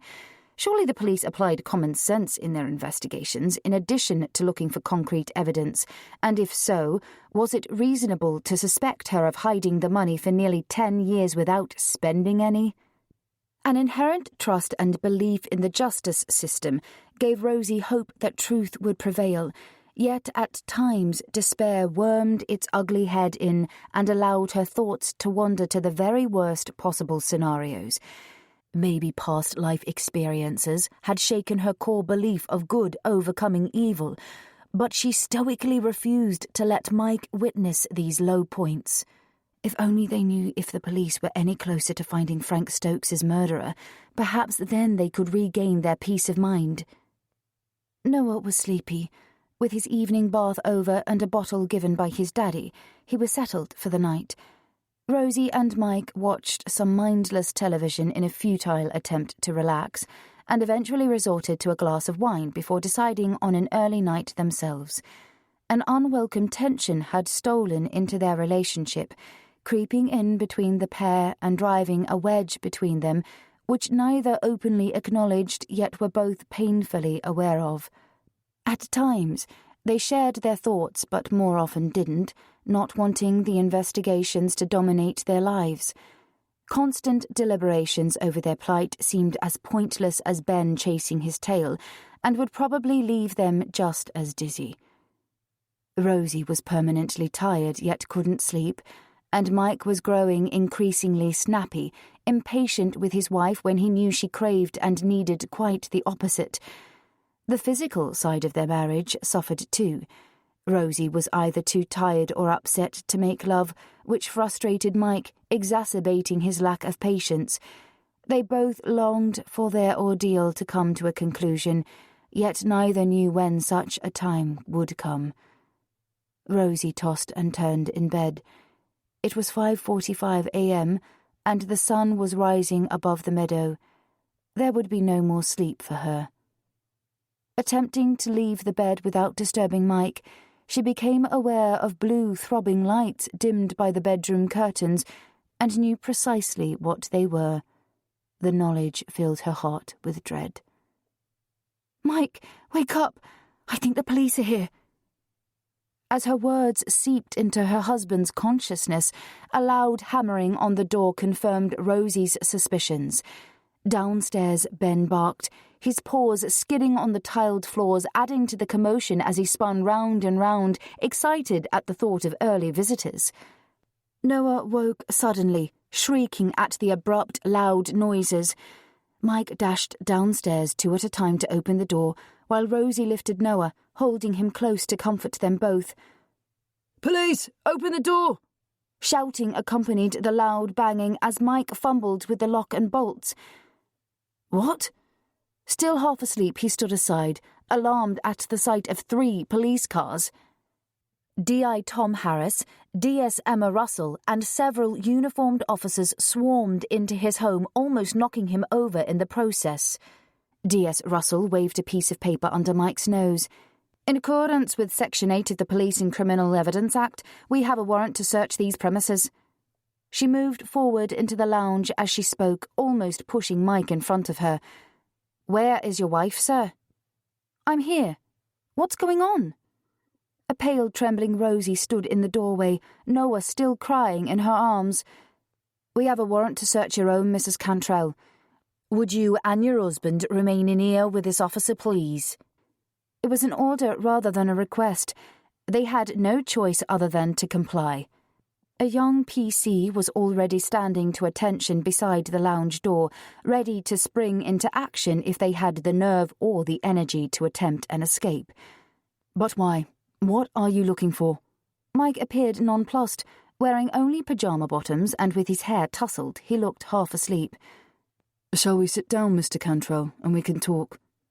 D.I. Harris took over as his colleague left the room to supervise the search, Ben trotting close on her heels, tail wagging and wondering what the new game was. Rosie was perhaps a little more together than her husband and faced the detective. "Don't you need a good reason to search a property? Can I see the warrant, please?" She took the paper the DS had left with her boss and scanned the words, most of which she couldn't take in. "It's perfectly legal, Mrs. Cantrell. We feel there are sufficient grounds to proceed with a search for evidence." "What evidence?" Mike sounded furious. "We'll know when we find it, sir."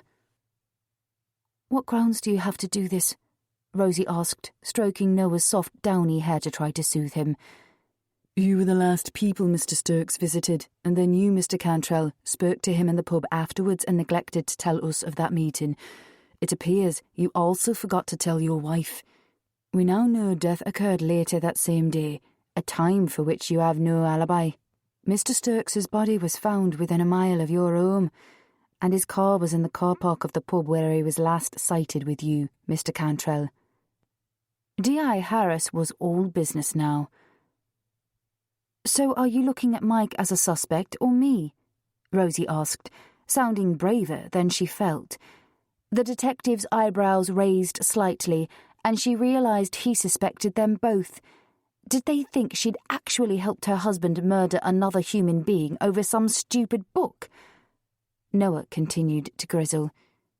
He needs his bottle, Rosie stated. Surely they would let her go into the kitchen for that. D.I. Harris nodded to the PC at the doorway. Would you like to come through to the kitchen? He asked, and she glared at him. He'd spoken as if this was his home, not hers.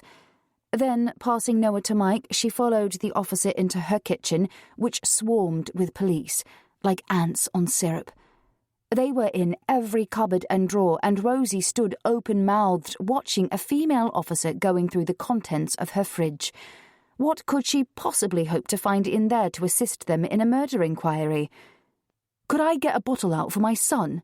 Rosie asked curtly, upset and annoyed at how her home was being taken over in this way. This was her safe space, her nest, and strangers were all over it. Yes, sorry. The woman had the good grace to apologise as Rosie took the bottle from the fridge door and turned to switch on the kettle for water to warm it. D.S. Russell stood beside the cutlery drawer she'd opened and, to Rosie's horror, took photographs of the contents. What are you doing? Rosie snapped. This set of knives. There are 5 here, is that right?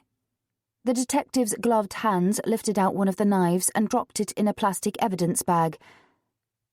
No, there are 6. As she spoke the words, Rosie realised she'd probably just incriminated herself, yet she remained intent on telling the truth, whatever happened. Looking into the drawer, sure enough, a medium-sized knife was missing. There was 6 last time I used them, although I can't be certain when that was. The words stuttered from her mouth as D.S. Russell nodded curtly and bagged the rest of the set. With the bottle in a jug of hot water, Rosie returned to the lounge. Her whole body was trembling. Where was the other knife? Surely it must be a coincidence that one was missing. Unable to tell Mike what was happening, she tried to concentrate on the animated conversation between her husband and D.I. Harris. They were washed on Wednesday night. You can take them by all means, although they won't help you because I didn't kill Stokes. Mike turned to Rosie and explained. They want to take the clothes I was wearing last Wednesday for forensic examination and even my bloody work boots. As the words left his lips, Mike realised what he'd said. It was blood on his clothing the police were looking for. But I've washed them since then. Rosie was shocked. This was surreal. The police were seriously considering them as murderers. What else are you going to take? Mike asked. I'm afraid we'll need your mobile phones and laptops, and when we're finished here, I'd like you to accompany us to your place of work to search there too. At least the DI looked as if this was as unpleasant for him as it was for them. Rosie pulled her dressing gown tighter around her middle and dropped her head to concentrate on feeding Noah, who guzzled greedily on the bottle, unaware of the nightmare his parents were experiencing. D.S. Russell poked her head into the room, an excited expression on her face. Boss, can you take a look at this? The DI followed his sergeant, leaving the couple guarded by the PC at the door. Rosie whispered to Mike. There's a knife missing from the drawer. What? Which knife? One of the set. There's only 5 in there. The sergeant's taken a photograph and bagged them to take away. It must be somewhere else. You'll have put it in another drawer. Mike faltered over his words. What felt like an inordinate number of their possessions were being taken away, swallowed up inside plastic evidence bags to be examined forensically by strangers. It didn't take a degree in criminology to know it wasn't looking good for them. The police remained at the Cantrells' home for over 2 hours. Rosie tried to concentrate on her son, feeding and changing him, but Noah was fractious, picking up on his mother's tension and the unusual activity in their home. Almost as soon as the police were out of the door, taking her husband with them, Rosie broke down in tears, fearing she couldn't take much more of this suspicion hanging over them. Chapter 27. With quiet restored to Hilltop Cottage, Noah finally slept while his mother pulled herself together, resolving not to indulge in a pity party. The situation was what it was. Self-pity would be counterproductive. Rosie inspected every room and grew increasingly saddened by what she saw. Although attempts had been made to replace things where they were found, the house was inevitably a mess. The police officers had searched every drawer and cupboard, with contents hurriedly pushed back inside so the drawers wouldn't close properly in many cases. In her bedroom, she shuddered as she discovered her underwear rifled through. Her favourite bra was discarded on the floor, a black lacy one she'd bought with Mike in mind, and her face warmed as she picked it up. The thought of strangers touching such personal items was loathsome, and tears again stung her eyes. Even in Noah's room, his clothes had been disturbed. What could they possibly hope to find among his baby grows and nappies? In a fit of temper, Rosie gathered all her son's clothes, together with her and Mike's things, and took them downstairs to wash. The day wasn't as hot as of late, but a strong wind was blowing. She'd wash everything before putting it away again, unable to bear the thought of strangers having handled their clothing. When the clothesline was full of the first load of washing, the phone rang. It was Mike.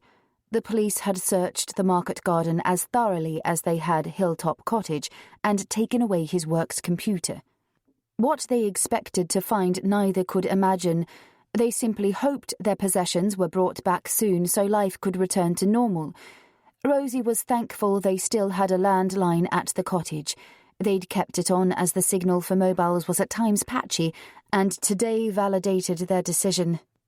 She wouldn't like to be alone without a phone when the atmosphere was filled with suspicion and murder was in the air. "What did Lisa say about the search?" Rosie asked, unsure if she really wanted to know. "There wasn't much she could say. We arrived as she was opening up, and it was a shock, naturally. D.I. Harris took her aside to ask a few questions, but I haven't had the chance to talk to her yet. She's out with the deliveries. They took very little else other than the computer, only a couple of old jackets and a pair of Wellingtons. I'm trying to be optimistic about this, love. At least when they find nothing among the items they took, they'll leave us alone and look for the real killer." "I keep thinking about the knife, Mike. Where can it be? I've tidied around in the kitchen and can't find it anywhere." "Don't worry about it. They haven't said if they've found the knife which killed Stokes yet, have they?" "Not to me, although they don't share much." Rosie sighed. He was right. Worrying wasn't going to solve anything. Noah began to whine.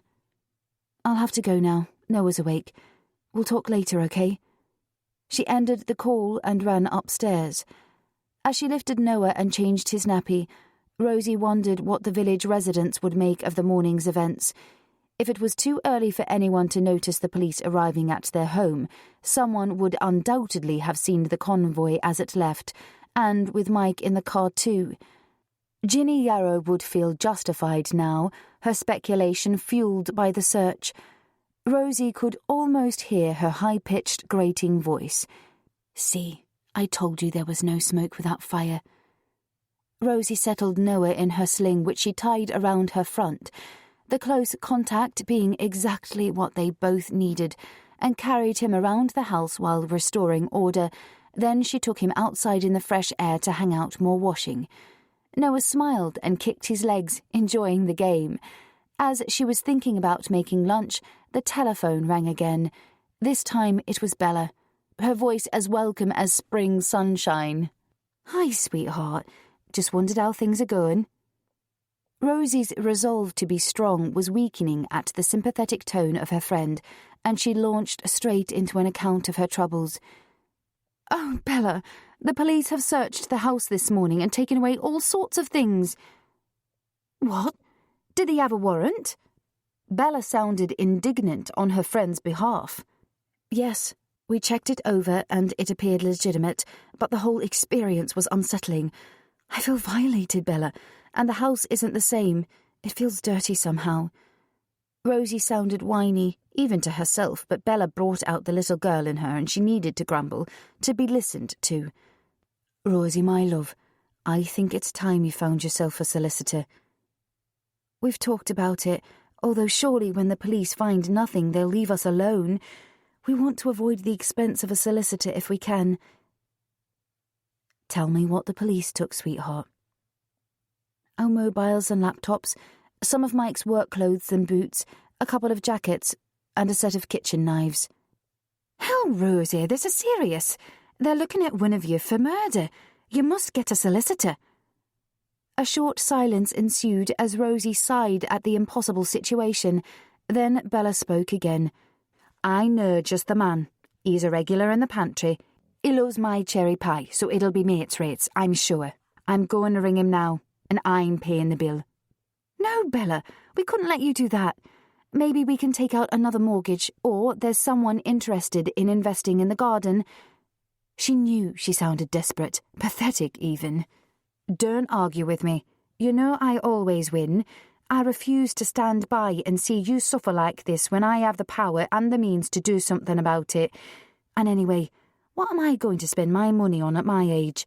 I'll be blowed if I'm saving it all for care home fees. Bella was typically insistent, and although Rosie continued to protest, relief was already flooding her anxious mind. This solicitor's called Stuart Iverson. He's a teddy bear, yet on the ball with his job. I'm going to ring him straight away and give him your number, so expect a call soon. Now, before I go, tell me how that lovely little boy of yours is. Rosie looked down at Noah, who was contentedly sucking his fist, his eyes gazing into her face. He's so lovely, and such a good baby, Bella. He keeps us going through this nightmare. If it wasn't for him... She was overcome with emotion, which at least now wasn't all negative. There was a dollop of relief somewhere in the mix. Thanks to Bella, they would be able to receive the professional help they so badly needed. Shh, don't upset yourself. Stuart's the best, and he'll be in touch soon, I promise. Now, I'll get off and give him a ring. Keep in touch, Rosie. I'm here for you any time you need me. I know, and I'm so grateful. Thank you doesn't cover it. The call ended, and for the first time that day, Rosie could breathe easily. She would ring Mike to tell him the good news. Heaven knew they could do with some. Chapter 28. At 6:30 on Saturday evening, Rosie threw open the door to welcome Bella Brookbanks and Stuart Iverson. The women hugged and the men shook hands, after which Mike offered wine or beer and they settled down to talk.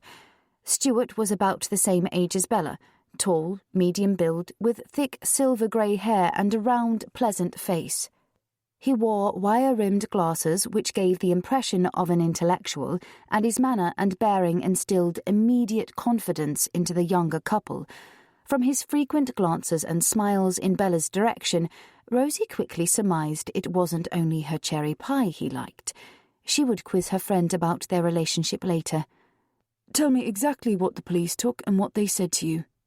Stuart appeared keen to get down to business, so Mike and Rosie related the harrowing experience of having their home searched and showed him the receipt the police gave them detailing the items taken. Stuart listened intently and nodded. You do realise the police are suspecting one or both of you of murder? His expression was serious, yet his cornflower blue eyes held compassion. Their interest in the knife and your clothes are most concerning. Did you know there was a knife missing? No. I use them all the time but never count them. Why would I? It's a medium-sized one that's missing, although I have no idea when I last saw it. Rosie felt a complete fool. And do you know if the police have recovered a murder weapon? They've not said as much to us, but they don't, do they? Mike said, they keep us in the dark. Will they have to tell you what they're doing now that you're our solicitor? If they charge you with a crime, then yes, full disclosure will come at some point, but it's not unusual for them to hold things back until the last minute. Is there anything in particular you're worried about?" "Everything, if I'm honest," Mike answered. "I can see how it looks from the police's point of view.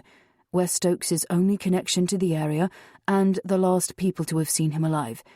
They seem to be concentrating all their efforts on us, but let's face it, our motive's very flimsy. Why would we kill him just because he threatened to write a book about Rosie?" "I can assure you the police will be exploring other avenues too. They need hard evidence before even making an arrest these days. If they contact you again to ask further questions, which is a strong possibility, I want you to insist I'm with you before saying anything. It's your legal right, and you both need to exercise it." Stuart spoke firmly, and Rosie found his voice and manner reassuring. "So you think we'll be getting another visit?" she asked. "That depends on what they find.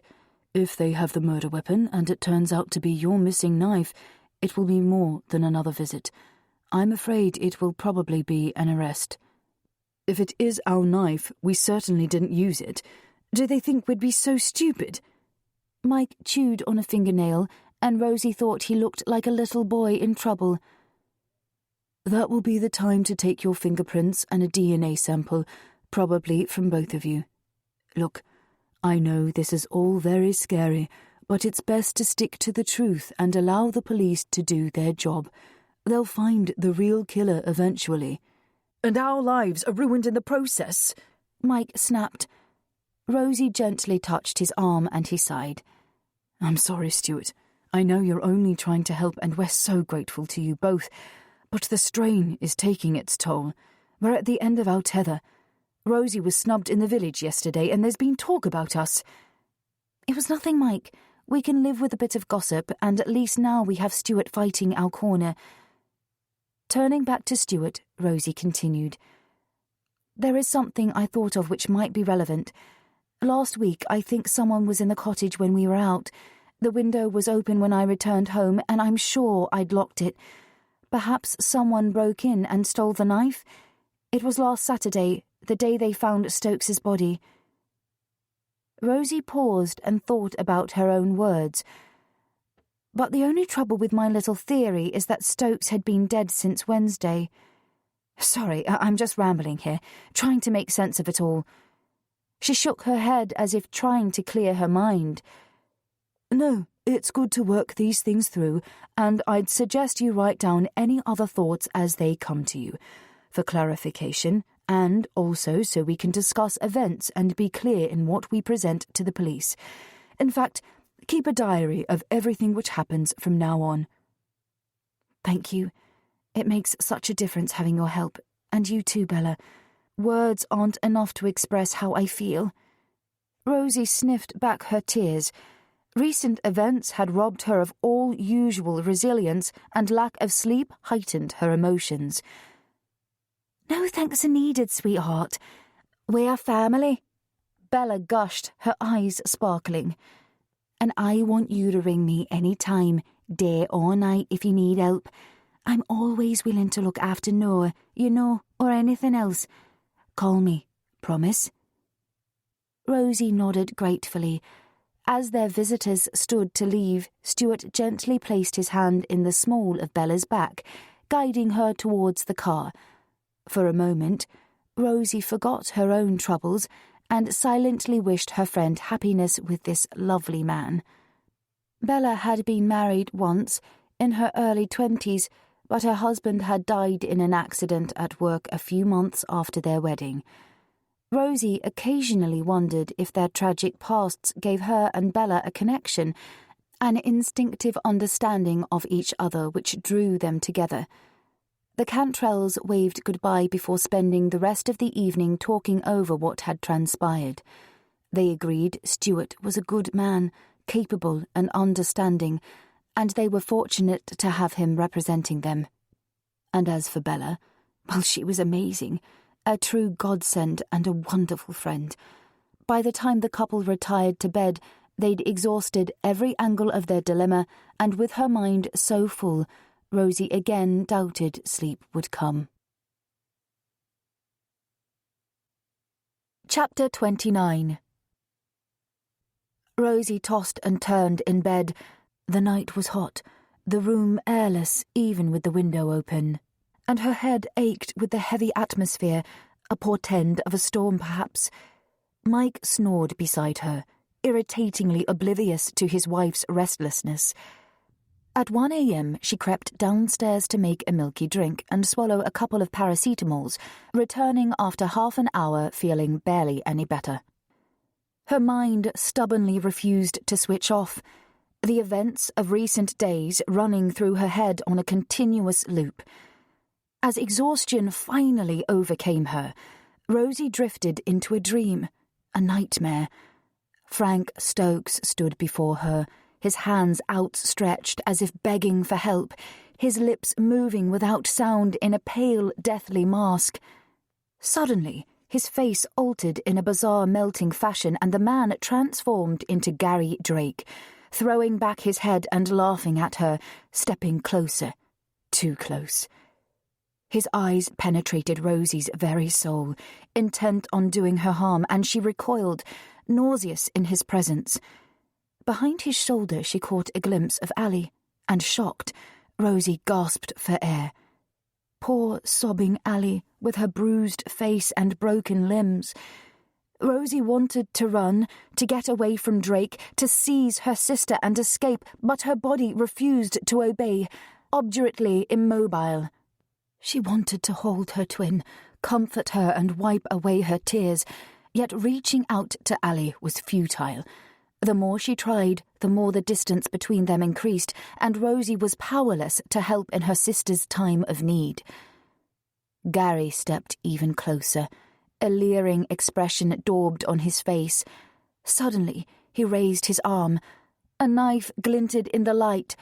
Her missing kitchen knife. Rosie opened her mouth to scream, yet no sound came. She was incapable of helping herself or Allie, at the mercy of Gary Drake.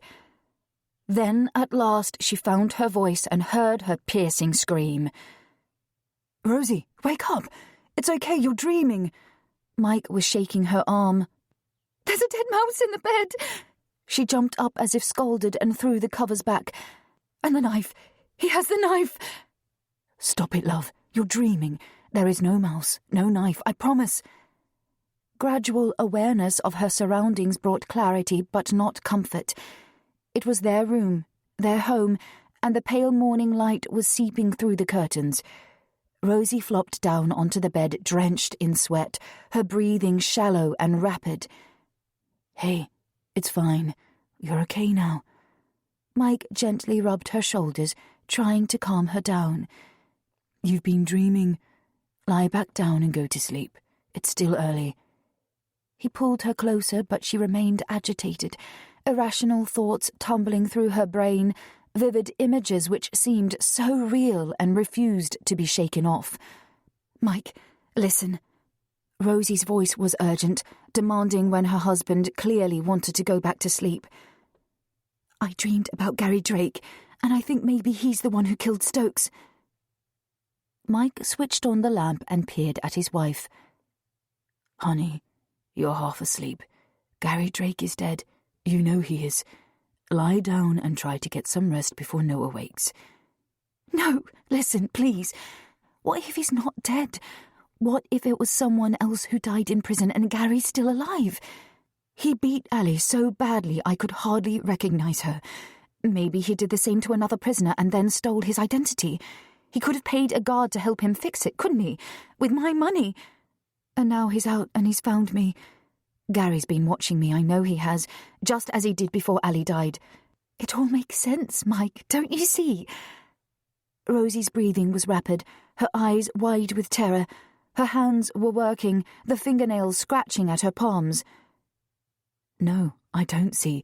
I think you've had a nightmare and you're confused. Go to sleep. You'll feel better in the morning." Sleep was impossible. Rosie lay down and remained still until Mike's even breaths told her he was asleep. She left their bedroom and crept silently along the landing, pausing by Noah's open bedroom door, overcome with a desire to check on her son. Inside his room, she stood next to his cot, listening to his breathing.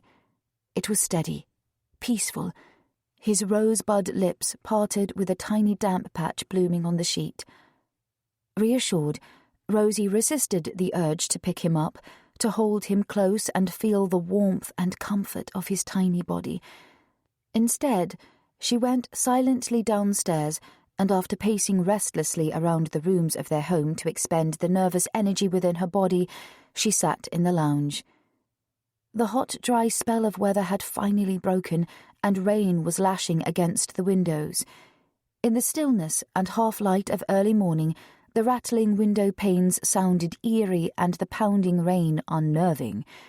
Slate-grey clouds seemed to fill the room as well as the sky, heavy and foreboding. Rosie imagined Gary Drake outside watching the cottage, laughing at the trouble he'd brought to her door, laughter which carried inside on the draughts whistling around her feet, mocking, almost clawing at her body. Shivering, she pulled her dressing gown tighter. Was it really such a stretch to believe Drake was still alive? The idea was terrifying, but also sadly plausible. "Rosie, wake up." Mike's voice was in her ear, his hand shaking her shoulder. She must have fallen asleep on the sofa, and sunlight streamed through the window. The storm dispersed. Noah was in her husband's arms, and she reached out to take him, the innocent smile on their baby's face melting her heart. "You should have come back to bed." Mike went towards the kitchen, and she heard him fill the kettle to make coffee. Was he mad at her? She followed him and stood close. "I'm sorry, I couldn't sleep. The dream was so vivid." Mike didn't look at her, his mood unreadable. Remembering the nightmare and the things she'd said about Gary Drake, it all seemed so foolish in the light of day. Mike warmed a bottle for Noah and made coffee for them both. While Rosie fed their son, he looked directly at her. "I'm getting worried about you. You're becoming obsessed with Gary Drake when he's dead, and there's nothing he can do to hurt you anymore. We've got enough to worry about without you fantasizing that the man's haunting you or whatever. You've got to pull yourself together, Rosie, to be reasonable." "I've said I'm sorry. It was a bad dream, that's all. Please, let's not argue about it." She reached her free hand out to touch Mike's, and his face softened, the furrows on his brow disappearing into a smile. "Okay. And as it's Sunday, and it's been raining, there's no watering to do, so I only need to go into work for a couple of hours. We'll try to have a normal family day when I'm back, shall we?" "Sounds good to me." Rosie returned his smile and determined not to think of Gary Drake, Frank Stokes, or the police for the rest of the day. Chapter 30. Only partly successful in blocking out her troubles on Sunday, Rosie's all-consuming problems hovered in the dark, dusty recesses of her mind, ready to jump to the fore as soon as her guard dropped. In the cold light of day, she reluctantly accepted the likelihood of Drake still being alive was next to impossible, and although she couldn't dismiss the notion entirely, Rosie decided not to mention such thoughts to Mike again. Rosie and Mike turned their attention to Noah, willing him to stay awake and offer a focus other than the one they were consciously avoiding. The baby enjoyed their undivided attention and helped them maintain their resolve not to overthink their situation or dwell on negativity. When Mike returned from work, they ate a cold lunch and then took Ben for a walk in the meadow. They stayed in their home for the rest of the day, enjoying being together and trying to pretend everything was normal. Sheer exhaustion guaranteed sleep that night. A welcome dreamless sleep for Rosie, who woke refreshed on hearing Mike climb out of bed and patter to the shower. It was Monday. She turned over in the warmth of their bed and in the early morning silence wondered what the day might hold. Questions flooded her mind. How long would it take the police to process the items they'd removed during the search? Would they have worked over the weekend to do so? And when would they hear from them again? So many questions with so few answers, but at least they now had the certainty of help from Stuart Iverson. She would never be able to thank Bella enough for her generosity, yet suspected her friend would derive pleasure from being able to help, as would Rosie if their roles were reversed. Climbing out of bed, Rosie went downstairs to make coffee and start breakfast before Noah woke. The house, tidy after the intrusion of Saturday's police search, was beginning to feel like home again, and she wondered how to fill her day, how to keep her mind as well as her body active and unwelcome thoughts at bay. The problem was resolved for her by the sound of a car climbing the path to their door. A flashback to Saturday's early morning visit prompted immediate panic, as for an instant Rosie sat as if glued to the chair, anticipating flashing blue lights. None came. The vehicle pulled quietly to a stop, and as she plucked up the courage to go to the window, a gasp escaped her lips as she saw Jim and Mary, Mike's parents, exiting their car. Rosie ran to open the door, calling Mike simultaneously, a huge smile on her face as her in-laws walked towards her, Mary's arms open wide.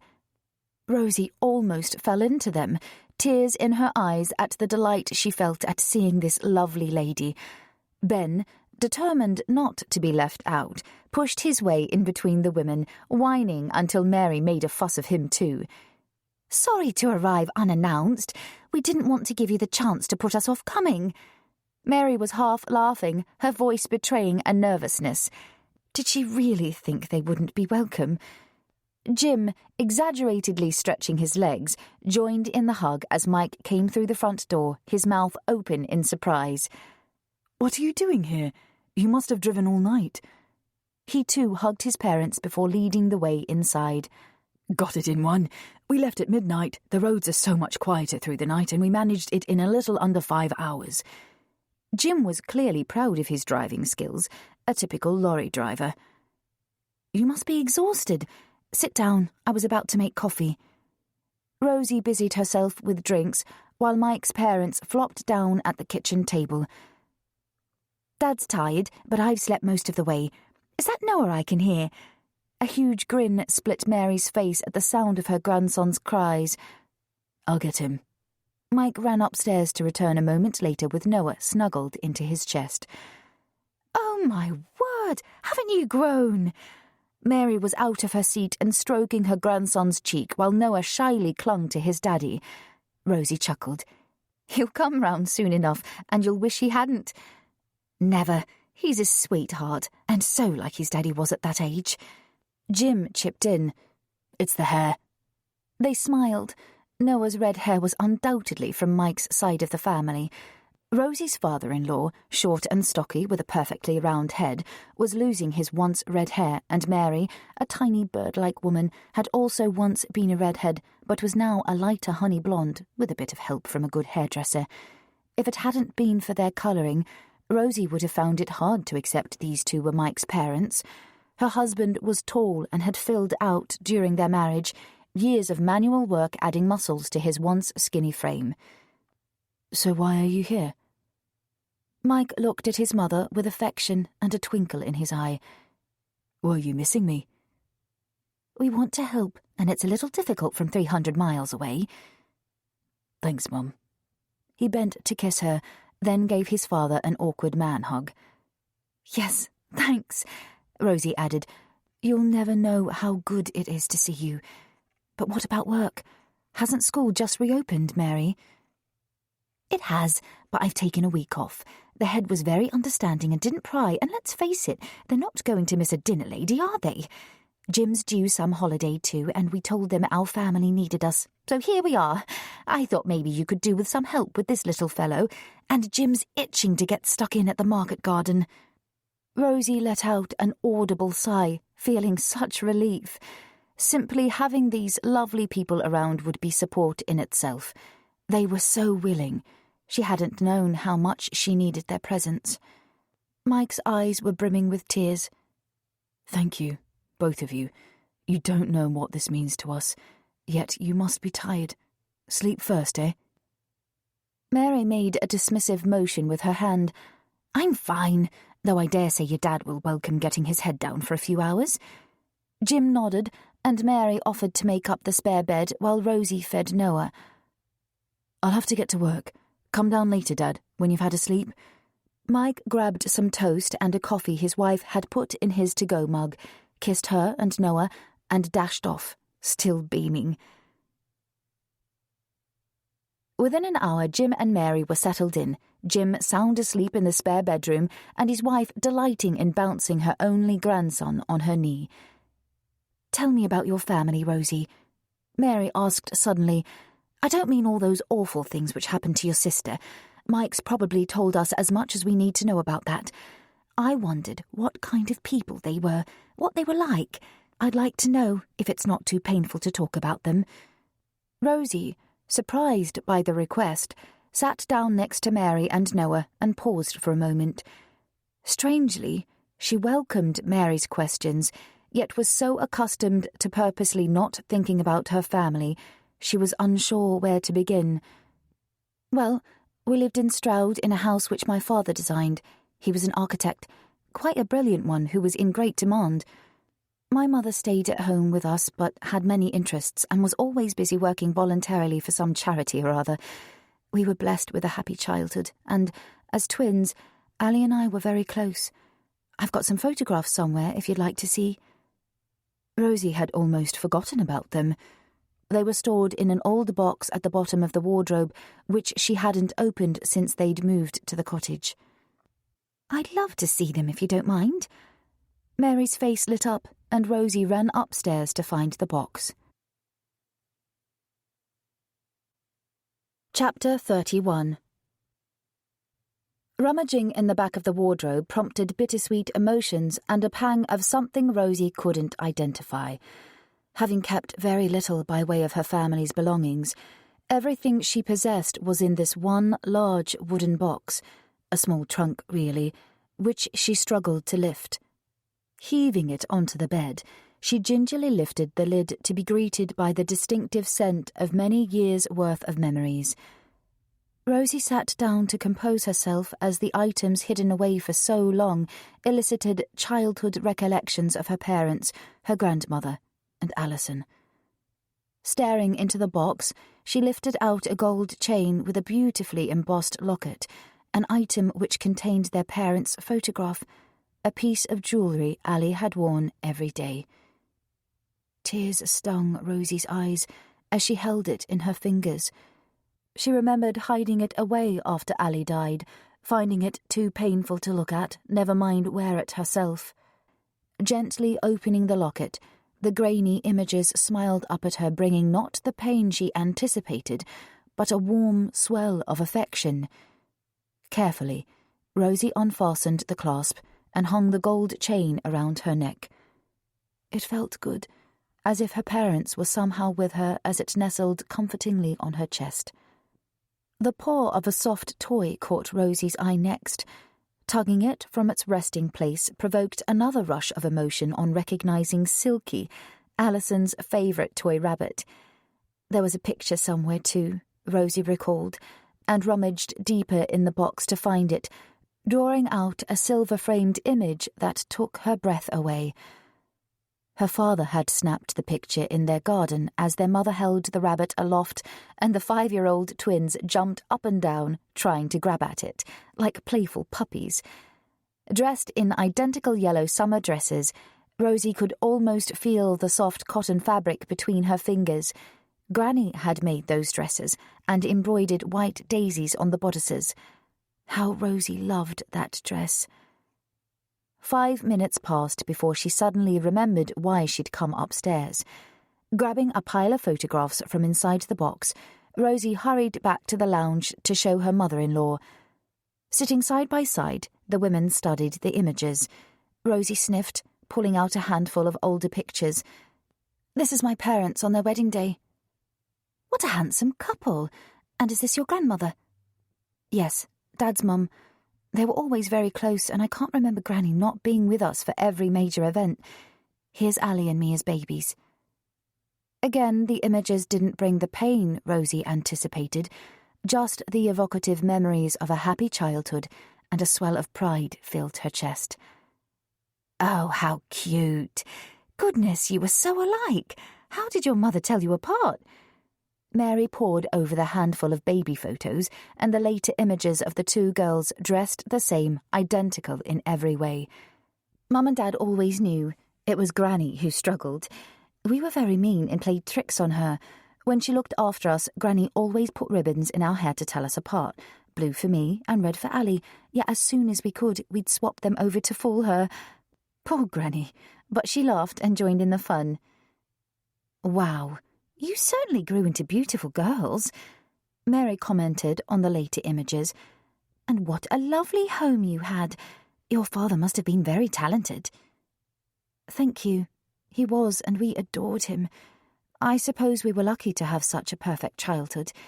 We were 16 when they died, and it seemed like the end of the world. Perhaps I should focus on being grateful for the years we did have them." "Tell me about Alison. I know what she looked like, but was she like you in other ways?" Mary's questions didn't seem at all intrusive, nor, surprisingly, did they upset Rosie. "Alison was beautiful inside and out. She was cleverer than me. I used to grumble that she'd been given all the brains and didn't need to study as hard as I did. She was kind and loving too. Ali wanted to do medical research to find cures for diseases, save the world, you know, and she'd have been brilliant at it too. She always thought of other people, putting them first and looking for the good in everyone, overlooking any faults. I think that's what got her killed in the end. She was too trusting. Ali believed everyone was inherently good. It wouldn't occur to her that Gary Drake was using her to get at her money. She simply assumed he was genuine." A silent tear trickled down Rosie's cheek. Mary put her hand on her daughter-in-law's arm. "Thank you for showing these to me. You should cherish your memories, Rosie. In the end, they are all any of us have left." Mary patted Rosie's arm affectionately. Rosie took her photographs back upstairs. Strangely, dragging out the usually taboo box of memories had soothed her. Over the last 2 weeks, since that dreadful letter from Frank Stokes arrived, it felt as if the protective veneer she'd hidden behind, the skin of Rosie Cantrell, had been peeled back, leaving her vulnerable and exposed. Having spent so many years trying to block out those early memories and denying her past life, Rosie now wondered if she'd been wrong to do so.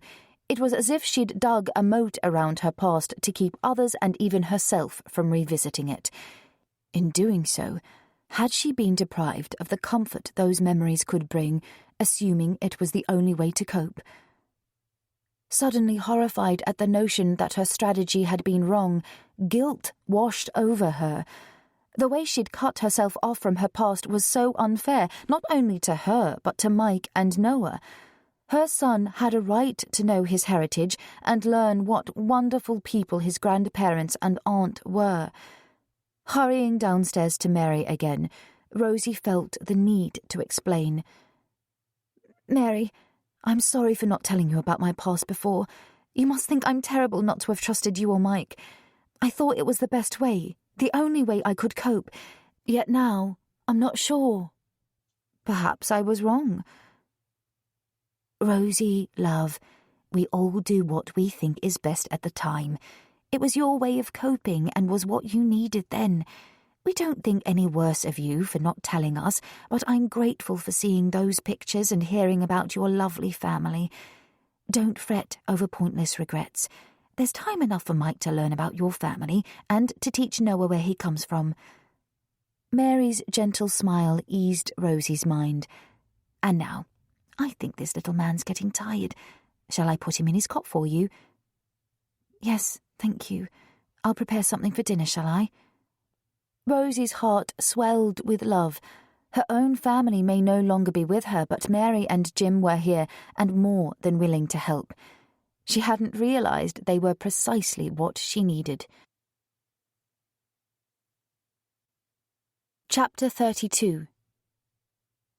Waking on Tuesday morning, Rosie felt somewhat lighter than of late, and attributed the sensation to having Mike's parents staying with them.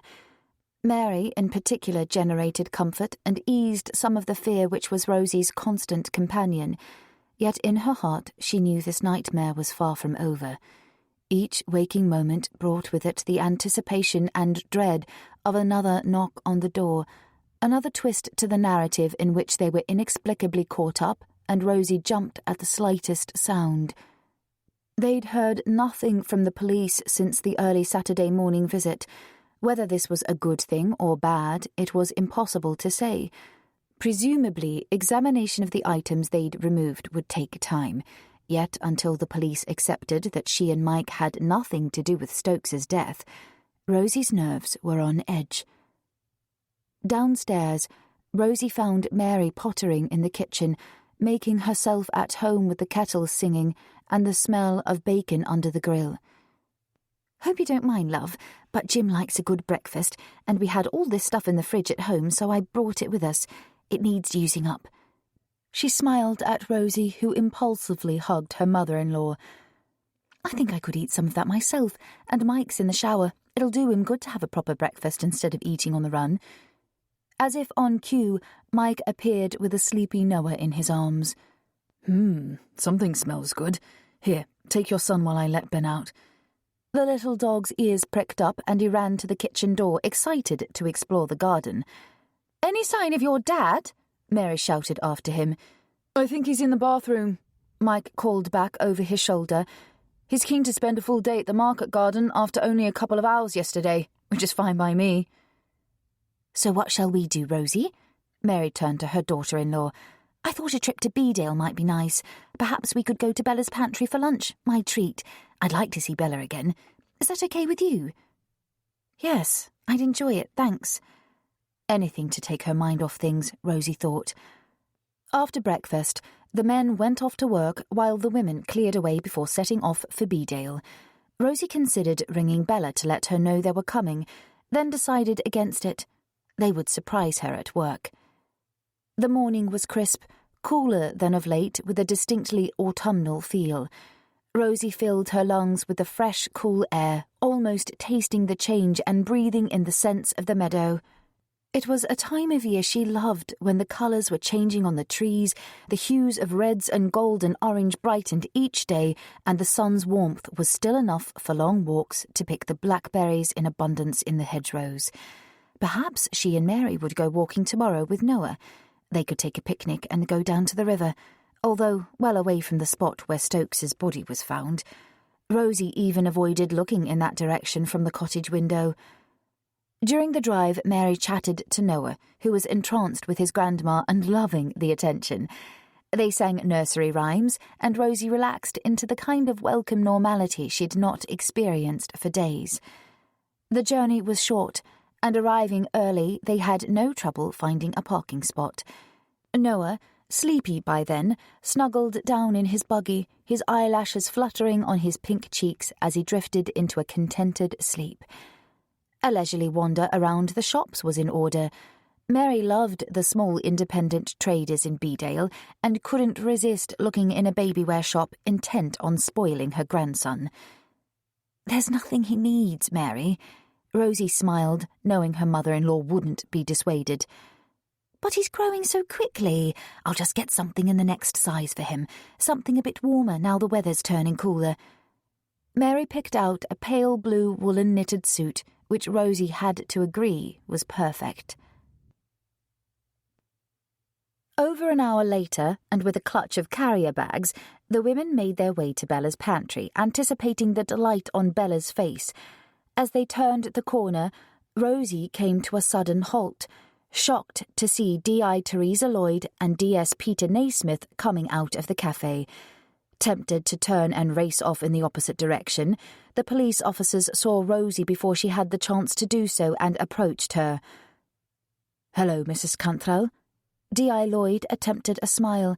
The woman's eyes bored into Rosie's with unnerving intensity, and Rosie found herself wondering if she practised her fierce look in front of the mirror each morning. "Good morning. We've just been talking to Mrs. Brookbanks as part of our inquiries, and your friend has been most helpful. Enjoy the rest of your day." The detective turned abruptly to cross the road with Sergeant Naismith hurrying behind. Rosie was unsure if she'd wanted more from the woman. An update, perhaps? Mary caught hold of her arm. Was that? Yes. The police from Merseyside. They're looking again into Ali's death. I suppose Mike told you? Rosie felt the colour drain from her cheeks as Mary nodded, steering her into the cafe where the startled proprietor greeted them enthusiastically. What a lovely surprise! Bella hugged them both. It seems I'm well blessed with visitors this morning. Yes, we saw the police. What did they want? Rosie was tense. Her previously relaxed mood had vanished. It appeared she couldn't escape from the menacing events of recent days. Look, come upstairs where we can talk in private. Olive will bring us coffee, I'm sure. Bella lifted a still sleeping Noah from the buggy and led the way up to her flat. It's lovely to see you again, Mary. I didn't know you were coming. It was a spur-of-the-moment decision. At times the distance between us is intolerable. Mary sighed. Their coffee arrived, and once Olive returned downstairs, Bella spoke more freely. Now, Rosie, the police being here is no big deal. I'd anticipated their visit, although they didn't have the courtesy to make an appointment. Stuart said they'd be looking into your life since you left Liverpool, and as a large part of it was spent here with me, I was half expecting them. Bella gently rocked a sleeping Noah as she spoke. So, what did they ask? Once again the cloud of the investigation threatened to plunge Rosie into despair. Nothing I couldn't handle, sweetheart. Don't you worry. They were interested in what you spent your money on. Did you buy designer clothes, go on extravagant holidays abroad, that kind of thing? Naturally, I told them you'd never earned a pair of Christian Louis Vuittons or Manolo Blahniks in your life. And as for holidays, well, I needed to bully you into taking a day off when you worked for me, and I told them you spent your free time in your little flat upstairs. All in all, I simply told the truth. Here, have one of those cherry scones, Mary. They're delicious. Oh, Bella, do you think they believed you? Rosie frowned. Just to make sure they did, I took them upstairs to see the flat where you lived for nigh on 5 years. I've not touched it since you left, and it most certainly doesn't look like the home of someone with money, which is why they were asking. I asked that DI woman if she would live there if she had pots of money stashed away, and she couldn't bring herself to answer. Bella was clearly indignant on Rosie's behalf. The police would have left with a flea in their ear for sure. Stuart warned me they'd be looking into your finances.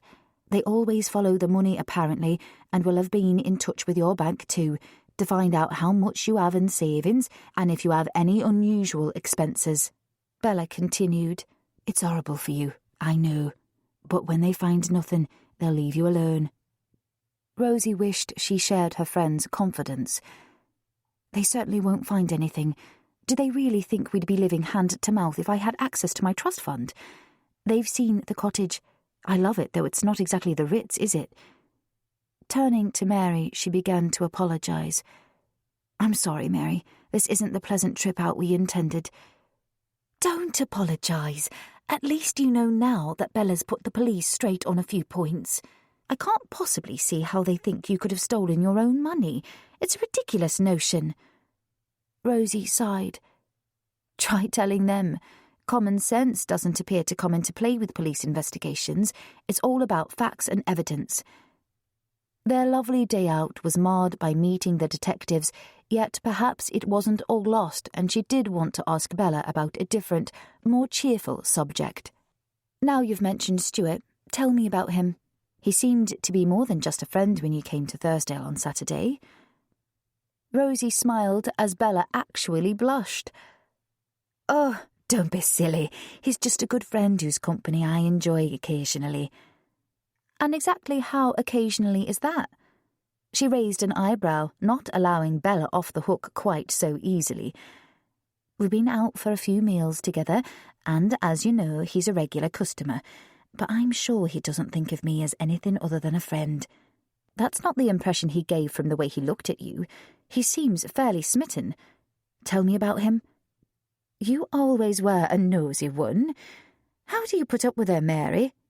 Bella was clearly enjoying the teasing and delighted to talk about Stuart. As you know, he's a solicitor and a very good one too. Stuart's a widower. His wife Angela died 4 years ago. I didn't know her and only met him at the beginning of the year when he started coming in for coffee. His practice is in Beedale, just off Market Street, so it's quite handy for him. Very handy. Do you really think he likes me in that way? You know. Bella sounded like a schoolgirl rather than the confident woman she was. I do, Bella. I most certainly do.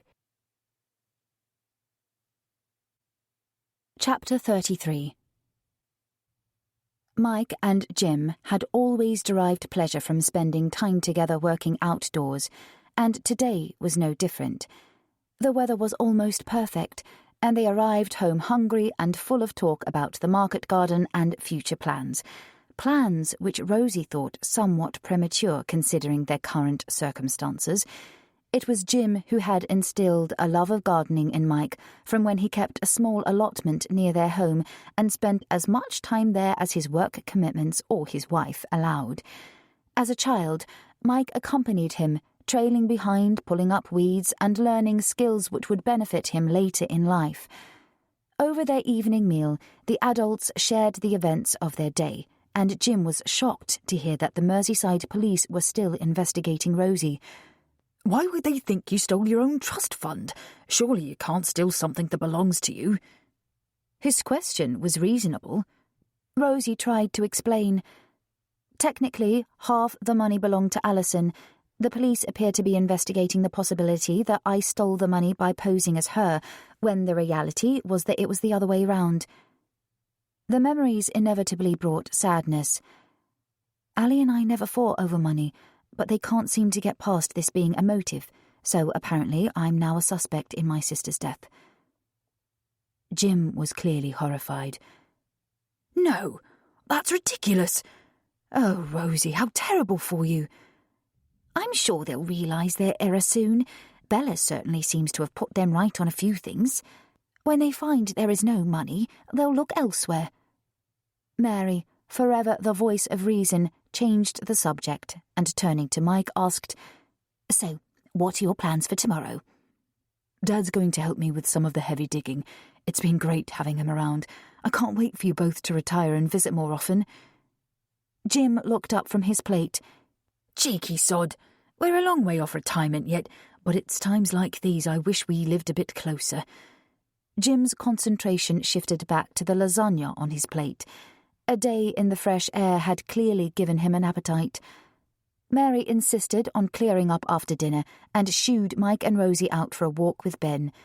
Noah was sound asleep, so they took the opportunity of precious time together before returning for an early night. The Cantrells' respite was short-lived, as Wednesday morning commenced with another unwelcome intrusion into their home by the police. Yet this time it wasn't for questions or searches. Mary, first up again, was starting breakfast in the kitchen when her eye was drawn to the window where she saw 3 cars climbing slowly up the track to Hilltop Cottage.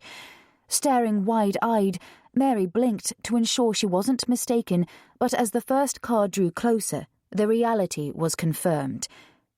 "Mike! Rosie! The police are here!" she shouted upstairs, her voice thick with panic.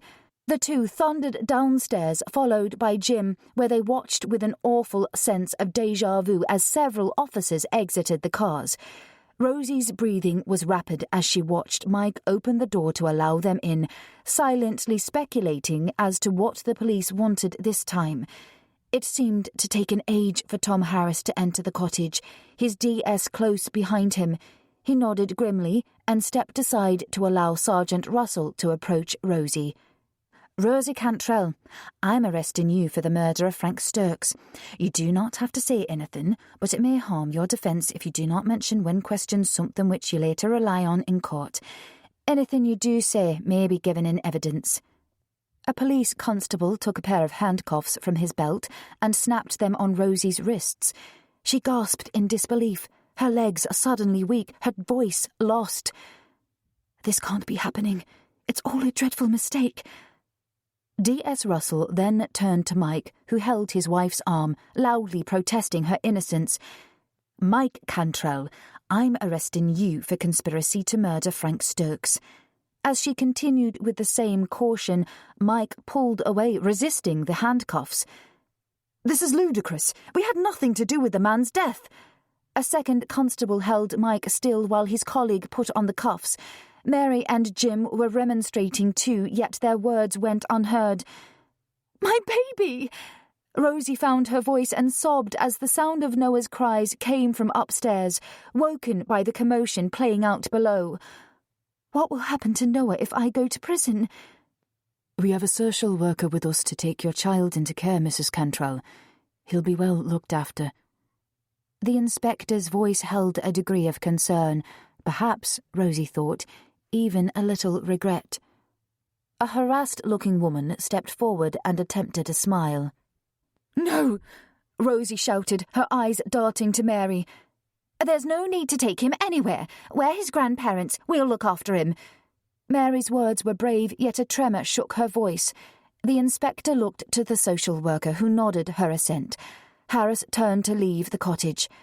Mike was halfway out of the door, looking back over his shoulder, his voice urgent.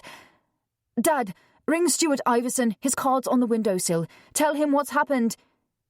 Jim nodded and turned back to look for it. Rosie felt somewhat removed from the whole situation, a strange, out-of-body experience, as if watching a TV film playing out with her as a character, the villain of the show. The officer leading her to the car put his hand on her head as she climbed inside. Numb with shock and fear, she turned to see Mike being bundled into the next vehicle. He looked pale, shaken, and as their eyes briefly met, Rosie felt the weight of responsibility heavily on her shoulders. This whole fiasco was of her making, her fault, and now her family's future was in danger. They were being torn apart, and Rosie was powerless to prevent it from happening. Suddenly, Mary and Jim were alone in the kitchen, watching incredulously as the cars took away their son and his wife.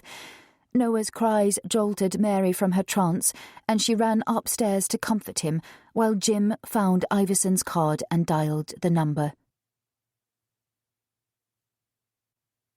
Chapter 34. Stuart Iverson was more than a little surprised to receive a call from Jim Cantrell. Not that an arrest wasn't imminent, but he didn't expect it to be Rosie. On learning of Mike's neglect to tell the police about his second encounter with Stokes, together with his previous arrest for assault, Stuart assumed Mike would be their chief suspect, not his wife. His priority now was to discover what evidence the police had uncovered to switch their attention to Rosie.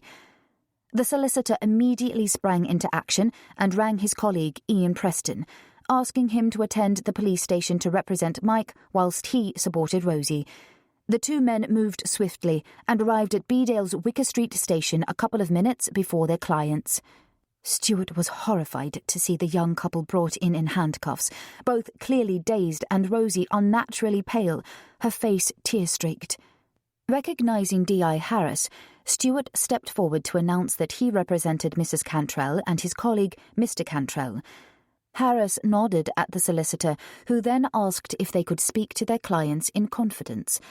The inspector had no problem with this, and after Stuart briefly introduced Ian to Mike, they were shown into separate rooms and left to talk.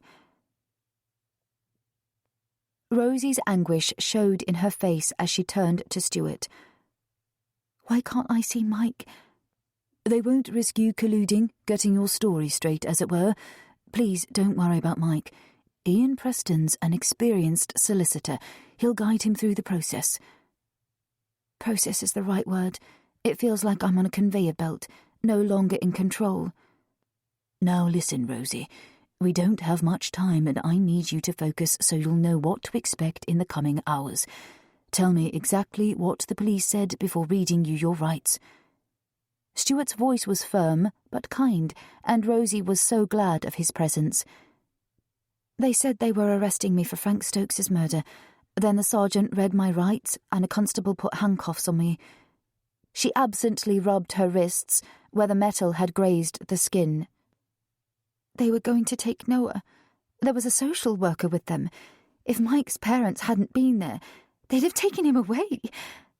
Her voice rose in panic. They won't take him off me, will they? Will they let me go home after they question me? Rosie was anxious to be with her son, even though she knew Mary would care for him well. It's highly unlikely that anyone will take Noah. If his grandparents are able to look after him, social services will be satisfied. So please don't worry about your baby, and I'm hopeful of getting you released on bail. Now, please listen carefully, Rosie. Concentrate on what I'm saying.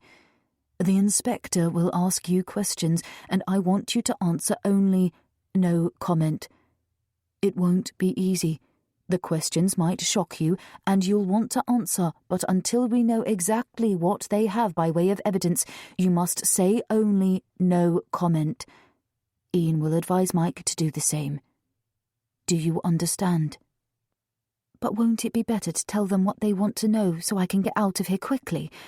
I've nothing to hide, Stuart. You know that. Tears welled in her eyes as she looked at him for help. Perhaps the time will come when we can answer their questions, but not today. Trust me on this one, Rosie. It won't be pleasant, and your natural instincts will be to speak up for yourself, but don't. Try to remain strong and silent. When they eventually give up asking, I'll be able to arrange bail, which will take time, and you'll be kept in a holding cell until the formalities are complete. Again, you'll need to stay strong, and we will get through this. I know from experience that D.I. Harris is a fair man. He wants the truth as much as we do. Then why have they arrested me and Mike? Neither of us had anything to do with Stokes's death. I know. Yet they must have found something to point them in your direction, and I intend to find out exactly what it is. So, remember, no comment. Rosie nodded. Stuart handed her a large white handkerchief and told her to keep it. She thanked him, sure she'd need it before the day was out. A knock on the door signified their time was up. D.S. Russell entered the room and asked them to accompany her to the interview room, the same one the detectives from Merseyside had used to interview Rosie. Her heart was hammering as she took her seat, glad of Stuart's presence beside her fighting her corner. D.S. Russell switched on the tape recorder, stated the names of those present, and commenced the questioning. Mrs. Cantrell, you're here to answer questions regarding your arrest for the murder of Frank Stokes. Do you understand this? Rosie hadn't noticed how pale the woman's eyes were before, an ice blue, cold and unsympathetic. Her mind whirred. Should she reply no comment to this question? She glanced at Stuart, who smiled and nodded, so turning back to the sergeant, she replied simply, yes. Stuart interrupted. My client is at a disadvantage here, and I would like to know what grounds you have to charge her. What evidence has led you to this erroneous conclusion that Mrs. Cantrell committed this crime, of which I can categorically state she is innocent? The sergeant sighed. Of course. Let's begin with the evidence, shall we? She pulled a large clear plastic bag from beside her chair and dropped it on the table in front of Rosie. Do you recognise this jacket, Mrs. Cantrell? Those eyes, so cold. The answer was yes, although Rosie didn't say so. It was hers. The police must have taken it when they searched the cottage. Rosie averted her eyes from the jacket. No comment. We removed this item from your house on Saturday, 7 September 2019, during a lawful search of the property. The sergeant paused. Rosie remained silent. A forensic examination of the jacket has found traces of blood which match Frank Stokes's. We believe this jacket to be yours, Mrs. Cantrell, and that you were wearing it when you stabbed Mr. Stokes. Am I correct? Rosie took a sharp intake of breath. No comment. Her voice cracked, shocked by the bitter accusatory words. How could Stokes's blood have got on her jacket? She hadn't worn the thing for weeks. If Stuart was surprised, he didn't show it, and remained silent, allowing the detective to continue without interruption. Emma Russell reached for another evidence bag and placed it on the table. "Do you recognise this knife?" No comment. We both know it's my knife. We found this knife in the woods about 100 yards from where Mr. Sturks's body was discovered. Again, forensic examination revealed traces of his blood. The knife was partially buried in the undergrowth. D.S. Russell opened a file next and lifted a photograph from the top of the pile of papers, swivelling it around to show Rosie. "This is a photograph of the knives in your cutlery drawer, taken during the search. At the time, you told me there were 6 knives when there were only 5 in the drawer. Is that correct, Mrs. Cantrell?" No comment. Rosie's mind was spinning and her head throbbed. Surely this wasn't happening. It was a nightmare. "When we first spoke to you, you stated that the last time you saw Mr. Sturks was between 11 and 11:30 a.m. on Wednesday, 28th August. Is that correct?" No comment. Emma Russell again dipped into her file and placed a photograph of Frank Stokes in front of Rosie. He was dead, barely recognisable, with grey skin sunken into his skull, his jaw slack in death. A small gasp escaped Rosie's lips as she turned away from the photograph, feeling suddenly nauseous at the sight of the image. D.I. Harris leaned forward, rested his elbows on the table, and steepled his fingers as he took over the questioning. "Mrs. Cantrell, Rosie, I understand your solicitor will have advised you to answer no comment, which I'm afraid doesn't allow us to get to the truth. How can we help you if you won't talk to us?" Harris removed the image of the dead Stokes, Harris's long, thin face too close to hers. She could smell cigarettes on his breath. "Did you kill Frank Stokes?" His directness startled Rosie, who missed a beat before replying, No comment. "OK. Well, let me tell you what we think happened on the morning of 28 August. The D.I. sat back in his chair as if settling down for the long haul as he continued. "Frank Sturks arrived at your home not entirely unexpected, as he'd written to inform you of his coming. He put you to his proposition, a book, a feature, whatever you'd like to call it, and you argued with him. Perhaps you wanted a more significant cut of the proceeds, or more input into the content. I don't know. But Stokes left without reaching a satisfactory conclusion. He told you where he was staying, and that he would first go to the pub in Thursdale if you changed your mind. I think you then discussed the matter with your husband, and for some reason decided that Mr. Stokes needed to disappear. Permanently." Rosie's eyes widened. Blood raced rapidly through her veins, throbbing in her ears. Her whole being longed to shout out, to deny these lies, yet she remembered Stuart's caution as the detective continued. "Then Mike went to the pub to speak to him, possibly telling him you'd changed your mind and wanted to help his pet project, and he asked Stokes to meet you near the woods. Your husband then went to work, making sure he was seen leaving the journalist in the pub, but his employee wasn't at the market garden to give him the alibi he'd expected. You then went to meet Mr. Stokes and eradicated your problem permanently, using the knife from your kitchen drawer. He wasn't a big man, and certainly not a healthy one, so it was easy to catch him unawares. He wasn't expecting an attack. Unfortunately for you, your jacket absorbed some of his blood, and we found the knife during a fingertip search of the woods." Rosie listened to D.I. Harris's words with absolute horror. This couldn't be happening, but the blood pounding in her ears and the knot in her gut told her it was real. When Harris ceased his vile lies, she slowly shook her head and was about to speak to deny his appalling theory. Stuart, reading the signs, put his hand on her arm and spoke for her. "Inspector Harris, we've listened to your story, and that's all it is, pure fiction. My client did not kill Frank Stokes, and I think it's now time to end this interview. Mrs. Cantrell does not intend to answer any more questions, and may I remind you that she has a young baby at home who needs his mother. I wish to apply for bail and ask for this to be accelerated due to Mrs. Cantrell's family responsibilities." Stewart held the detective's gaze as he finished his speech and waited.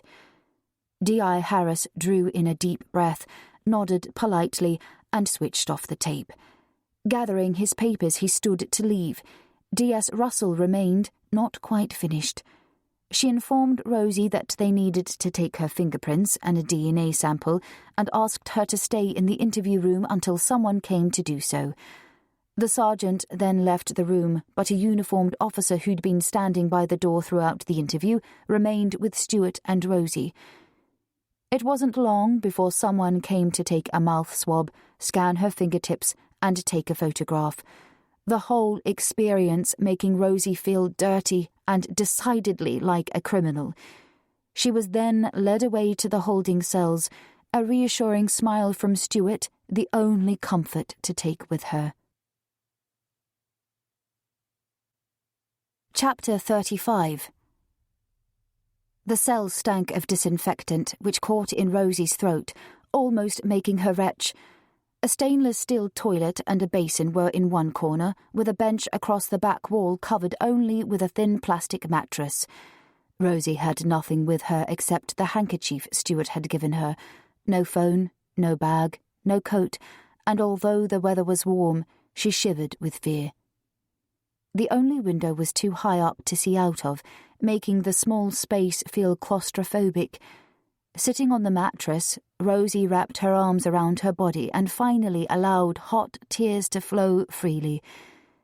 It must have been late morning, 2, maybe 3 hours since the police took her from her home, and Rosie had no idea how long it would be until she was allowed to return to her son.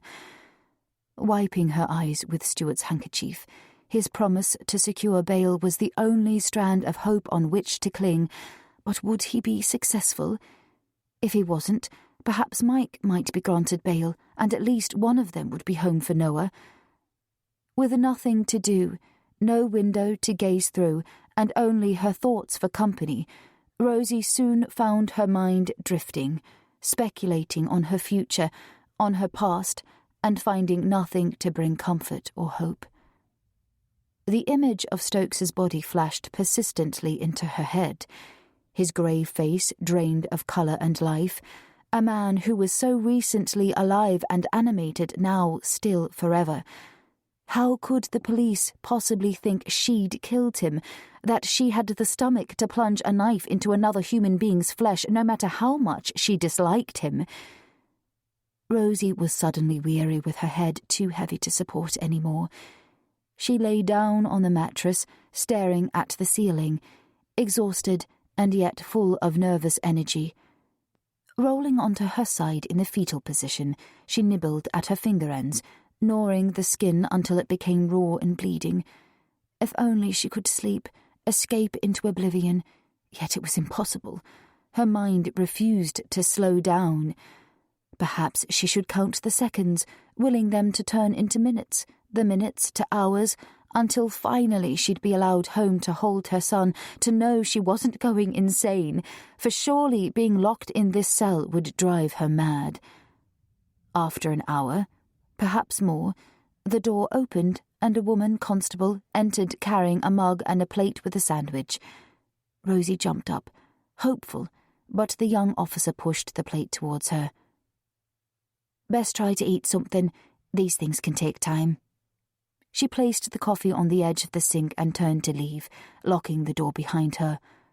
Was it lunchtime? Rosie wondered. She didn't think she could possibly eat, although reason told her to try.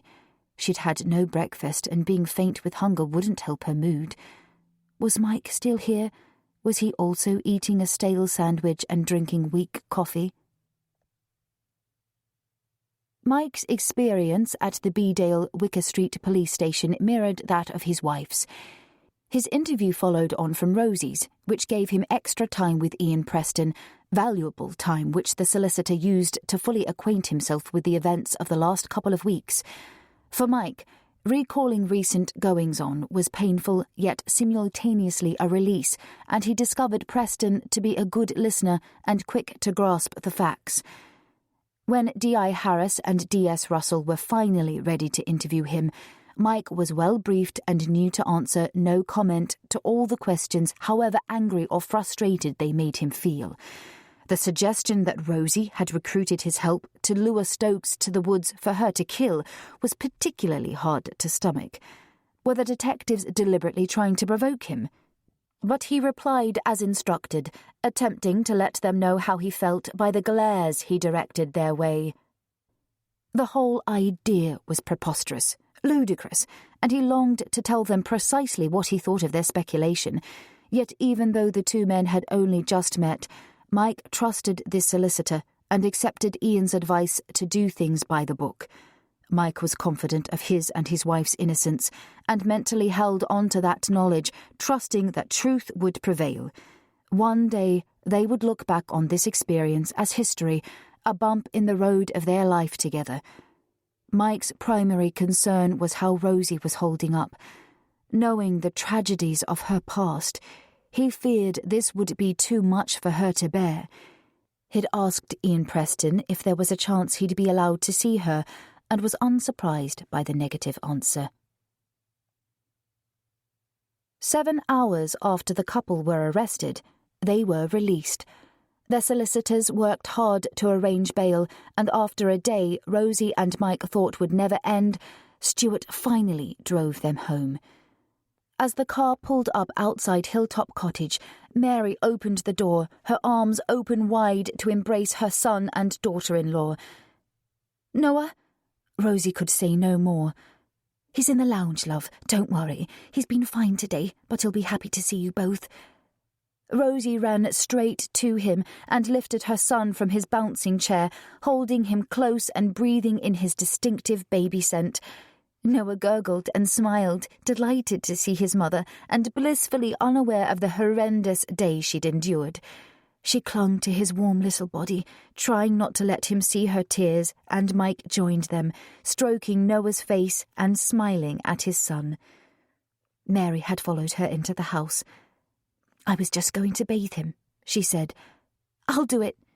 Rosie whisked her son upstairs to run his bath and change him into his pyjamas, driven by a need to be alone with him, to lose herself in a world where only she and Noah existed.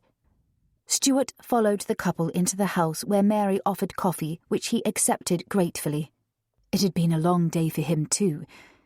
Still wearing his professional hat, he wanted to talk briefly to his clients before leaving them for the night, and was happy to wait until Rosie joined them again, understanding the effects of their ordeal. When Noah was asleep in his cot and Rosie returned downstairs, Stuart attempted to prepare them for what would happen in the next stage of the investigation. "It's going to be a waiting game, I'm afraid. There does appear to be solid evidence for the CPS to proceed with the charges, namely the knife and your jacket, Rosie. Now they have your fingerprints, there's little doubt they'll be on the knife too, which we can explain, but they will view as more evidence. The police are still investigating, and I'm hopeful they'll discover the truth of what really happened to Mr. Stokes. As part of your bail conditions, I've given an undertaking that you'll not leave the area, and I need to take your passports back to the police station. Perhaps I can have them now." Mike jumped up and went to the dresser to find them. It was a small price to pay to allow them their freedom until this whole debacle was cleared up. He handed the passports to Stuart, and after further reassurances and instructions, the solicitor left. The occupants of Hilltop Cottage breathed a collective sigh of relief. It was 8 p.m. Mary passed on a message from Bella, who'd rung to offer any support she could, a message which received only the briefest of nods from Rosie. Jim was full of questions about their day, but she couldn't face further interrogation, and with a few brief words of thanks, excused herself and went up to bed. "Rosie?"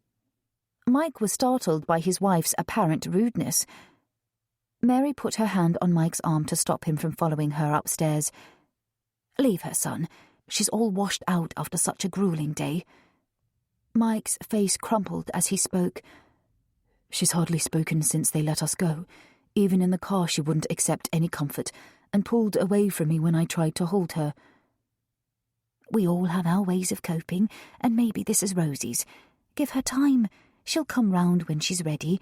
Now, what about you? Would it help to talk, or would you rather not? Mike's reply was to go over every detail of the interview, the words tumbling quickly from his mouth as if he needed to be rid of them, to spit them out. His parents listened silently and kept their concerns to themselves. None of them could remember a bleaker day. Chapter 36. Rosie was already up, showered and dressed when Mary came down the following morning, with a full coffee pot waiting for the others. Rosie's body stiffened as Mary reached out to hug her. The older woman stepped away and smiled. Good morning. Can I help with breakfast? Yes, please. If you don't mind making something for yourselves and Mike, I'll see to Noah. Rosie's voice was small, uncertain, and she almost ran from the kitchen and up the stairs to wake Noah. When the men came downstairs, they ate quickly, planning an early start to what would be a full day. After he'd finished eating, Mike went upstairs to find Rosie and returned in a matter of minutes, rolling his eyes at his mother. She's barely speaking to me, as if it's my fault. No, she doesn't think that, I'm sure. Just give her time. I'll try to talk to her today. Mary gave Jim a huge parcel of sandwiches, far more than they could eat, and said goodbye to them as they left the cottage. She then cleared the dishes and tidied around with still no sign of Rosie, although she could hear Noah upstairs.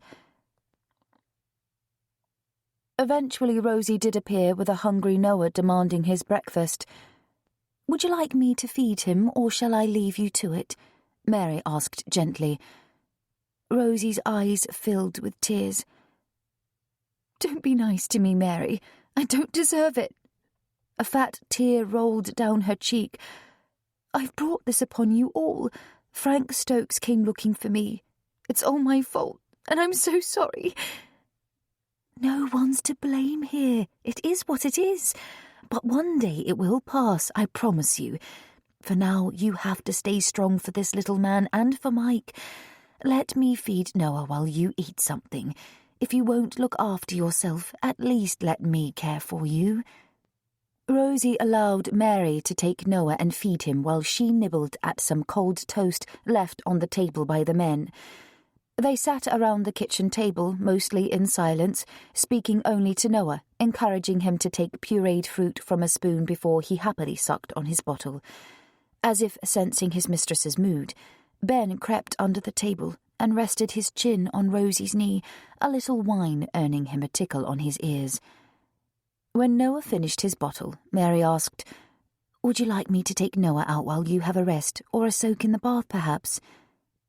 Thanks, I'd like that, but only for an hour or so. I don't think I'll be able to sleep, though maybe a long bath will help. Of course. Is there anything you'd like me to pick up in the village? No, the freezer's full. There's plenty of food to last a month. She kissed Noah on his head and returned upstairs. After hearing Mary leave the cottage, Rosie ran the bath and eased her aching limbs into the scented water. Sleep had eluded her again, her mind working overtime, reliving the day at the police station, going over and over the questions they'd asked and trying to make sense of the evidence the police had gathered. During the interview and subsequent hours in the cell, Rosie was tense, her body wound tightly, unable to relax. Now her shoulders ached and her head throbbed. She knew Mary was right, and she must take care of herself, yet part of her wanted only to curl up in a ball and disappear. It was as if the nightmare of Alison's death was returning, and even worse if possible. This time, Rosie was accused of being a murderer. Would they also charge her with Alison's death? It seemed a strong possibility. Still unable to relax, even in the warmth of the bath, Rosie's mind travelled to some very dark places, revisiting Ali's awful last day, Gary Drake's despicable actions, and now Frank Stokes's murder. It would be so easy to slip beneath the water, to let its warmth engulf me and sink into oblivion, to escape from this nightmare and find release. Can I do it? Is it even possible? Or would my lungs demand oxygen, physical need trumping the desire to die? Rosie's thoughts were interrupted by the phone ringing, the landline downstairs. Her eyes shot open, and she was immediately horrified at the shadowy thoughts she'd entertained. Jumping out of the bath, she grabbed her robe and hurried downstairs, seizing the phone with wet hands. "Hello?" she sniffed, wiping her face with the back of her hand. "Hi, sweetheart. How are you holding up?" Bella's voice sounded like honey, so welcome, so timely. How timely her friend would never know. "Oh, Bella, it's you!" Rosie could say little more. She was so overcome with emotion. "Is it a bad time? You sound rather funny. I can call back later." "No, it's fine. Perfect timing, except that I've just got out of the bath." She almost laughed. Her heart was pounding, and it felt as if something was bubbling up inside her chest. Was she verging on hysteria? "Are you dressed?" "No, but don't go. It's lovely to hear your voice. Have you spoken to Stuart?" "Yes, and he's so wired, determined to get to the bottom of this. He said it was quite an ordeal yesterday. Have you recovered?" "I'm getting there, thanks. Stuart was great, and I really appreciate how hard he's working for us. Perhaps I didn't thank him properly last night. I was a bit out of it. Will you pass on my gratitude?" "Sure will. It's become personal for him now. Be assured he'll work his socks off for you. And how's that lovely little boy of yours, and Mike too?" "They're fine. Mary and Jim are still with us. I hate to think what would have happened if they hadn't been here when the police came. They had a social worker with them and were going to take him away." "I know, and if ever anything like that happens again, which hopefully it won't, you must ring me. I'll drop everything and come. Don't ever feel you can't call on me. I'm working fewer hours in the pantry these days. There are plenty of others to cover. Promise me you'll ring if you need me." "I will. And thanks. You don't know how much that means to me." The women chatted for a while longer and ended the call when Mary arrived home with Noah. "We've had a lovely walk. The weather's holding well for September, and I think it's done us both good. Now, did you enjoy your soak?" "Lovely, thanks," Rosie lied. "That was Bella on the phone checking up on me.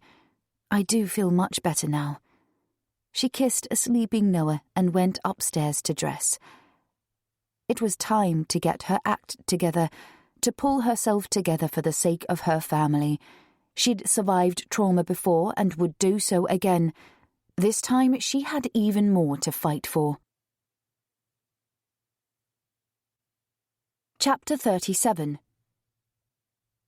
Rosie thought the ringing was in her dreams, yet the noise persisted, pulling her out of sleep, bringing awareness of Mike jumping from the bed and dashing downstairs to answer the phone.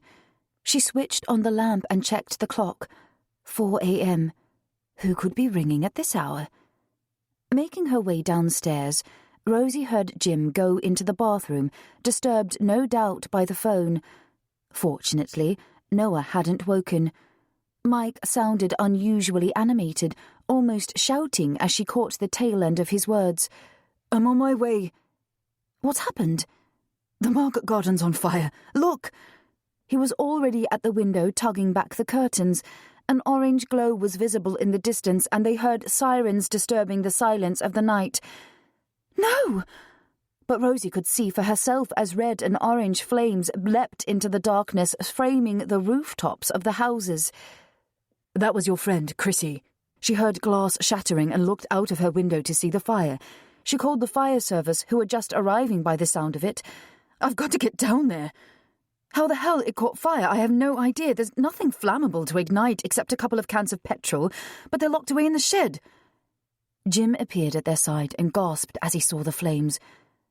What the hell? It's the garden, Dad. The bloody place is on fire. I'll come with you. Jim turned and rushed back upstairs to dress, his face grey, a reflection of his son's. Mike followed, passing Mary on her way down, woken by the commotion. "Rosie, what is it?" she asked. "The market garden's on fire. Look!" Mary joined Rosie at the window to see the flames leaping into the air, illuminating the whole village. Her hand flew to her mouth. "No! How did that happen?" "I don't know. The call was from Chrissy at the bakery. She called the fire service first, then us. Oh, Mary, what's happening? It's as if everything's conspiring against us. What have we done to deserve this?" Rosie was shocked and upset. A fire was the last thing they needed, and she couldn't begin to imagine how it had happened. Mike was always so careful and kept only a small amount of petrol for the van and the generator he used to heat the greenhouses.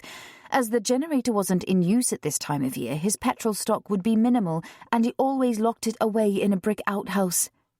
Dressed in record time, the two men dashed out the door with a shouted goodbye. Rosie called after her husband to ring when he had news, yet her words went unheard, lost in the sound of the slamming door. He'd surely ring anyway when he had the chance. It was a waiting game for the women while father and son drove wildly through the village, well lit with lights in most houses and faces at windows straining to see what was happening. 3 fire appliances were in attendance, sirens stilled, their engines and crew working hard to get the blaze under control. "Stand back, please, sir." A firefighter blocked Mike's way as he hurried to get as close as possible. "I own the bloody place." "Right, but it's not safe to come any further. Stand over there, please. Let us do our job. The station officer will want to speak to you in a minute." The man moved away and spoke to a colleague who came over to question him. The man was sweating already, his face glowing in the light from the fire. "What chemicals are on site, sir?" "None. It's an organic garden. The only flammables are a couple of cans of petrol which are locked in the shed over there." Mike pointed to the outhouse where they could see the padlock still in place, even from where they stood. The station officer nodded and went back to his crew. Jim shouted to make himself heard. "There's a strong smell of petrol from somewhere, son." Lisa appeared beside the two men, clearly shocked by the sight which greeted her. "Mike, what's going on? I heard glass breaking. Oh no, the greenhouses, they're destroyed." Nearly every pane of glass had blown out with the heat, and beyond them they could see a shriveled mass which had been 2 of the polytunnels. Unable to get through the gates, they couldn't see the other tunnels, yet presumed they'd suffered the same fate. The wooden tool shed and the lean-to were both burned to the ground. Presumably the flames Mike saw from home were from them. Lisa almost shouted into Mike's ear, "How the hell did it happen?" "I don't know. They haven't had time to talk to me yet, but it must be deliberate. There's nothing here to start such a huge fire." As he verbalized the words, they hit Mike hard. An electrical fire would almost certainly be contained in the shed they used as an office, and as he'd told the station officer, there was little else on the premises to start such a significant blaze. It was heartbreaking to stand by helplessly and watch his dream literally go up in smoke. "Oh, Mike, I'm so sorry." Lisa clung to his arm, tears glistening on her cheeks. It wasn't long before a small group of onlookers gathered, a few approaching them with expressions of sympathy and the odd offer of help, most simply gawping at the spectacle, then leaving to chew over the event and speculate as to how it had occurred. From what they could see, the fire appeared to stretch over the vegetable plots. With nothing more solid than the crops themselves, it was a sure indication that an accelerant had started the blaze. The flames were quickly extinguished. However, the firefighters used foam to bring the fire under control, and Mike grimaced thinking of the effects on the soil. Moving to one side, he took out his phone to call Rosie and hurriedly explained what was happening, promising to fill in the details when he went home. Words failed him, but he knew his wife and mother would still be awake later. Mike surveyed the devastation. His neat vegetable beds were no more, swirls of smoke rising from the scorched earth in their place, foam and muddy puddles replacing the colourful rows of produce of which he'd been so proud. A police car drew up as the fire was under control, and 2 uniformed officers jumped out, heading straight for the station officer. The 3 men had a brief discussion before coming to talk to Mike. Was it deliberate? He asked, already knowing the answer. The station officer answered, No doubt about it. Can't you smell the petrol? Someone's gone to a lot of trouble to destroy your garden. Any ideas who? All 3 men looked at Mike for an answer. No, I honestly haven't a clue. The constable yawned.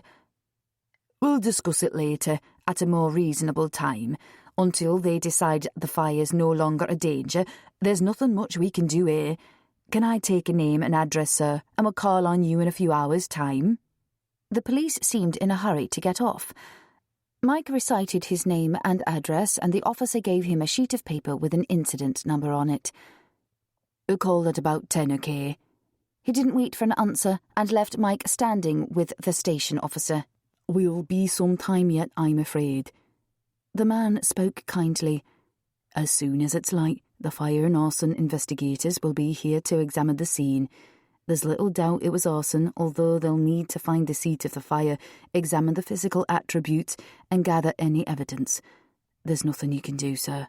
Sir, I suggest you go home and get some rest.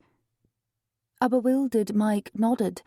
A devastating fire was bad enough, but to discover someone started it deliberately was something else, something sinister. Anger, sadness, and disappointment crowded in on him as he allowed Jim to lead him back to the car. Lisa walked with them. Try to get some rest. Ring me after the police have been to let me know what's going on, will you? And if there's anything I can do, just let me know. Her face held sympathy, and Mike nodded wearily before setting off through the village in the direction of home. Chapter 38. Jim and Mike returned home at around 7 a.m., faces smeared and the lingering smell of fire on their clothes. After showering, there was little chance of sleep, and the 4 sat around the kitchen table drinking coffee and discussing the morning's shocking events. Can anything be salvaged? Rosie asked her husband. It seems unlikely. The fire crew wouldn't let me in to have a good look around, and even this morning their investigators have to go through the wreckage before I'm allowed anywhere near. It looked pretty horrific, and if the flames were anything to go by, there'll not be much left. Whoever the bastard was who did this certainly made a thorough job of it. Mike growled. Even though the men had showered and changed, the smell of smoke filled the kitchen and would likely be worse in the village. There'd already been 2 calls, one from Chrissy asking if there was anything she could do, and the other from Helen Parker at the village store. Rosie took the calls and spoke only briefly. The villagers probably knew as much about the event as they did, and she had no new tidbits of information for Helen to pass on to her customers. It was kind of them to express concern, although Rosie couldn't help wonder how far their neighbours' sympathy would extend once they knew of her recent arrest for murder. Rosie's attention turned to Noah.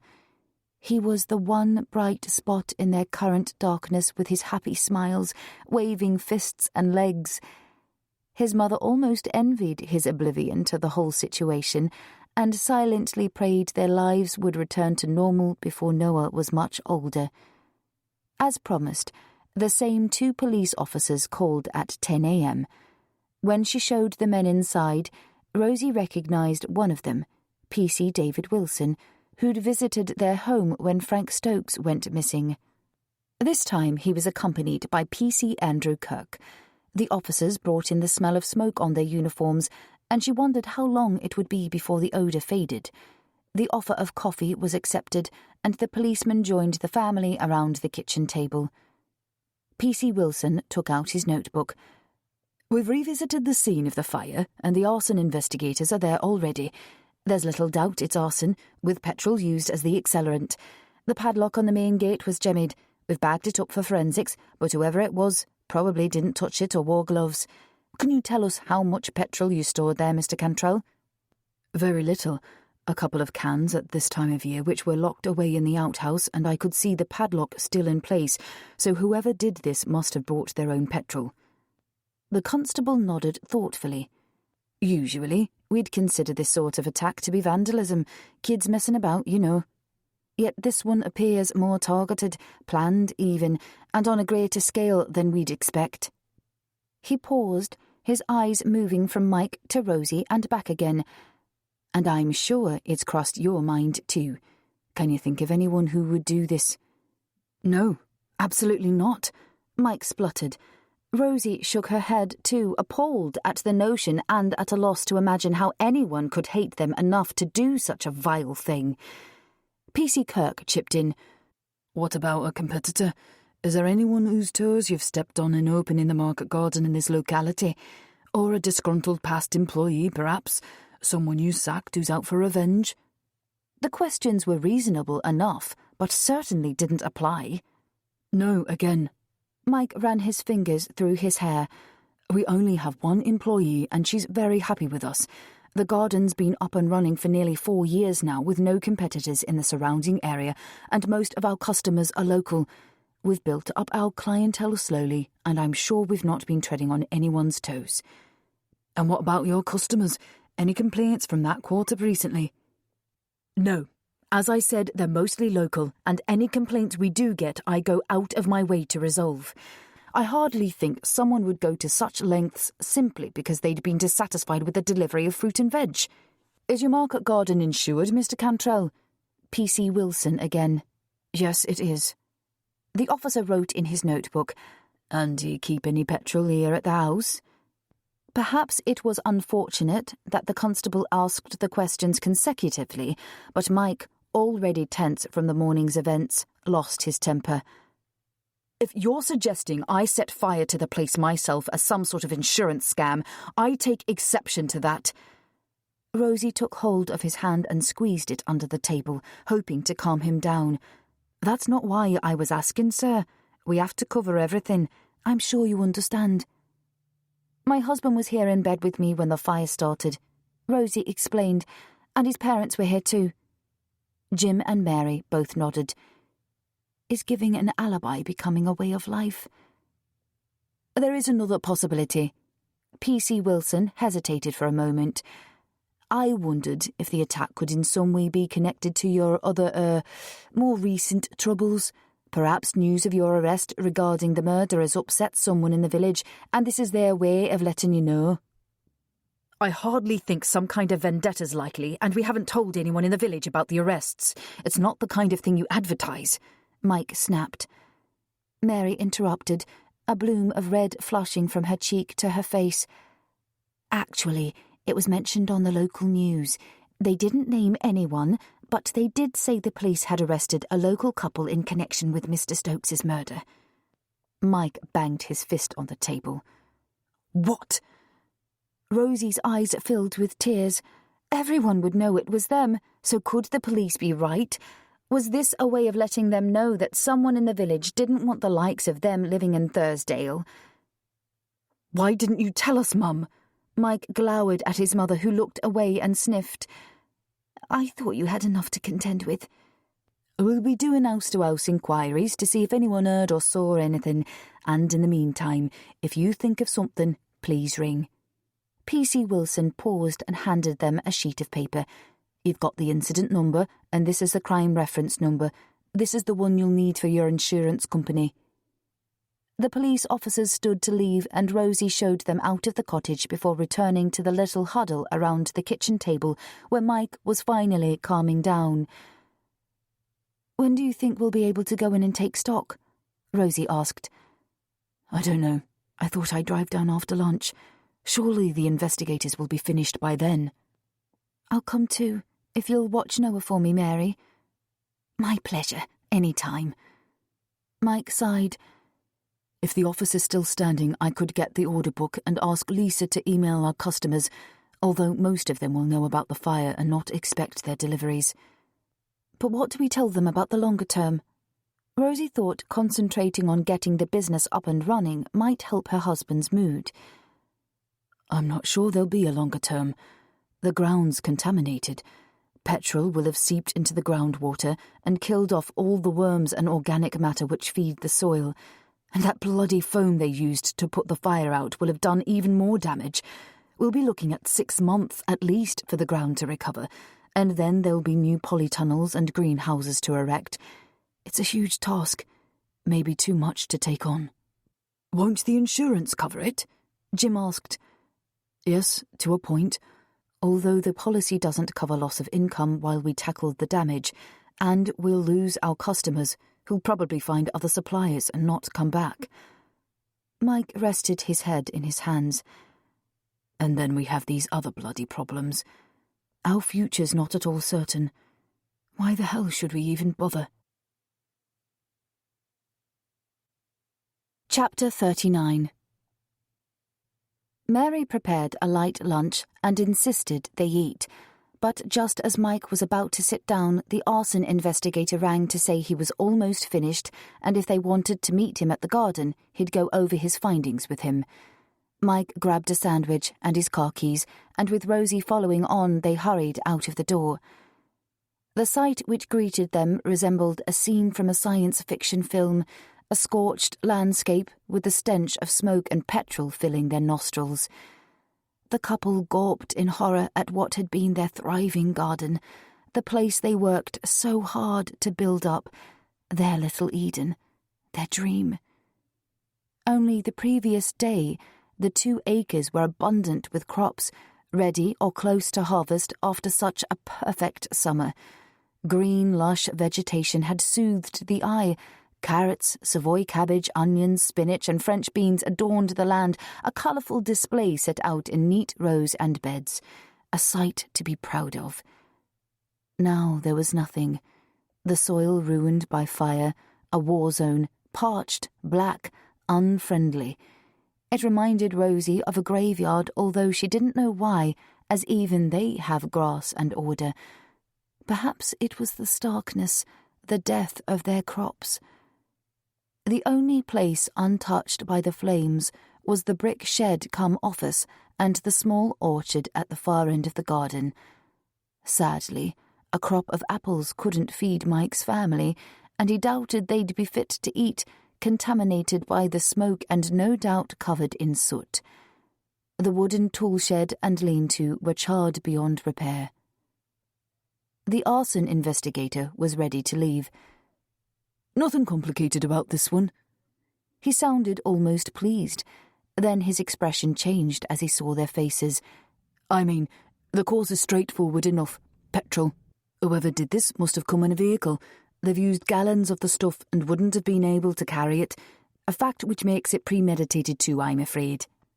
I think they doused the wooden sheds and then soaked everywhere else. Someone's got it in for you big time. It was systematic and thorough. I'll get straight on with my report and get a copy to the police, and no doubt I'll be hearing from your insurers too. Bloody shame for you both. The bastards want looking up and the key thrown away. With that expression of sympathy, the man turned, striding quickly back to his car, another job complete. Rosie stood alone by one of the greenhouses, reduced to shards of glass blown out by the heat of the flames, while Mike was in the office collecting the order books to take to Lisa. Rosie recalled the day they found this site after months of searching. Many of the plots they'd considered were either too small, too large, or beyond their budget. 2 to 4 acres was their brief, with access to mains services and good transport links. They wanted somewhere within a community, a place to settle and call home, where they could raise a family. Thursdale was a village they were familiar with and loved, so when these 4 acres came on the market, they knew they'd found their own field of dreams and stretched themselves financially to secure it. Being close to Beedale and Bella was a bonus. The Cantrells were on the first step to a self-sufficient future, working hard but doing what they loved. Even after over 4 years, they'd still only cultivated 2 of those acres. the extra acreage offered potential to expand in the future. Now Rosie was unsure if they had one. For some unknown reason, her old university friend Jette popped into her mind. The tall, strong girl from Romania had been an inspiration to Rosie during those dark days after Ali's death, and now she remembered a conversation they'd had during that time.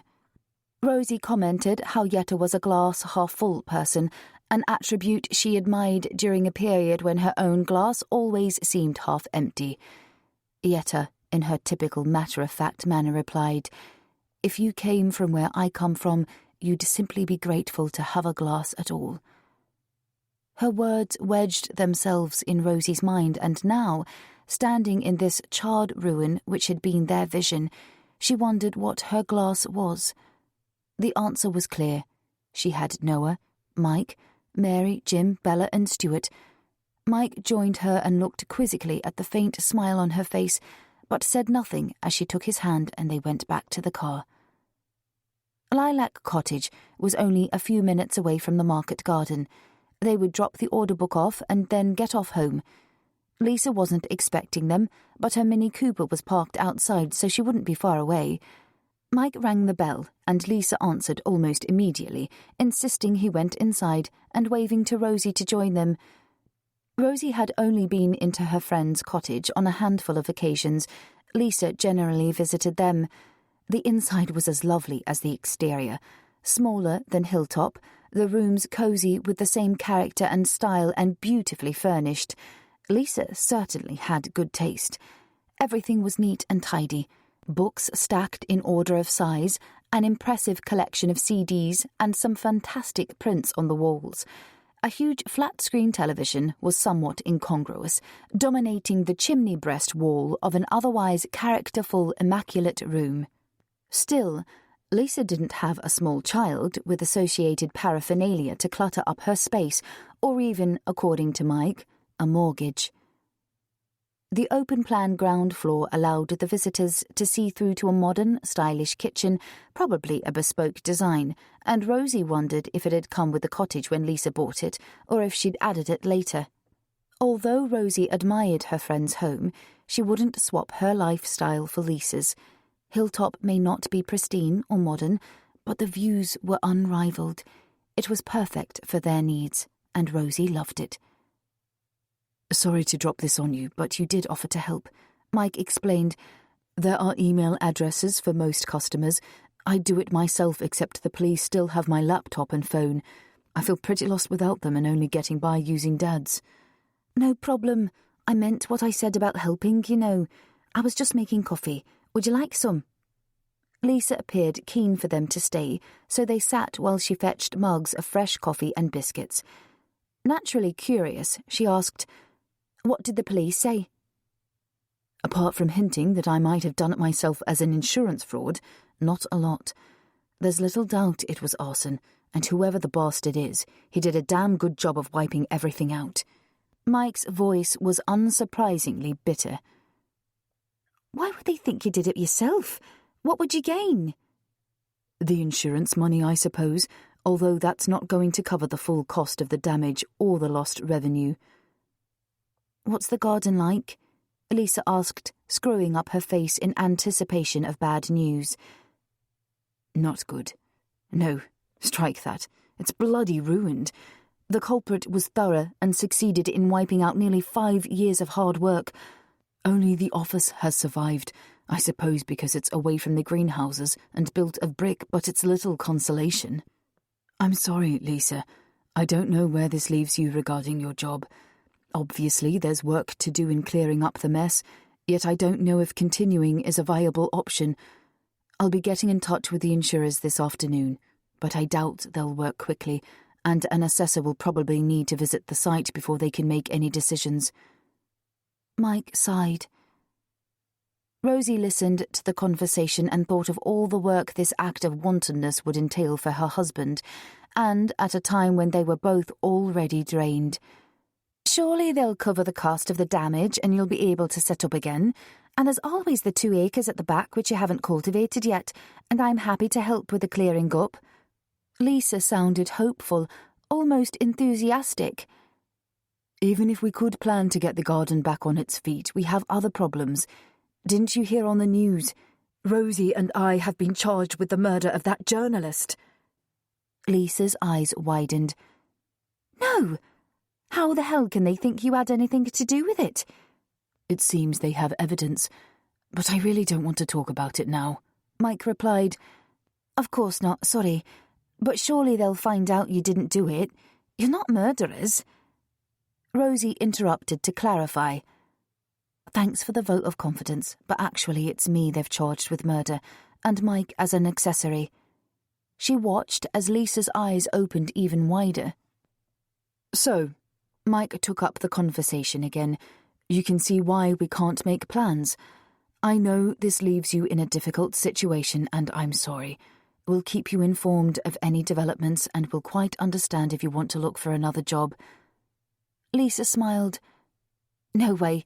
I love working with you both, and my offer of a partnership still stands. The garden still has a future, and I've every confidence you'll be found innocent. Let's see what the insurers say first, and then we can discuss it when we know all the facts. You'd really consider entering into a partnership with us after all this? Mike asked. Yes, nothing's changed for me. Still keen as mustard. If you like, I'll get some papers drawn up by my solicitor. No commitment, just to have them ready for when you decide. Oh, wow, that's brilliant, Mike enthused, but Rosie voiced her reservations. I'm still not sure it's the right time. Can we see what the insurers say and get back to you, Lisa? Sure. As I say, no pressure. And if it helps to know you'll have financial help, then the offer stands. I think the garden has a great future.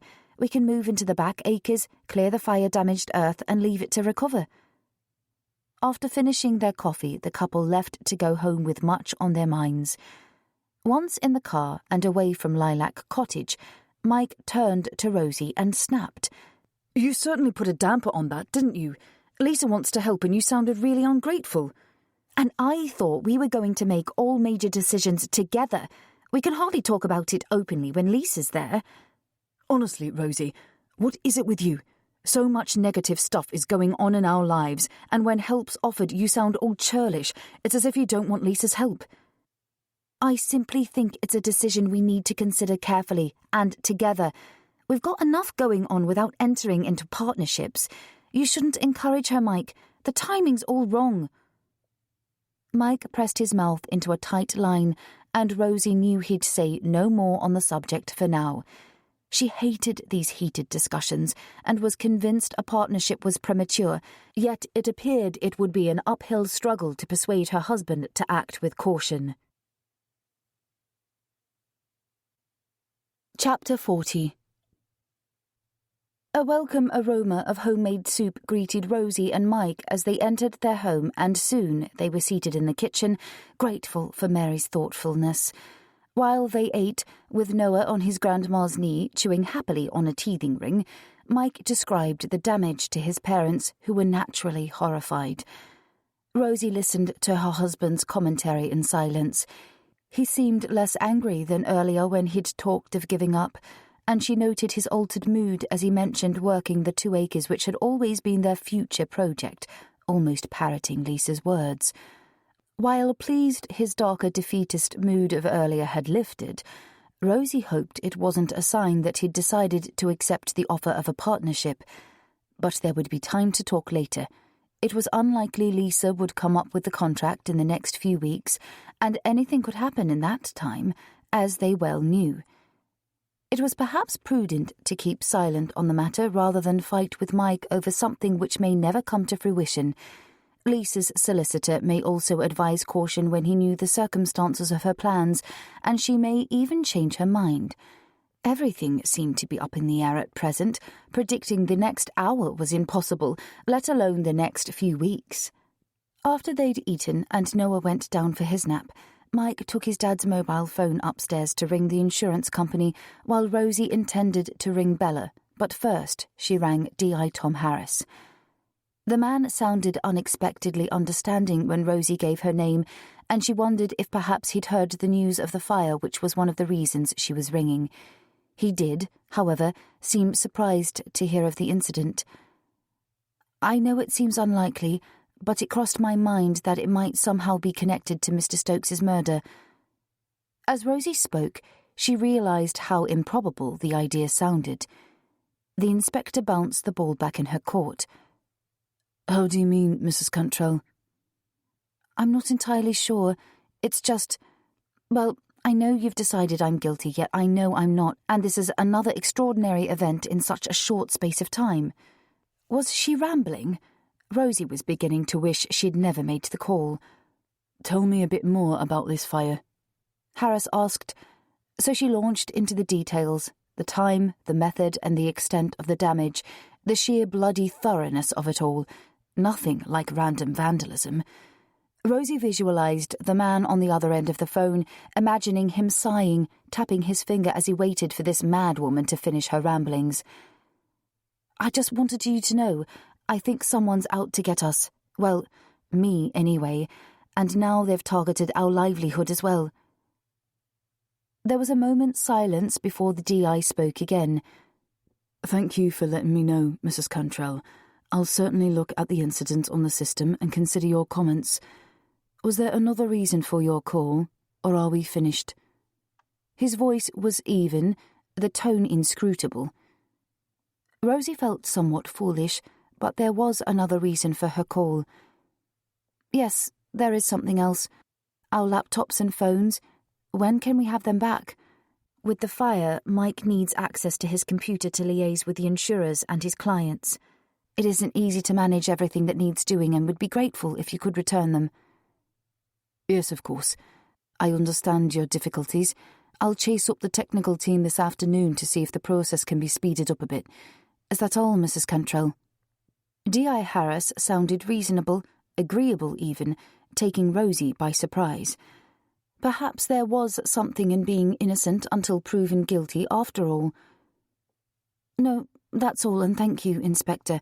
I'm grateful for your help." The call ended, and Rosie felt quite pleased with the outcome, unless, of course, the man was simply humouring her, a thought she chose not to entertain. Bella's voice was more than welcome as Rosie took the phone into the tiny porch at the back of the house and sat in the sunshine. "Oh, sweetheart, how awful. Tell me all about it." Bella sounded distressed to hear the latest in the catalogue of unwelcome events in her friend's life, and Rosie found herself pouring out the details again, the horrors of the fire, the shock, the smell which still lingered at the back of her throat. Her words tumbled out, and Bella listened, making sympathetic noises. When she ran out of words, Bella took over. "It's hard, I know, but you must stay strong. You've so much to fight for, especially that lovely little boy of yours." Bella offered to come to Hilltop Cottage, but Rosie declined. Mike's parents were with them until Sunday. Perhaps she'd need her friend's support later when they left. "How's Mike holding up?" Bella asked, and Rosie found herself sharing their conversation with Lisa and the offer Mike seemed so taken with, expressing her own reservations. "Goodness, it's hardly the right time to be entering into any legal partnerships. I'd have to agree with you on that one. Maybe Mike simply needs something to hang on to, a lifebelt for a drowning man. He'll see sense soon, I'm sure, and before you make any decisions, you could always ask Stuart to cast his eye over any contracts." "Oh, Bella, we couldn't put on Stuart for anything else. You've both been more than generous towards us. You'll never know how much it means." "Ah, hush. We're family, and if the boot was on the other foot..." Rosie swallowed hard. "I know, and I love you for it. What would we do without you?" "You'll never know, because I intend to stick around for quite some time yet. Actually, I have a bit of news of my own." Bella sounded rather coy, and Rosie correctly guessed it had something to do with Stuart. "Stuart's asked me to marry him," Bella blurted out. "Oh, wow, that's sudden."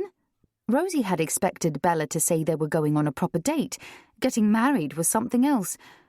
"And what have you said?" "Nothing yet. I need time to think about this. As you say, it's all very sudden. We've been friends for a while, and we get on well together, but marriage is such a big commitment. Maybe I've been on my own for too long to change my ways now. It's a big decision, Bella, and one only you can make, but you're assuming he'll expect you to change, and why should he? He must love you as you are. I know I do. I'm dithering with this one when usually I know my own mind so well, and I don't want to keep him waiting too long. He deserves an answer. Anyway, you've got enough on your plate without me asking for your advice. What? You're asking me for advice? Gosh, I'm not sure I'm qualified to give it, except maybe to say go with your heart. You and I both know life can be cruel, so grab any chance of happiness you can get. And if you want an opinion of Stuart, I think he's a lovely man, and a very lucky one if you decide to say yes. I'm so happy for you, Bella. Rosie ended her call and searched for Mike, who she found stomping about in the kitchen with Mary trying to calm him down. Mike banged a mug down somewhat too hard, with lukewarm coffee spilling over the table. The insurance company kept me on hold for 20 bloody minutes. Then they put me through to the wrong department, and when I eventually spoke to someone, they said it would be next Wednesday before they can come out to assess the damage. What are we supposed to do until then? Don't they understand this is our livelihood? I need to get moving and organise the clean-up operation. They have their procedures, son. Don't fret about it. Perhaps there's no one local to come and assess the claim. Mary squeezed Mike's shoulder and he sighed. I'm sorry, Mum. It's just so frustrating when I want to get on. Noah's cries claimed their attention, and Rosie ran upstairs to bring him down to join them, his innocent smiles captivating them all, reminding them that not everything was looking bleak. Chapter 41. Rosie was finding Mike's mercurial moods challenging. 1 minute he was hopeful and planning for their future, the next sullen and withdrawn. Mary and Jim did their best to reason with their son, who appeared to take more notice of them than his wife. Rosie thought he spent an Feeling tired? Let's take 60 seconds to unwind with a song. This free audiobook is here for your relaxation. Thank you for being here with us.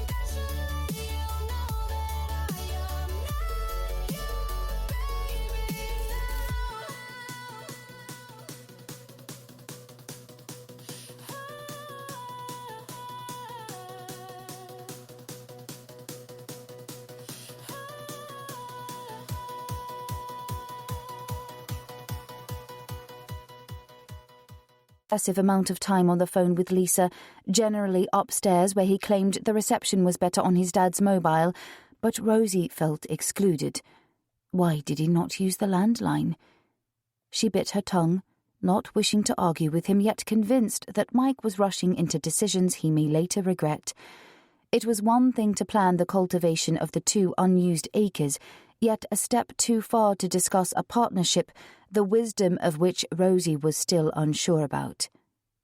Late on Saturday morning, Mary suggested a walk into the village. "It'll be good to get out for some fresh air, and I'd like to see the garden for myself. We could call into the village store for some milk too." Rosie frowned, hesitant to venture out now that it was common knowledge they'd been arrested for Stokes's murder. "You can't hide away forever if you want to go on living here. Come on, love, we'll leave the men to their own devices and Noah will enjoy the walk." The weather was cooler than of late, and they wrapped Noah up warmly in his buggy. Mary offered to push him, making the most of every minute with her grandson before they left the following day for home. They passed only a couple of villages, an older man whose name Rosie didn't know who touched his hat in greeting while walking his dog, and a middle-aged woman, Sarah Brown, who would usually stop to chat, yet today crossed the road in an apparent hurry to get away. Oh dear, do you think we're going to get the cold shoulder? Rosie remarked to her mother-in-law. If they have a problem, so be it. You've done nothing wrong, and I'm sure the police will learn that soon enough. Hold your head up. This is your home as much as theirs. Rosie smiled at Mary's logic and support. She would miss this lovely, caring lady when she left to go home. When they arrived at the market garden, Mary gasped, horrified at the damage.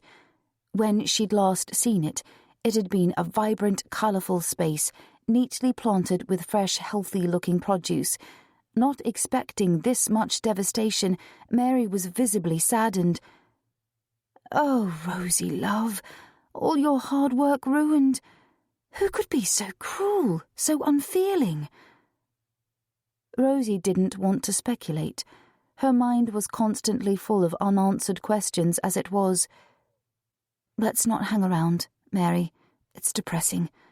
I need some eggs and milk at the village store, and then we'll get back to see what the men are up to, shall we?" Ginny Yarrow came into view, heading towards them as they turned to go, shopping bag in hand and a tight-lipped expression on her face. Rosie wondered if she would cross the street too. However, the woman approached them obviously with something on her mind and intent on speaking it. "Is it true you've been charged with murder, Rosie Cantrell?" Rosie answered politely. "It is, Ginny. For once your information is correct." "Shame on you. We don't want the likes of you living around here. It's no wonder someone burned this place to the ground. Perhaps you should take the hint and leave the village." The woman's face contorted into a scowl, and Rosie fully expected her to fold her arms over her bosom with an emphatic nod. "Do you know something about the fire, Mrs. Mary asked. "It's Mrs. Yarrow, and no, I don't know anything. It just seems a fitting happenstance, that's all I've got to say." "And do you know for a fact that Rosie killed that poor journalist?" Mary didn't bat an eyelid while Ginny Yarrow turned bright red. This was a woman who wasn't used to being challenged. "She must have done if the police arrested her." "So you don't believe in the justice system either? In this country, I'm fairly sure a person is still innocent until proven guilty. Or do you think we should do away with courts and people like yourself should decide who's guilty? Tell me, Mrs. Yarrow, do you still have a ducking stool in your backward little village?" Mary said her piece politely, with only the hint of a smile, while Rosie covered her face with her hand to hide her amusement. "Well, really, there's no need for sarcasm." Ginny Yarrow marched away without another word. "Oh, Mary, I didn't think you had it in you," Rosie laughed. "That bit about the ducking stool was a bit much. I have to live in this village, you know." "Then I'm sorry for you having to live with ignorant people like her. But don't worry, when this is all over she'll be the one to be embarrassed, not you. The crazy woman will have to eat her words. And talking of words, did she really say happenstance? I thought that went out with the Dark Ages and ducking stools." It was good that they could chuckle over the encounter, and their walk back through the village and into Helen Parker's shop thankfully proved less eventful. Helen was her usual cheerful self and inquired after Rosie's health with genuine concern, expressing regret for the fire and repeating her offer of help. There was nothing much anyone could do, although Rosie appreciated the sentiment and said as much. By the time they returned to Hilltop Cottage, Noah was fast asleep, and Rosie was looking forward to relating their meeting with Ginny Yarrow. Yet as they reached the door, a police car pulled up behind them, and her heart sank. What now? Am I to be whisked off again for further questioning? However, it was good news. An unfamiliar police constable exited the vehicle and produced 2 laptops and mobile phones from the boot. "With D.I. Harris's compliments," he said, "and his apologies for keeping them so long." "Thank you, that's great." Rosie could say little more.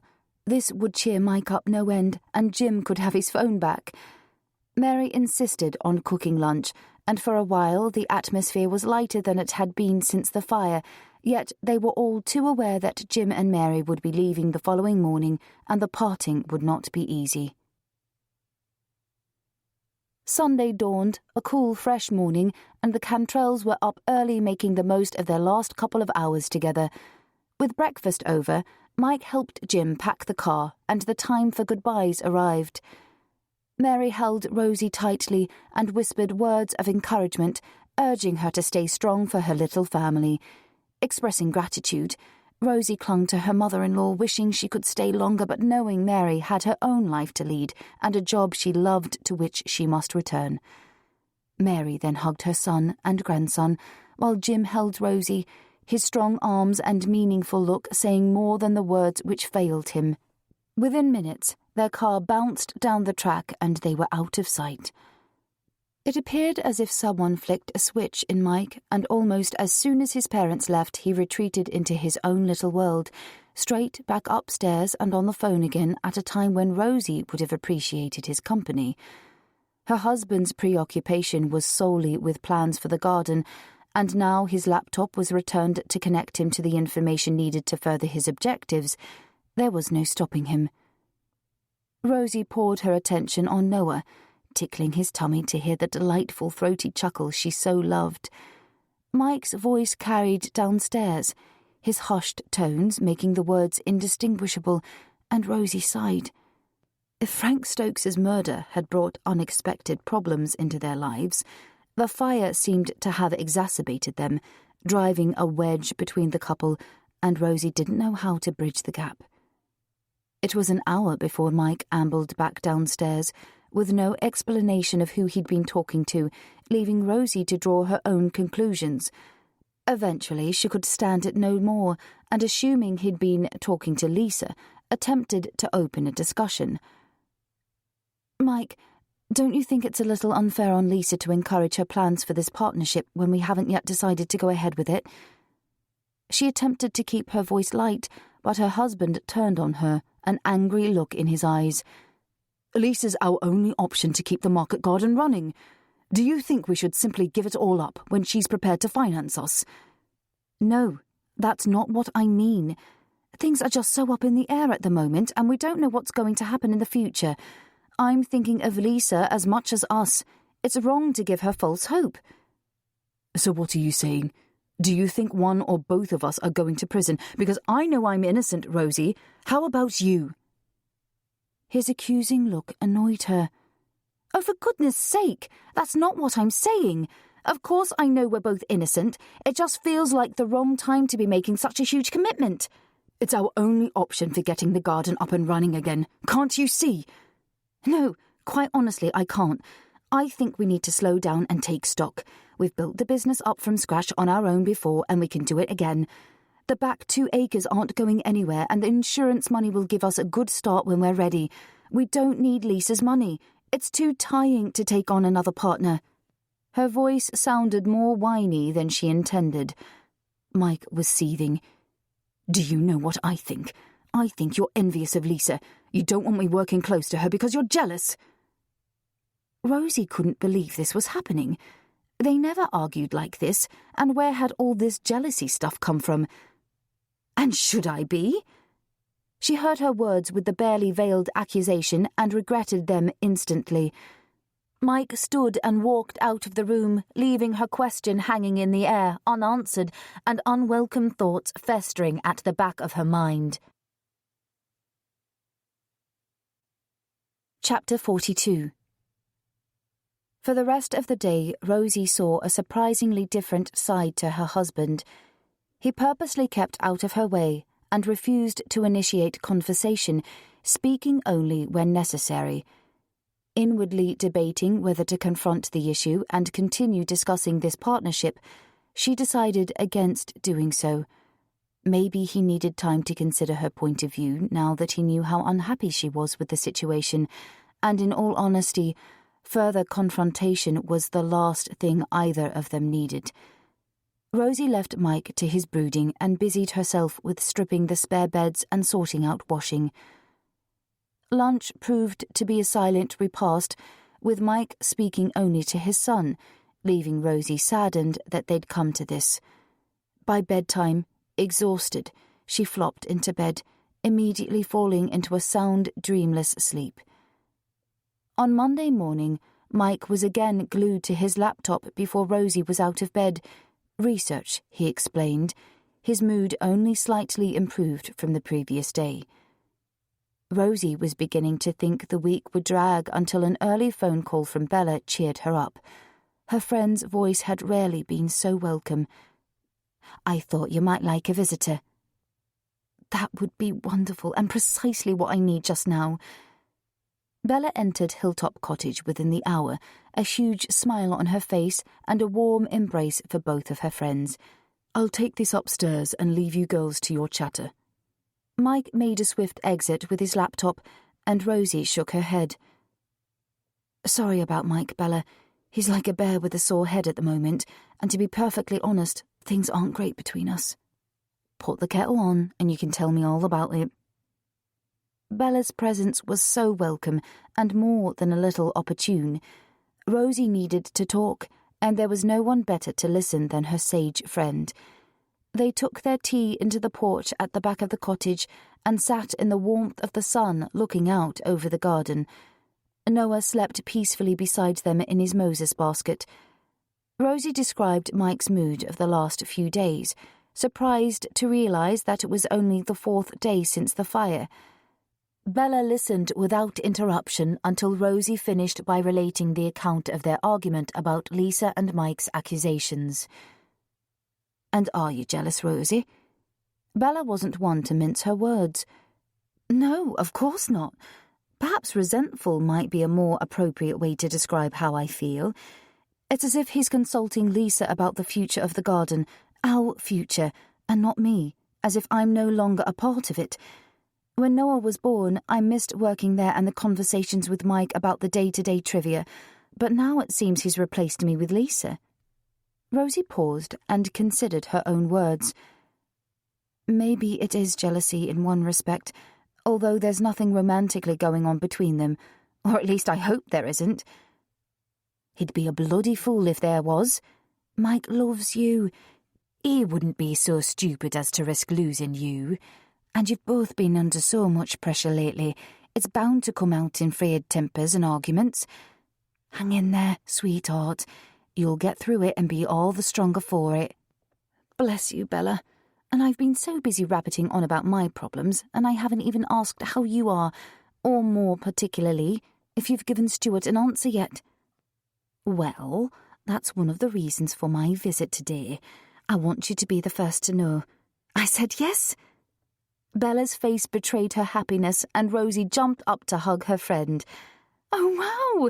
That's wonderful news. I'm delighted for you both. You didn't take long to decide, then?"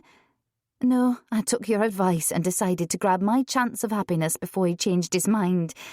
Though it does seem a little silly getting engaged at my age." "Nonsense. Age has nothing to do with it. So, when's the wedding?" Bella's face was radiant. "We've nothing to wait for. Stuart has a lovely bungalow in the village. You'll love it, Rosie. The garden's amazing. He's perfectly happy for me to continue working, although I think the time's come to cut down on my hours. I'll enjoy turning the bungalow into our home, and Olive's quite happy to manage the pantry for me. She appreciates the responsibility and loves getting me out of the way, like today. I can't tell you how pleased I am for you and Stuart. He's a very lucky man. Exactly what I keep telling him. It's all happened suddenly, but we think a November wedding might be good, and then we'll go away somewhere hot and sunny for our honeymoon. You will be my matron of honour, won't you?" "Oh, Bella, I'd be delighted. With any luck, this arrest issue will be sorted out by then, so it'll be a real celebration." Rosie was thrilled to think she'd be part of Bella's big day, yet, as ever, at the back of her mind was the possibility that she might be convicted of murder before then.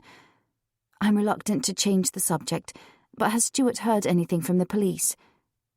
"No, sweetheart, he hasn't, but when he does, you'll be the first to know even before he tells me, and I do know he's been on to them several times, insisting they share any evidence they might have, and he also has a healthy respect for D.I. Harris. I think they've met socially on a few occasions, and Stuart says the man's a good police officer and an honest man. You couldn't have anyone better looking into the case." Rosie nodded.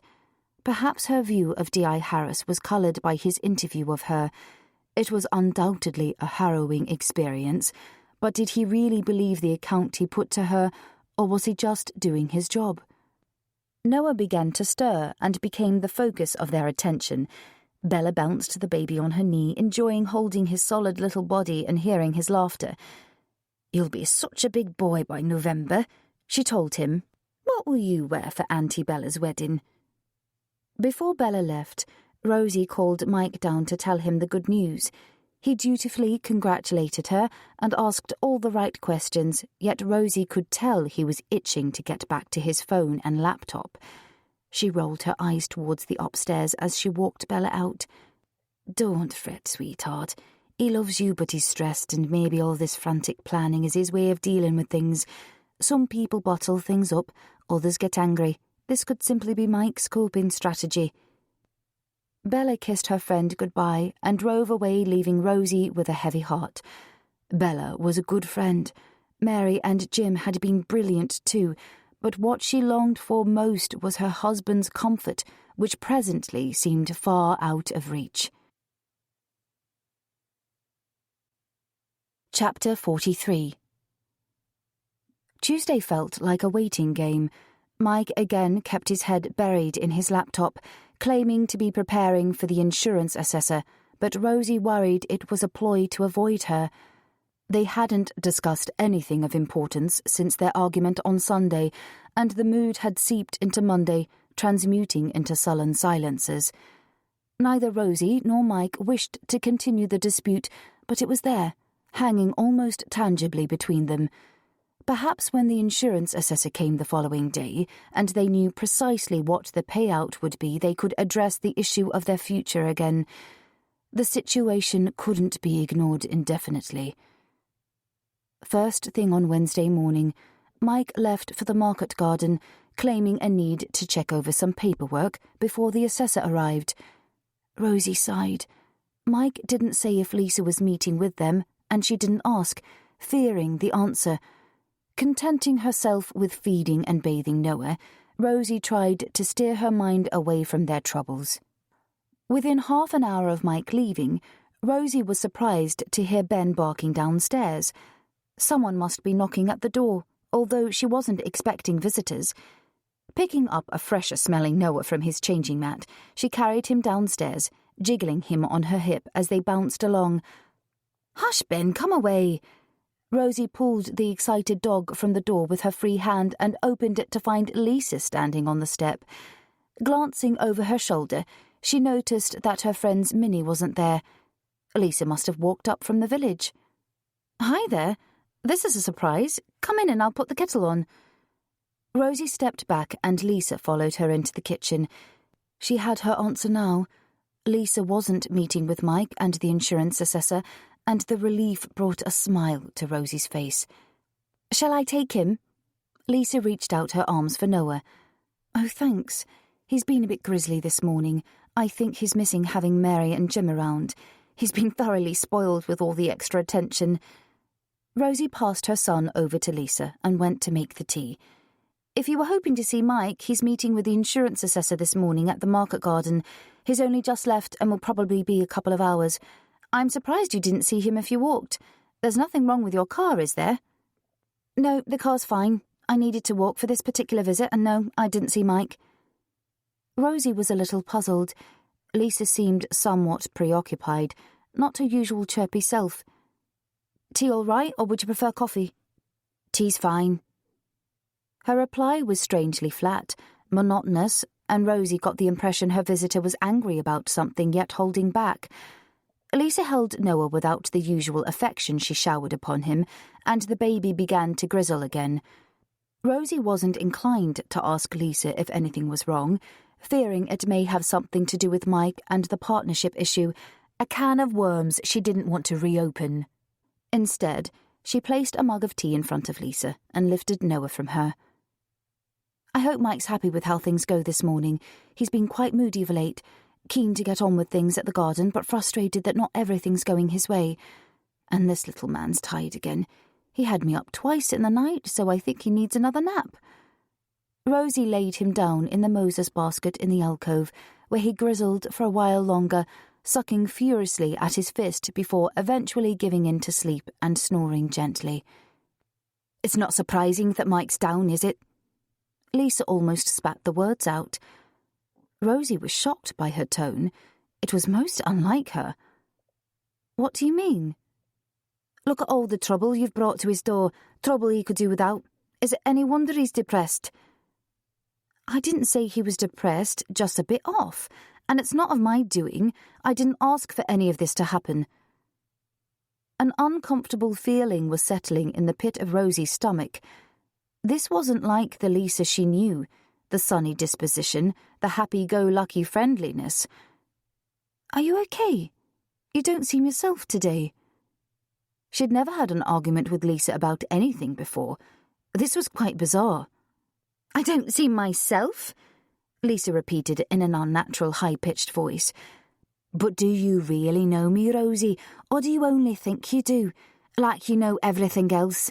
Perfect little Rosie, everyone's friend, loved by all with the answer to everything." Lisa's voice was brittle. She was undoubtedly angry about something. "Lisa, what's got into you? There's no reason to talk to me like that. Why have you come here? Have I done something to offend you? Because if so, can't we talk about it like adults?" Her visitor remained silent, staring at Rosie, who was feeling decidedly uncomfortable, wondering at the reason for such strange behaviour. Is this because I didn't want to enter into a partnership yet? She was unsure what Mike and Lisa had been discussing in their frequent phone conversations. Perhaps she should have asked him, had it out with him. "Oh, I've got a good enough reason for coming here today, a very particular purpose, in fact, and it's nothing to do with the partnership, which I don't need you to agree on because it's going ahead without you." There was a wild look in Lisa's eyes, a look which scared Rosie. And what the hell did she mean about going ahead without her? Had Mike been making promises without talking to her first? Rosie wanted this woman out of her house. Now. "I think you should leave. Whatever you want to say can wait for another time when you're feeling more like yourself, and we'll discuss the partnership when Mike's with us, not now." Even though Lisa was rude, Rosie was still prepared to give her the benefit of the doubt. It crossed her mind that the girl might have been experimenting with drugs. They can have a personality-altering effect, can't they? Lisa stood up and moved around the table closer to Rosie. "I'm not going anywhere until I've done what I came to do." Her eyes were wide and wild. There was something disturbing about her eyes, something almost familiar, yet Rosie couldn't put her finger on what it was. Although she tried hard to sound confident and in control of what was happening in her home, a note of fear and a perceptible tremor crept into Rosie's voice as she asked, "And what did you come here to do?" "It wasn't simply to tell you what I think of you, although it's something of a relief not having to pretend to like you anymore, because my feelings for you are quite the opposite. I hate you, Rosie, and always have." Lisa spoke slowly, her voice menacing as she perched on the edge of the table, gaining a psychological advantage by being above Rosie, looking down on her. Rosie instinctively scraped back her chair, wanting to put distance between them, fearing the girl was having some kind of mental breakdown. Noah stirred in his crib, a deep sigh and a shudder before he relaxed back into sleep. Rosie was suddenly afraid for her son, protective, although what Lisa could do to him or her she couldn't imagine. None of this made sense. What was happening here, and why? "Look, I really think you should leave." Rosie tried to sound firm, authoritative. She attempted to stand, but Lisa placed her hand on Rosie's shoulder in a vice-like grip and pushed her back down. "I'm not leaving yet. There are things I need to do first, or rather, things you're going to do." Rosie struggled to stand, to push her away, fearing she was crazy, but Lisa was determined. Her days working in the market garden had built muscle. She was younger, stronger, and the fitter of the two. In one sudden, swift movement, everything changed as Lisa pulled a knife from her belt, a long-bladed hunting knife of some description with a curved blade which looked terrifyingly sharp. "What the hell are you doing?" Rosie cried out. "Is this it? Am I going to die here with my son in the same room?" The grip on Rosie's shoulder relaxed momentarily, allowing her to jump from her seat in fear for her life. Lisa held the knife menacingly, twisting the blade so light from the early sun streaming through the window glinted on the long, curved blade. "You're going to do exactly what I say." "Don't do this, Lisa. You're not thinking straight. Put the knife down, please." Rosie tried to edge towards the door, knowing escape was not an option even if she reached it. There was no way she could leave Noah at this woman's mercy. "Aren't you listening? You should be asking me what it is you have to do." "Okay, fine. What do you want me to do?" "Nothing much, Samantha. You simply have to write a letter. So why don't you sit back down and I'll dictate it for you." With the shift to using the name Samantha, it finally struck Rosie. Those eyes. Now she recognized them, like melted chocolate. They were Gary Drake's eyes. Rosie's body stiffened and her heart pounded as if it might burst. She trembled with fear, not only for her own life, but for her baby son's. Chapter 44. Tom Harris sat in his cubbyhole of an office at Bedale Police Station and read the pathologist's report for the second time, his anger growing with every word he digested. The fury was directed not so much at the report, but at himself for being manipulated, for not having the guts to go with his instinct and argue his point with the chief superintendent. He'd been weak and allowed himself to be swayed, yet this report blew the whole case out of the water. The entire Frank Stokes investigation niggled at Harris from the very beginning. It was all too neat, too tidy, which in his experience meant something was wrong. The Cantrells weren't murderers. That much was apparent from the outset, but he'd buckled under pressure applied from above, and now he was infuriated. The evidence appeared to fit, so Harris, to his shame, and although not convinced, had arrested the couple. The detective's instinct cried out that it was far too soon in the investigation, but the super was keen to look good, wrap things up quickly, and make a press release to assure the good folk of North Yorkshire that there wasn't a murderer on the loose, and the police were in control. Murder in the village was rare, and some idiot's joke about living in an episode of the fictitious Midsummer Murders television series annoyed the superintendent. But the arrest was all wrong. Harris wasn't given a chance to dig deep. He wasn't allowed enough time to explore the broader implications of the journalist's death. And now the force was embarrassed by what he could only describe as a monumental cock-up. The DI initially wanted extra time to delve into Stokes's background. An investigative journalist made enemies on an almost daily basis with their probing questions, snide insinuations and accusations. A life of constant dirt-digging meant that suspects for the man's murder were virtually lining up all over the country, on paper at least. Still, the super insisted they concentrate on the local connection, a decision for which Harris suspected the budget played a large part. From the start of the investigation, Tom Harris recognised the Cantrell's motive was weak. This book Stokes was putting together, it was pure fiction, and he believed Rosie Cantrell when she denied having prior knowledge of what the journalist intended writing. Harris's counterpart in Merseyside, D.I. Lloyd, eventually sent over the dead man's notes, which they were using as evidence to reopen the investigation into Alison Ashby's death. In all honesty, Harris couldn't see what they'd found to suspect anyone other than the girl's boyfriend.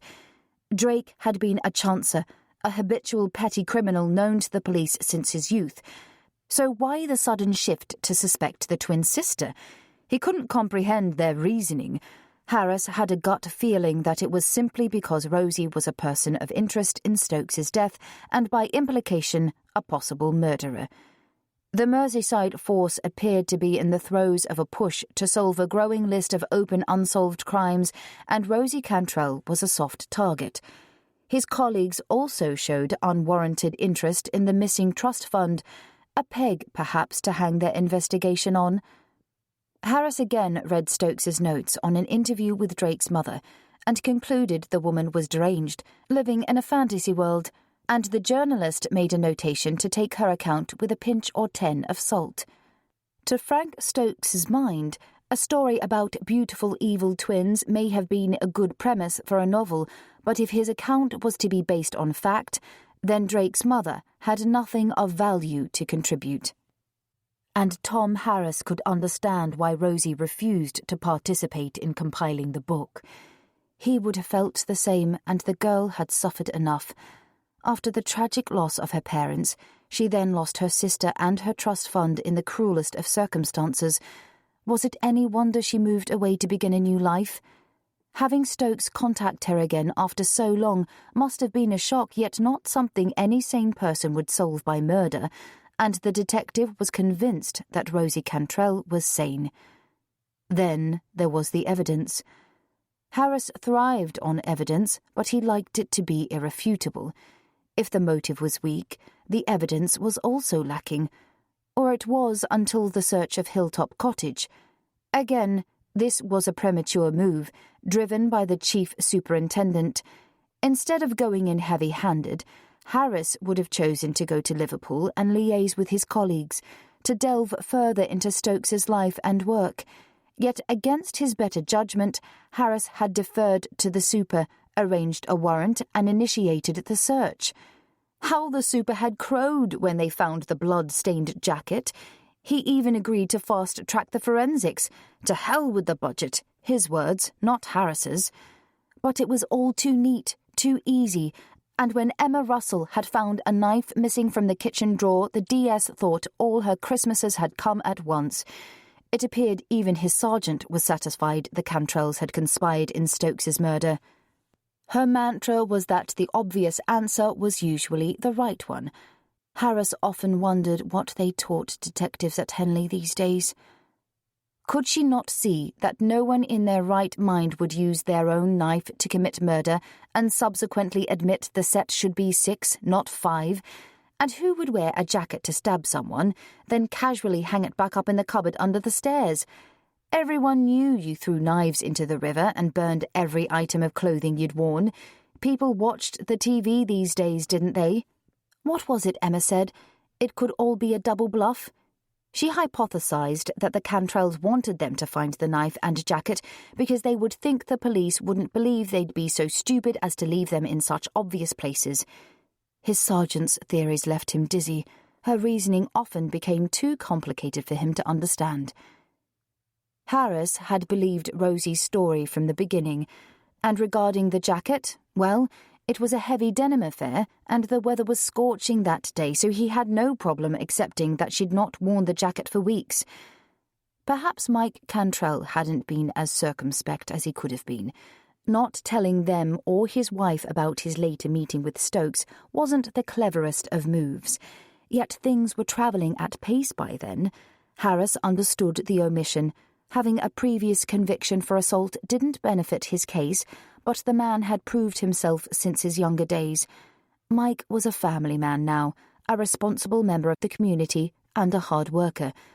Why would he risk everything he'd worked so hard to build up? But by far, that day's pathologist's report was the most persuasive factor in convincing Harris they'd got it spectacularly wrong, leaving them up the creek without the proverbial paddle.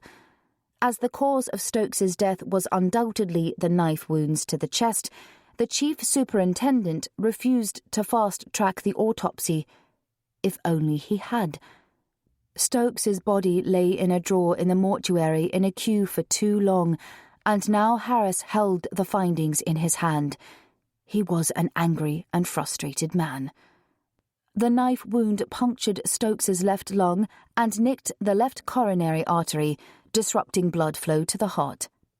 There were 2 entry wounds, so apparently whoever killed him wanted to ensure he did not survive. But the startling sentence, and the one which angered Harris above all, was the one describing the blade. The pathologist categorically stated that the blade was a hunting knife, 4 centimetres wide, with a curved blade. Harris didn't have to look at the files to know the knife they'd found near the scene of the crime, the knife missing from the Cantrell's kitchen drawer, was a short, straight knife of no more than 2 centimetres wide. This new evidence confirmed the couple's innocence, and Harris's more recent train of thought that Frank Stokes's murder was not about the man himself. It was all about Rosie Cantrell. Someone was framing her, the blood on the knife and the jacket, and whoever was doing so was prepared to kill an innocent man to ensure Rosie suffered. Harris remained convinced the answers he was seeking lay in Rosie's past connection to Frank Stokes. Running his fingers through his hair and sighing deeply, the DI tapped on his computer, settling down to go over every single piece of information they'd gathered over the last 3 weeks. 2 hours later, Tom Harris reached his eureka moment. Pulling out his phone, he called his sergeant and told her to meet him in the car park ASAP. They were heading to Thursdale, and he only hoped it wasn't too late. Chapter 45. Rosie was terrified. How had she not seen it before? Those eyes. This was... Lisa must be... Gary Drake's sister. Rosie could barely think straight. This woman was crazy, waving a knife and talking about writing a letter. How could she get herself and Noah out of there safely?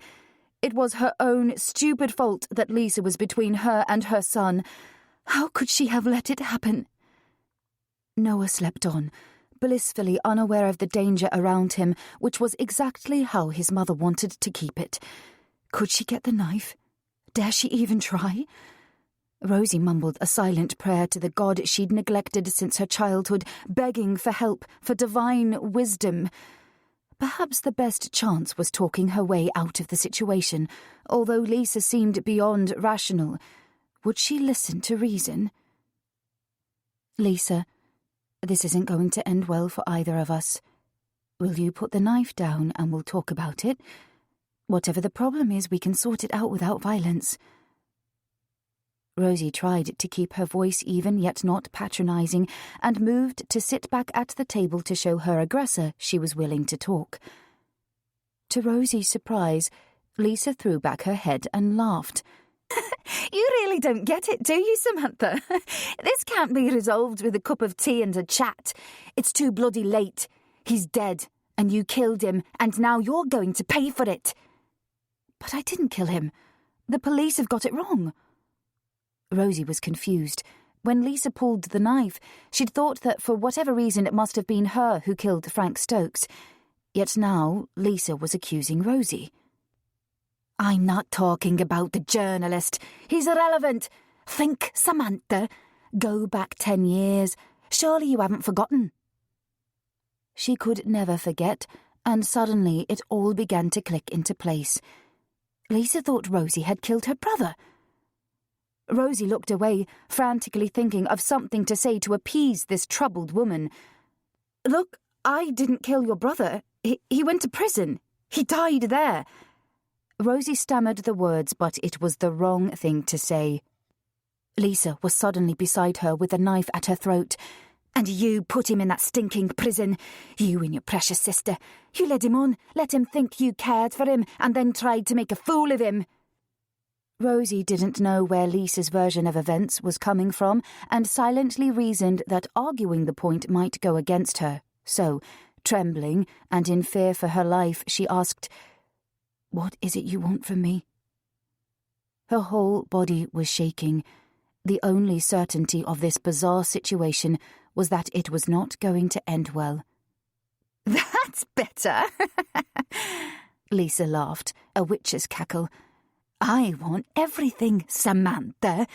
Let's get down to business, shall we? From her pocket, she took out a small brown bottle and shook it. The rattle told Rosie there were pills inside. "You're finished, all washed up and at the end of your tether. Poor you! So much pressure, you couldn't face living anymore. No one will be surprised that you've decided to take your own life.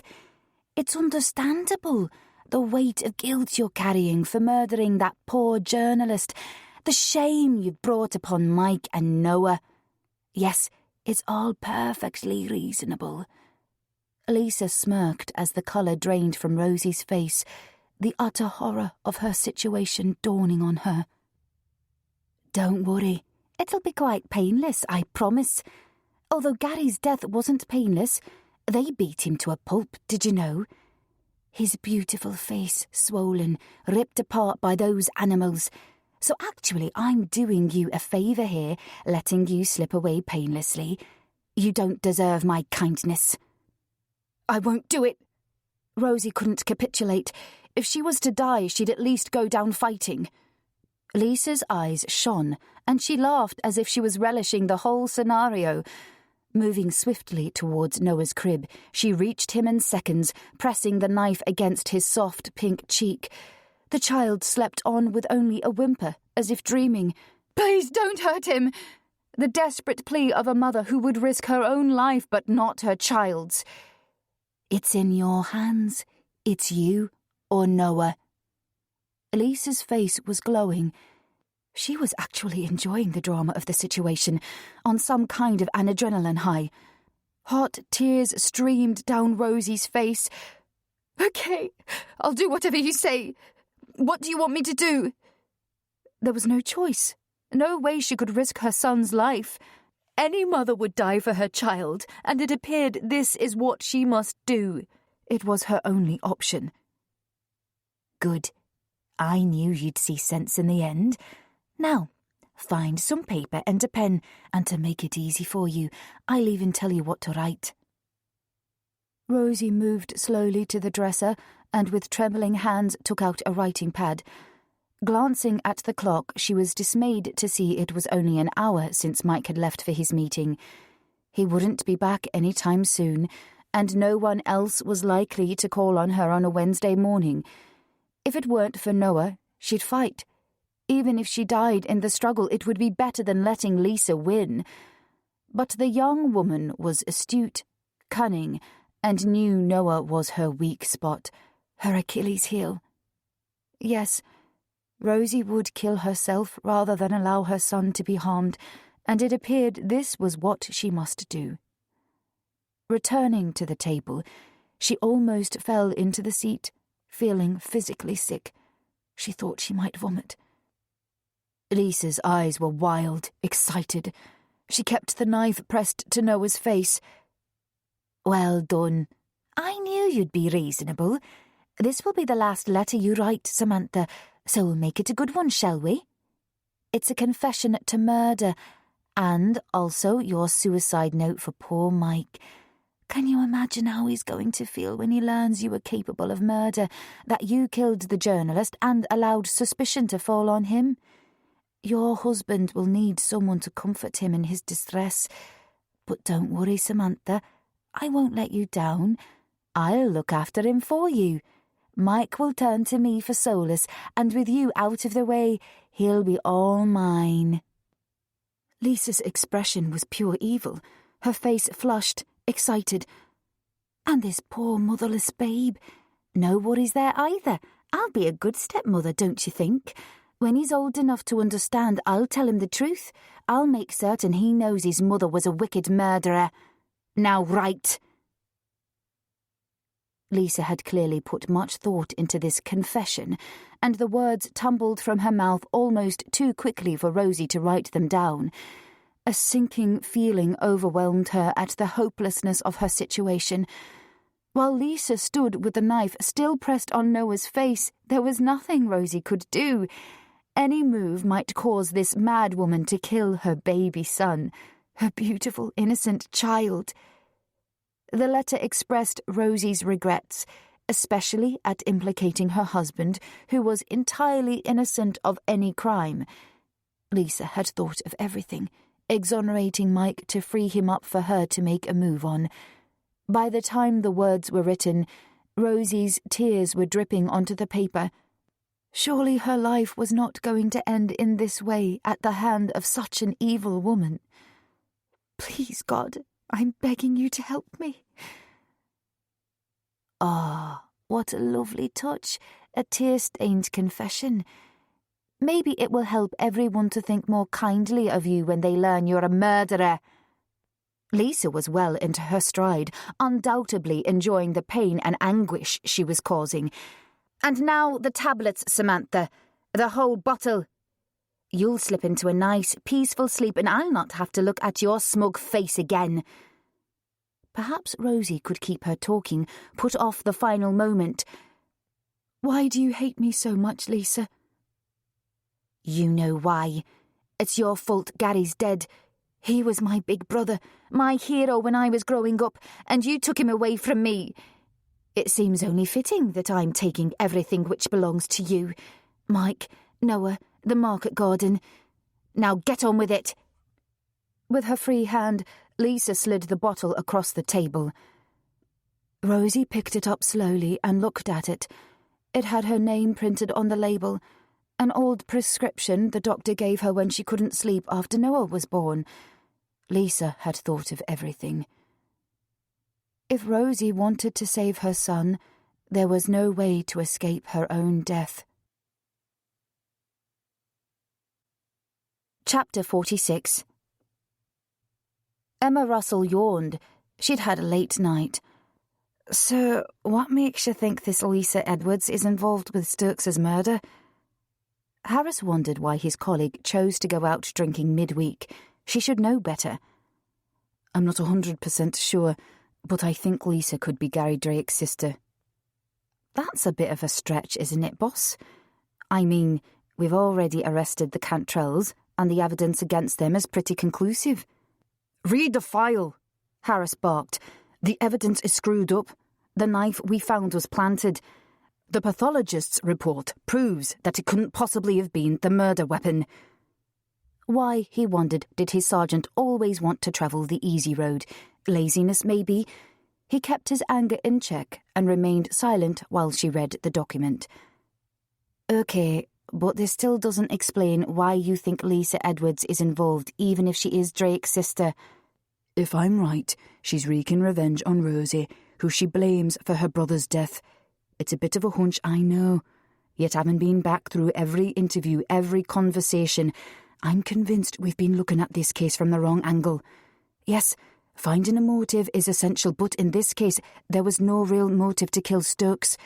True, the man made plenty of enemies in years gone by, but he was on the way out, no longer a serious threat to anyone. And this book of his wasn't a real motive. I think he was a pawn, a tool to get at Rosie Cantrell. She's the real victim here. Start at the very first interview with the Cantrells. Look, it's all in the file. Harris wanted his sergeant to pay attention, to see what they'd missed in their hurry to get a conviction. The two PCs who visited them when Stokes was first reported missing, Mike Cantrell told them Stokes claimed to have another appointment in the area.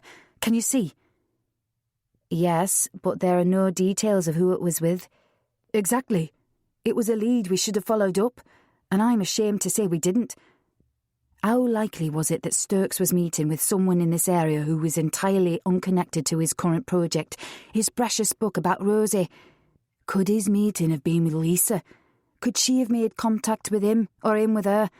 Now, turn to Stokes' own notes in his proposed book. He records a meeting with Drake's mother, a woman he wasn't particularly impressed with. I checked out the Drake family and found out there was a younger sister, so I'm sure Stokes did too, and he'd want to interview her for sure. Is that all? Emma sounded unconvinced. It's not much to go on, is it, boss? But for Stokes to be seeing someone else in the area, and if that someone was connected to the book, it could have been Drake's sister. Maybe Lisa too had discovered Rosie's new identity and had her own plans for revenge, which, by the way, is a pretty powerful motive. So, if we add a sister into the equation and look for a suitable candidate in the area, Lisa Edwards is the most likely fit. Emma said nothing. Harris glanced sideways at her face and knew she was still sceptical. Look, someone's framing Rosie. The knife from a kitchen with Stokes' blood, the stain jacket. It has to be someone close to them who could gain access to their home. It's a small community. Most of the residents have been there forever, but Lisa's an incomer. She appeared in the village out of nowhere and was conveniently available to work for the couple when they needed help. She's also the right age. It could be a coincidence, yet this girl's in an ideal situation to ruin her employers' lives. OK, it's a theory, but don't we need proof?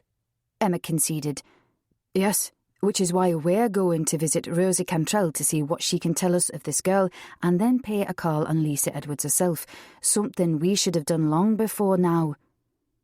Harris could tell from his sergeant's silence that she was still unconvinced. Look upon it as investigating a new line of inquiry, a new lead.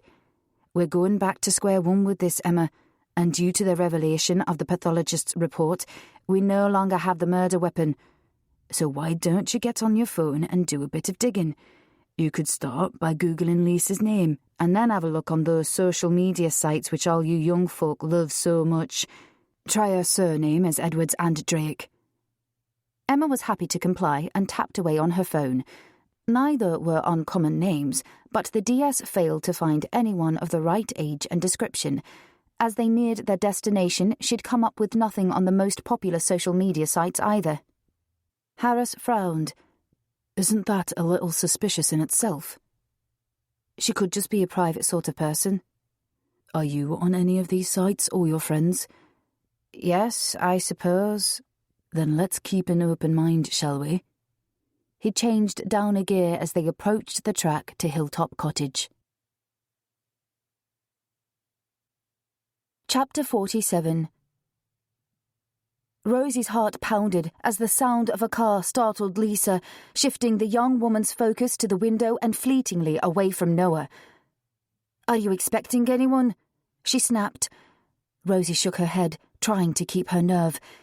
"This could be my one and only chance, an answer to prayer." The car drew up outside and the engine cut out. "Don't answer the door. Whoever it is can't see us from the window. Stay still and quiet, or you'll regret it." Lisa's voice was icy, her hand still pressing the blade against Noah's little face, yet Rosie thought she detected a hint of uncertainty in her tone. "If whoever it is knocks, there may be an opportunity." 2 car doors slammed, and Rosie's hopes rose. 2 visitors were far better than 1 in this instance. It wouldn't be Mike. It was far too early for him to be home, and he would be alone. The only visitor who might possibly arrive unannounced was Bella, but it was unlikely to be her. For a moment, time stood still. The air was heavy, and Noah's snuffly breathing sounded loud, exaggerated in the silence. Rosie prayed for the visitors to knock. They did, and as Rosie expected, Ben burst into life, barking frantically, spinning around, chasing his tail in excitement and anticipation. "Now, Rosie, it's now or never." Noah woke at the noise and cried. Ben's barking always disturbed him, and Rosie watched in horror as Lisa covered his mouth with her free hand. "No!" she screamed, and leapt from the chair, reaching for Lisa before thinking through the ramifications of her actions. Lisa, momentarily startled, looked away from the baby to Rosie, who launched herself at this woman, this threat to her child. "Mrs. Cantrell, open the door! It's D.I. Harris here!" The detective was shouting, banging again on the door, aware that someone was inside, but Rosie was oblivious, single-minded in her attempt at saving her son. Lisa took her hands out of the crib to fend Rosie off. Noah could breathe again and screamed even louder than before. The door rattled. D.I. Harris was trying to batter it down to get inside. Rosie saw the knife raised in the air and lunged for Lisa's arm. Her body weight knocked the woman off her feet, and the 2 fell to the floor, the knife still in Lisa's hand. But Rosie held onto her wrist, banging it frantically on the stone floor in an attempt to get her to drop it. Suddenly, a black-booted foot appeared from nowhere and pinned Lisa's arm to the floor. Rosie looked around, breathless, to see D.S. Emma Russell pulling handcuffs from her belt. The sergeant had entered the cottage through the back door and roughly rolled Lisa over onto her stomach and snapped handcuffs on her wrists. Rosie scrambled to her feet and ran straight to her son. She lifted him gently from the crib and cradled him into her shoulder, whispering soothing words as much to herself as to Noah. Her breathing rapid, Rosie held her son close. Is it over? Could this nightmare finally be at an end? D.I. Harris was in the room now too, assisting his sergeant in dragging a struggling Lisa to her feet. With the woman restrained, he turned his attention to a trembling Rosie and Noah. "Are you okay?" He sounded winded. Rosie nodded, unable to speak, and the detective pulled out his phone to ring the station for backup. D.S. Russell marched Lisa outside, where she waited with her prisoner secured in the back of the D.I.'s car. "Shall I ring Mike for you?" Tom Harris offered, and Rosie nodded again, still rocking her son, who had ceased his screams and was sucking furiously at his fist. Harris said very little on the phone, simply that there'd been an incident and his wife needed him at home immediately. Ending the call, the detective then asked if he could get anything for Rosie, who cradled her son on the sofa and could only answer with a shake of her head. Mike arrived moments after the backup police car, stunned and perplexed to see Lisa in handcuffs being placed in the back seat and driven away. He ran into the cottage.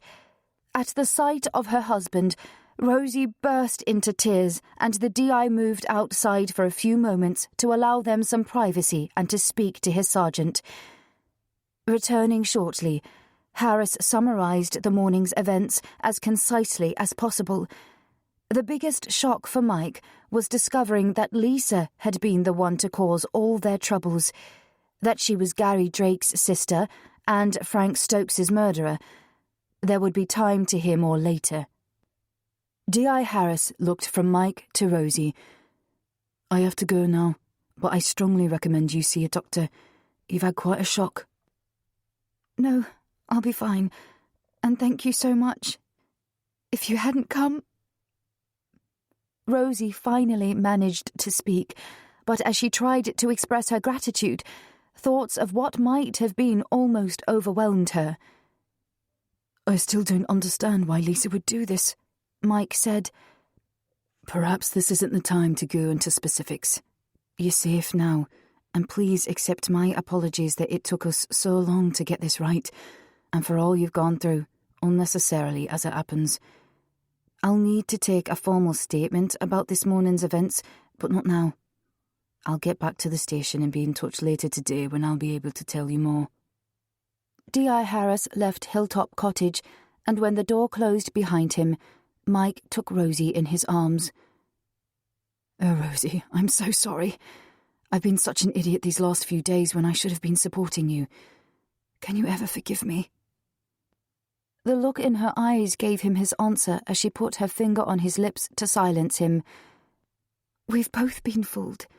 There was no way we could have known Lisa was behind all of this, and I don't have the words to describe how I'm feeling. As the inspector said, we're safe. We'll talk more about it later."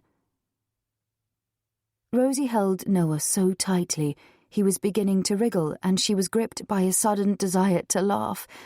But she didn't. Instead, she allowed Mike to take Noah from her while she finally gave way to the hot tears welling up inside her. Rosie knew it wouldn't be easy to recover from the morning's ordeal. What she'd been through was even more horrendous than the events surrounding Ali's death. It would take time and possibly professional help for both her and Mike. She shuddered to think about what might have been. Eventually, Rosie would share the minutiae with Mike, talk it out of her system. One thing she knew for sure was that there'd be no more running away. This time she hadn't lost everything. There was still her husband and Noah, Mike's family, and some very good friends. Rosie was grateful to have a glass, and that glass was now at least half full. She felt very blessed and thankful that her prayers were answered. Chapter 48. A few hours, but a lifetime since her ordeal, Rosie heard a car pull up outside Hilltop Cottage. This time Rosie hurried to the door, hoping it was Tom Harris and anxious for news. The detective formed a weak smile as he entered, his long face otherwise expressionless. Rosie didn't offer coffee, although they could probably all use some, craving facts above caffeine.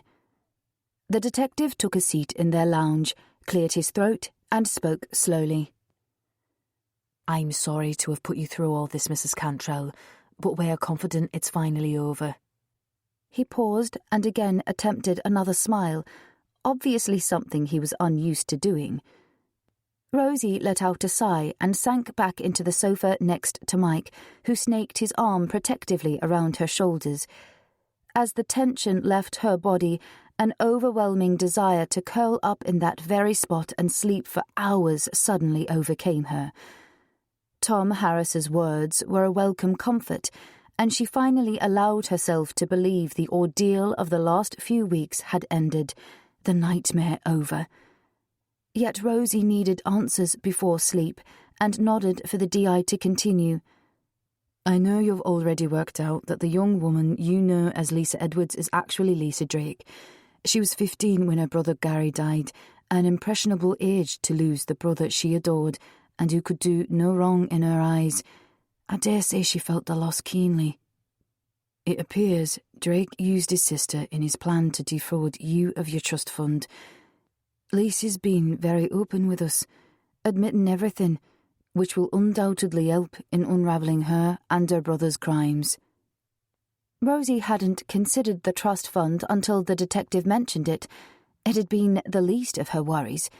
Instead, she thought fleetingly about the young Lisa, only 15 and faced with her brother's imprisonment and subsequent violent death.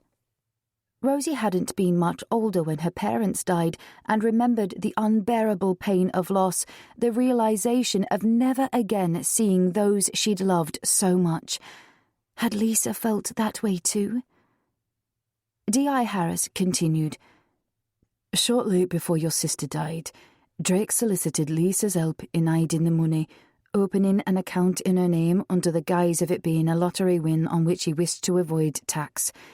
Lisa seems unaware of her brother's long-term plans, although he did tell her he was going abroad for a while, alone. So he was just using Ali. He wanted the money, not her. Rosie's voice trembled as Drake's true purpose was confirmed.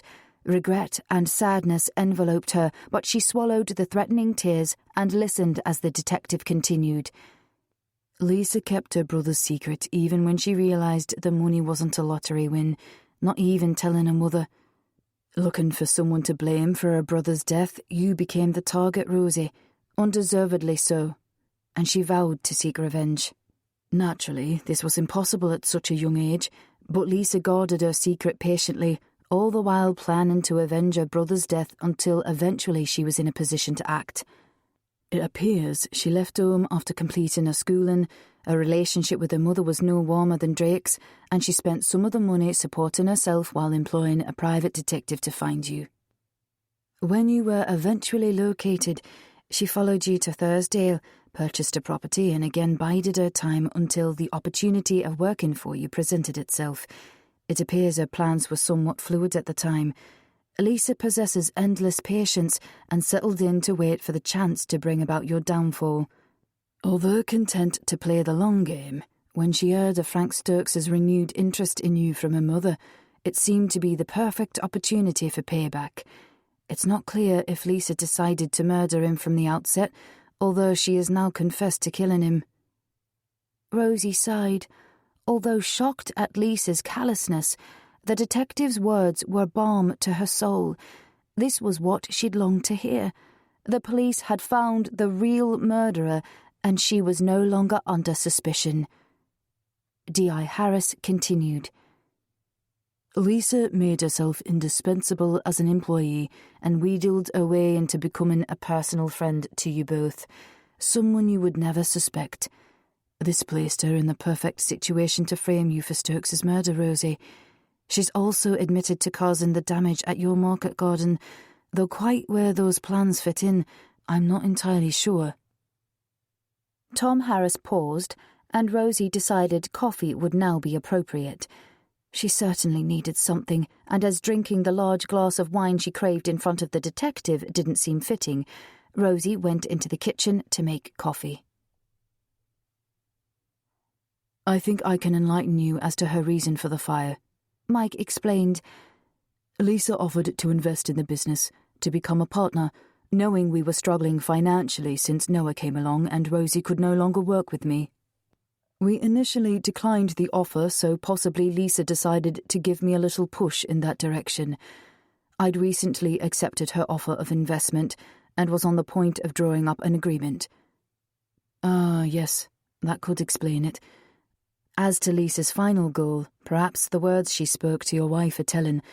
She intended to steal Rosie's life, the business, and perhaps also yourself and the baby.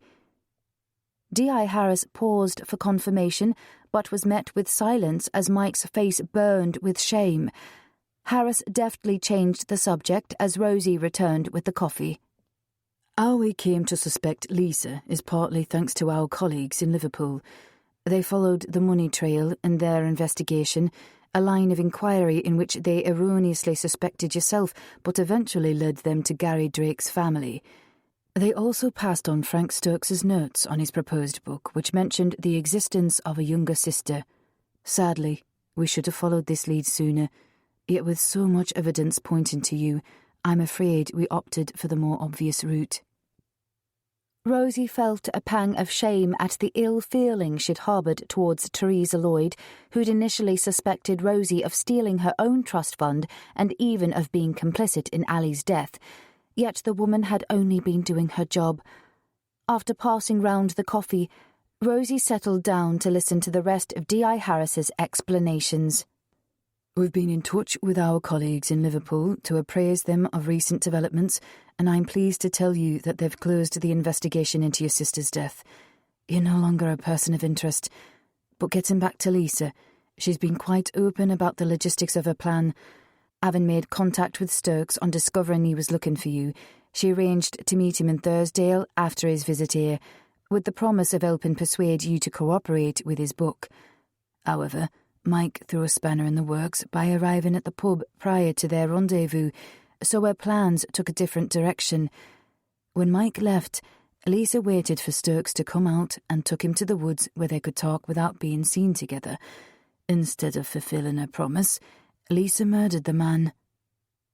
Harris took a swig of his coffee, his sensibilities apparently untouched by the horrors of a cold-blooded stabbing, while Rosie was feeling decidedly queasy. Smacking his lips, the D.I. continued. Initially, we suspected you, Mike, having been seen in the pub and with no alibi for the time immediately afterwards. But that wasn't Lisa's intention. Instead, she wanted the blame to fall on Rosie, and so broke into your home to borrow your jacket, which at some point she smeared with Stokes's blood before returning it for us to find at a later date. It appears, when she visited Rosie on another occasion, Lisa had also stolen one of your knives, an event which went unnoticed by yourselves until we searched the cottage. Mike's face coloured. It's incredible how callous she's been while all the time pretending to be our friend. How two-faced can you get? Rosie watched him, understanding a little of how he must feel at being taken in by Lisa. With a full confession, Lisa will be remanded in custody until sentencing in a few months. There'll be multiple charges, and quite honestly, I don't envy the CPS in having to sort this one out. I'm afraid, although she's confessed to keeping your trust fund, she's been living on the money, so some of it may not be recovered. However, her house will be sold under the Proceeds of Crime Act and the money returned to you, but it will take time. With his explanation complete, Tom Harris finished his coffee and stood to leave. Mike was the first to speak. Thank you for everything. If you hadn't worked out Lisa's part in all of this, she might have got away with it, and I could have lost Rosie. We'll be forever grateful. He spoke for them both. Tom Harris smiled as he turned towards the door. From the couple's reaction, it was clear the money was unimportant. Getting their lives back was paramount. This case hadn't been Harris's proudest moment, and he berated himself over missed clues and not having trusted his own judgment. But the outcome was satisfactory. The couple were safe and free to rebuild their lives.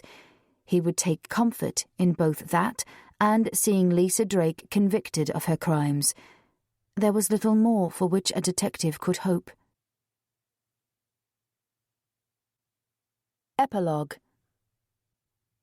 It was November, and Rosie stared at the image of her friend in the full-length mirror. "You look beautiful, Bella. Stuart's a very lucky man." Both women were experiencing bittersweet emotions.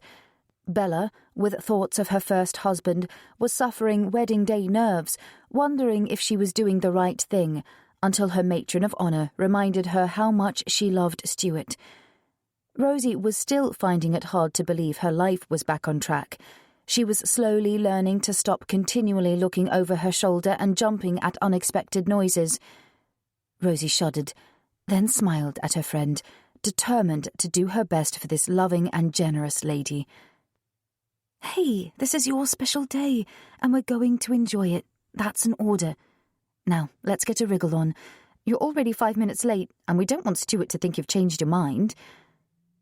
The day was an uplifting and validating experience, and by its conclusion it became clear to Rosie that this was a turning point for her as well as Bella, a fact which was confirmed over the following year. "Sorry, love, it's a bit cold." The young maternity nurse laughed as she smeared gel on Rosie's abdomen. At around 9 weeks pregnant, this was Rosie's first scan, and Mike, sitting beside her, was attempting to keep a wriggling 18-month-old Noah on his knee while looking expectantly at the screen. "Baby," Noah babbled, the latest addition to his vocabulary, and reached out towards his mother. Mike tugged him back, turning to glimpse the grainy image. "Yes, baby," he repeated before noticing the frown on the nurse's face. "Is everything okay?" he asked tentatively. Yes, I think so. Can I ask if either of you have twins in the family?" Rosie beamed. "I'm a twin."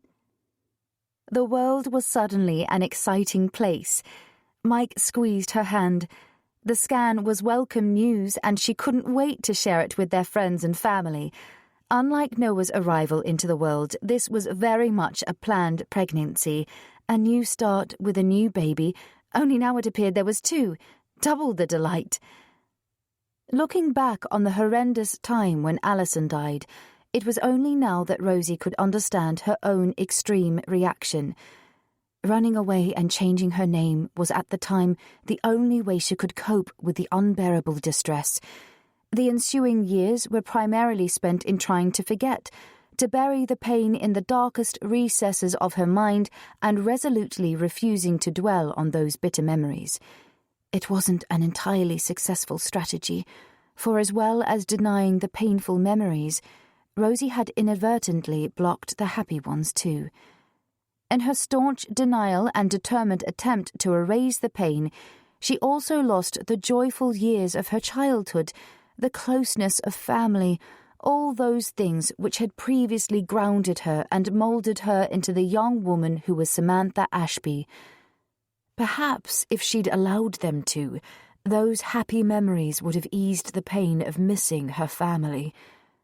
Rosie would never know. If only are 2 of the saddest words in anyone's vocabulary. One of the first things Rosie did in the days following Lisa's attack was to drag out the box from the back of the wardrobe, open it, and share the contents and memories with Mike. Her childhood photographs now brought much-needed comfort, and she vowed never again to deny her family's existence. Those beautiful images she'd hidden away for so long were finally prominently displayed in Hilltop Cottage for all to see, and Noah would grow up under their gaze, learning of his family and what wonderful people they were. Frank Stokes's death was an event the Cantrells would never forget, and a time which tested their marriage to the limits. Only when the police discovered the truth and Lisa was unmasked as the real killer could the process of recovery begin. Mike and Rosie talked for hours after Lisa's arrest, apologies and regrets expressed by them both, and they vowed never again to allow secrets to divide them. It would take time to recover from the trauma, but together they would survive and rebuild their life. Nothing could make up for the horror and suffering of those weeks, yet one or two surprises eased their way and made life a little more comfortable, not least of which was the recovery of Rosie's elusive trust fund. The couple had assumed that after almost 10 years, most of the £2 million would be gone, and therefore were surprised to learn that most of it remained and would be returned to them, largely due to the increased value of Lisa's cottage. Rosie didn't hide the fact the money was welcome. It was her birthright, her entitlement, and it enabled them to rebuild the market garden and renovate Hilltop Cottage. Yes, Rosie had been glad to escape that harrowing morning with her life, and the money was simply a bonus, but one that enabled them to do so much, not least of which was to have another baby. Or two, as it happened. Lisa Drake was charged with multiple crimes including murder, attempted murder, arson and fraud. Due to her confession, a lengthy trial was avoided and, at her sentencing hearing, she was given a life sentence with a recommendation to serve a minimum of 15 years. Mike and Rosie were relieved it was over and they could throw themselves into rebuilding their market garden and their relationship. Staying in Thursdale was never in question. Apart from Ginny Yarrow, the villagers in general had been supportive, rallying round after the fire and refusing to believe Rosie and Mike could in any way be connected to a murder. When the truth was revealed and the shock of Lisa's deception made public, messages of encouragement and offers of help overwhelmed the couple. If anything, the Cantrells were more a part of the village than ever before, and so it remained their home, their happy place. The events of late summer 2019 produced a ripple effect, focusing the minds of those involved on what was important in life. Mike's parents, supportive throughout, decided to relocate nearer to their family, recognizing they were missing out not only on seeing their son and his wife, but also on Noah's childhood years. Jim took early retirement from his driving job, intending to work with his son in the market garden, much to Mike's delight, and the Cantrells Sr. found a bungalow in Thursdale which suited them perfectly. Mary chose not to search for another job, hoping instead to become a more hands-on granny with her daughter-in-law's full approval. On Rosie's first meeting with Ginny Yarrow after the truth was revealed, the woman waddled towards her, smiled, and had the audacity to say, "I always knew you weren't involved in such an awful business." Rosie smiled sweetly and thanked her. Life is too short to hold grudges. The end.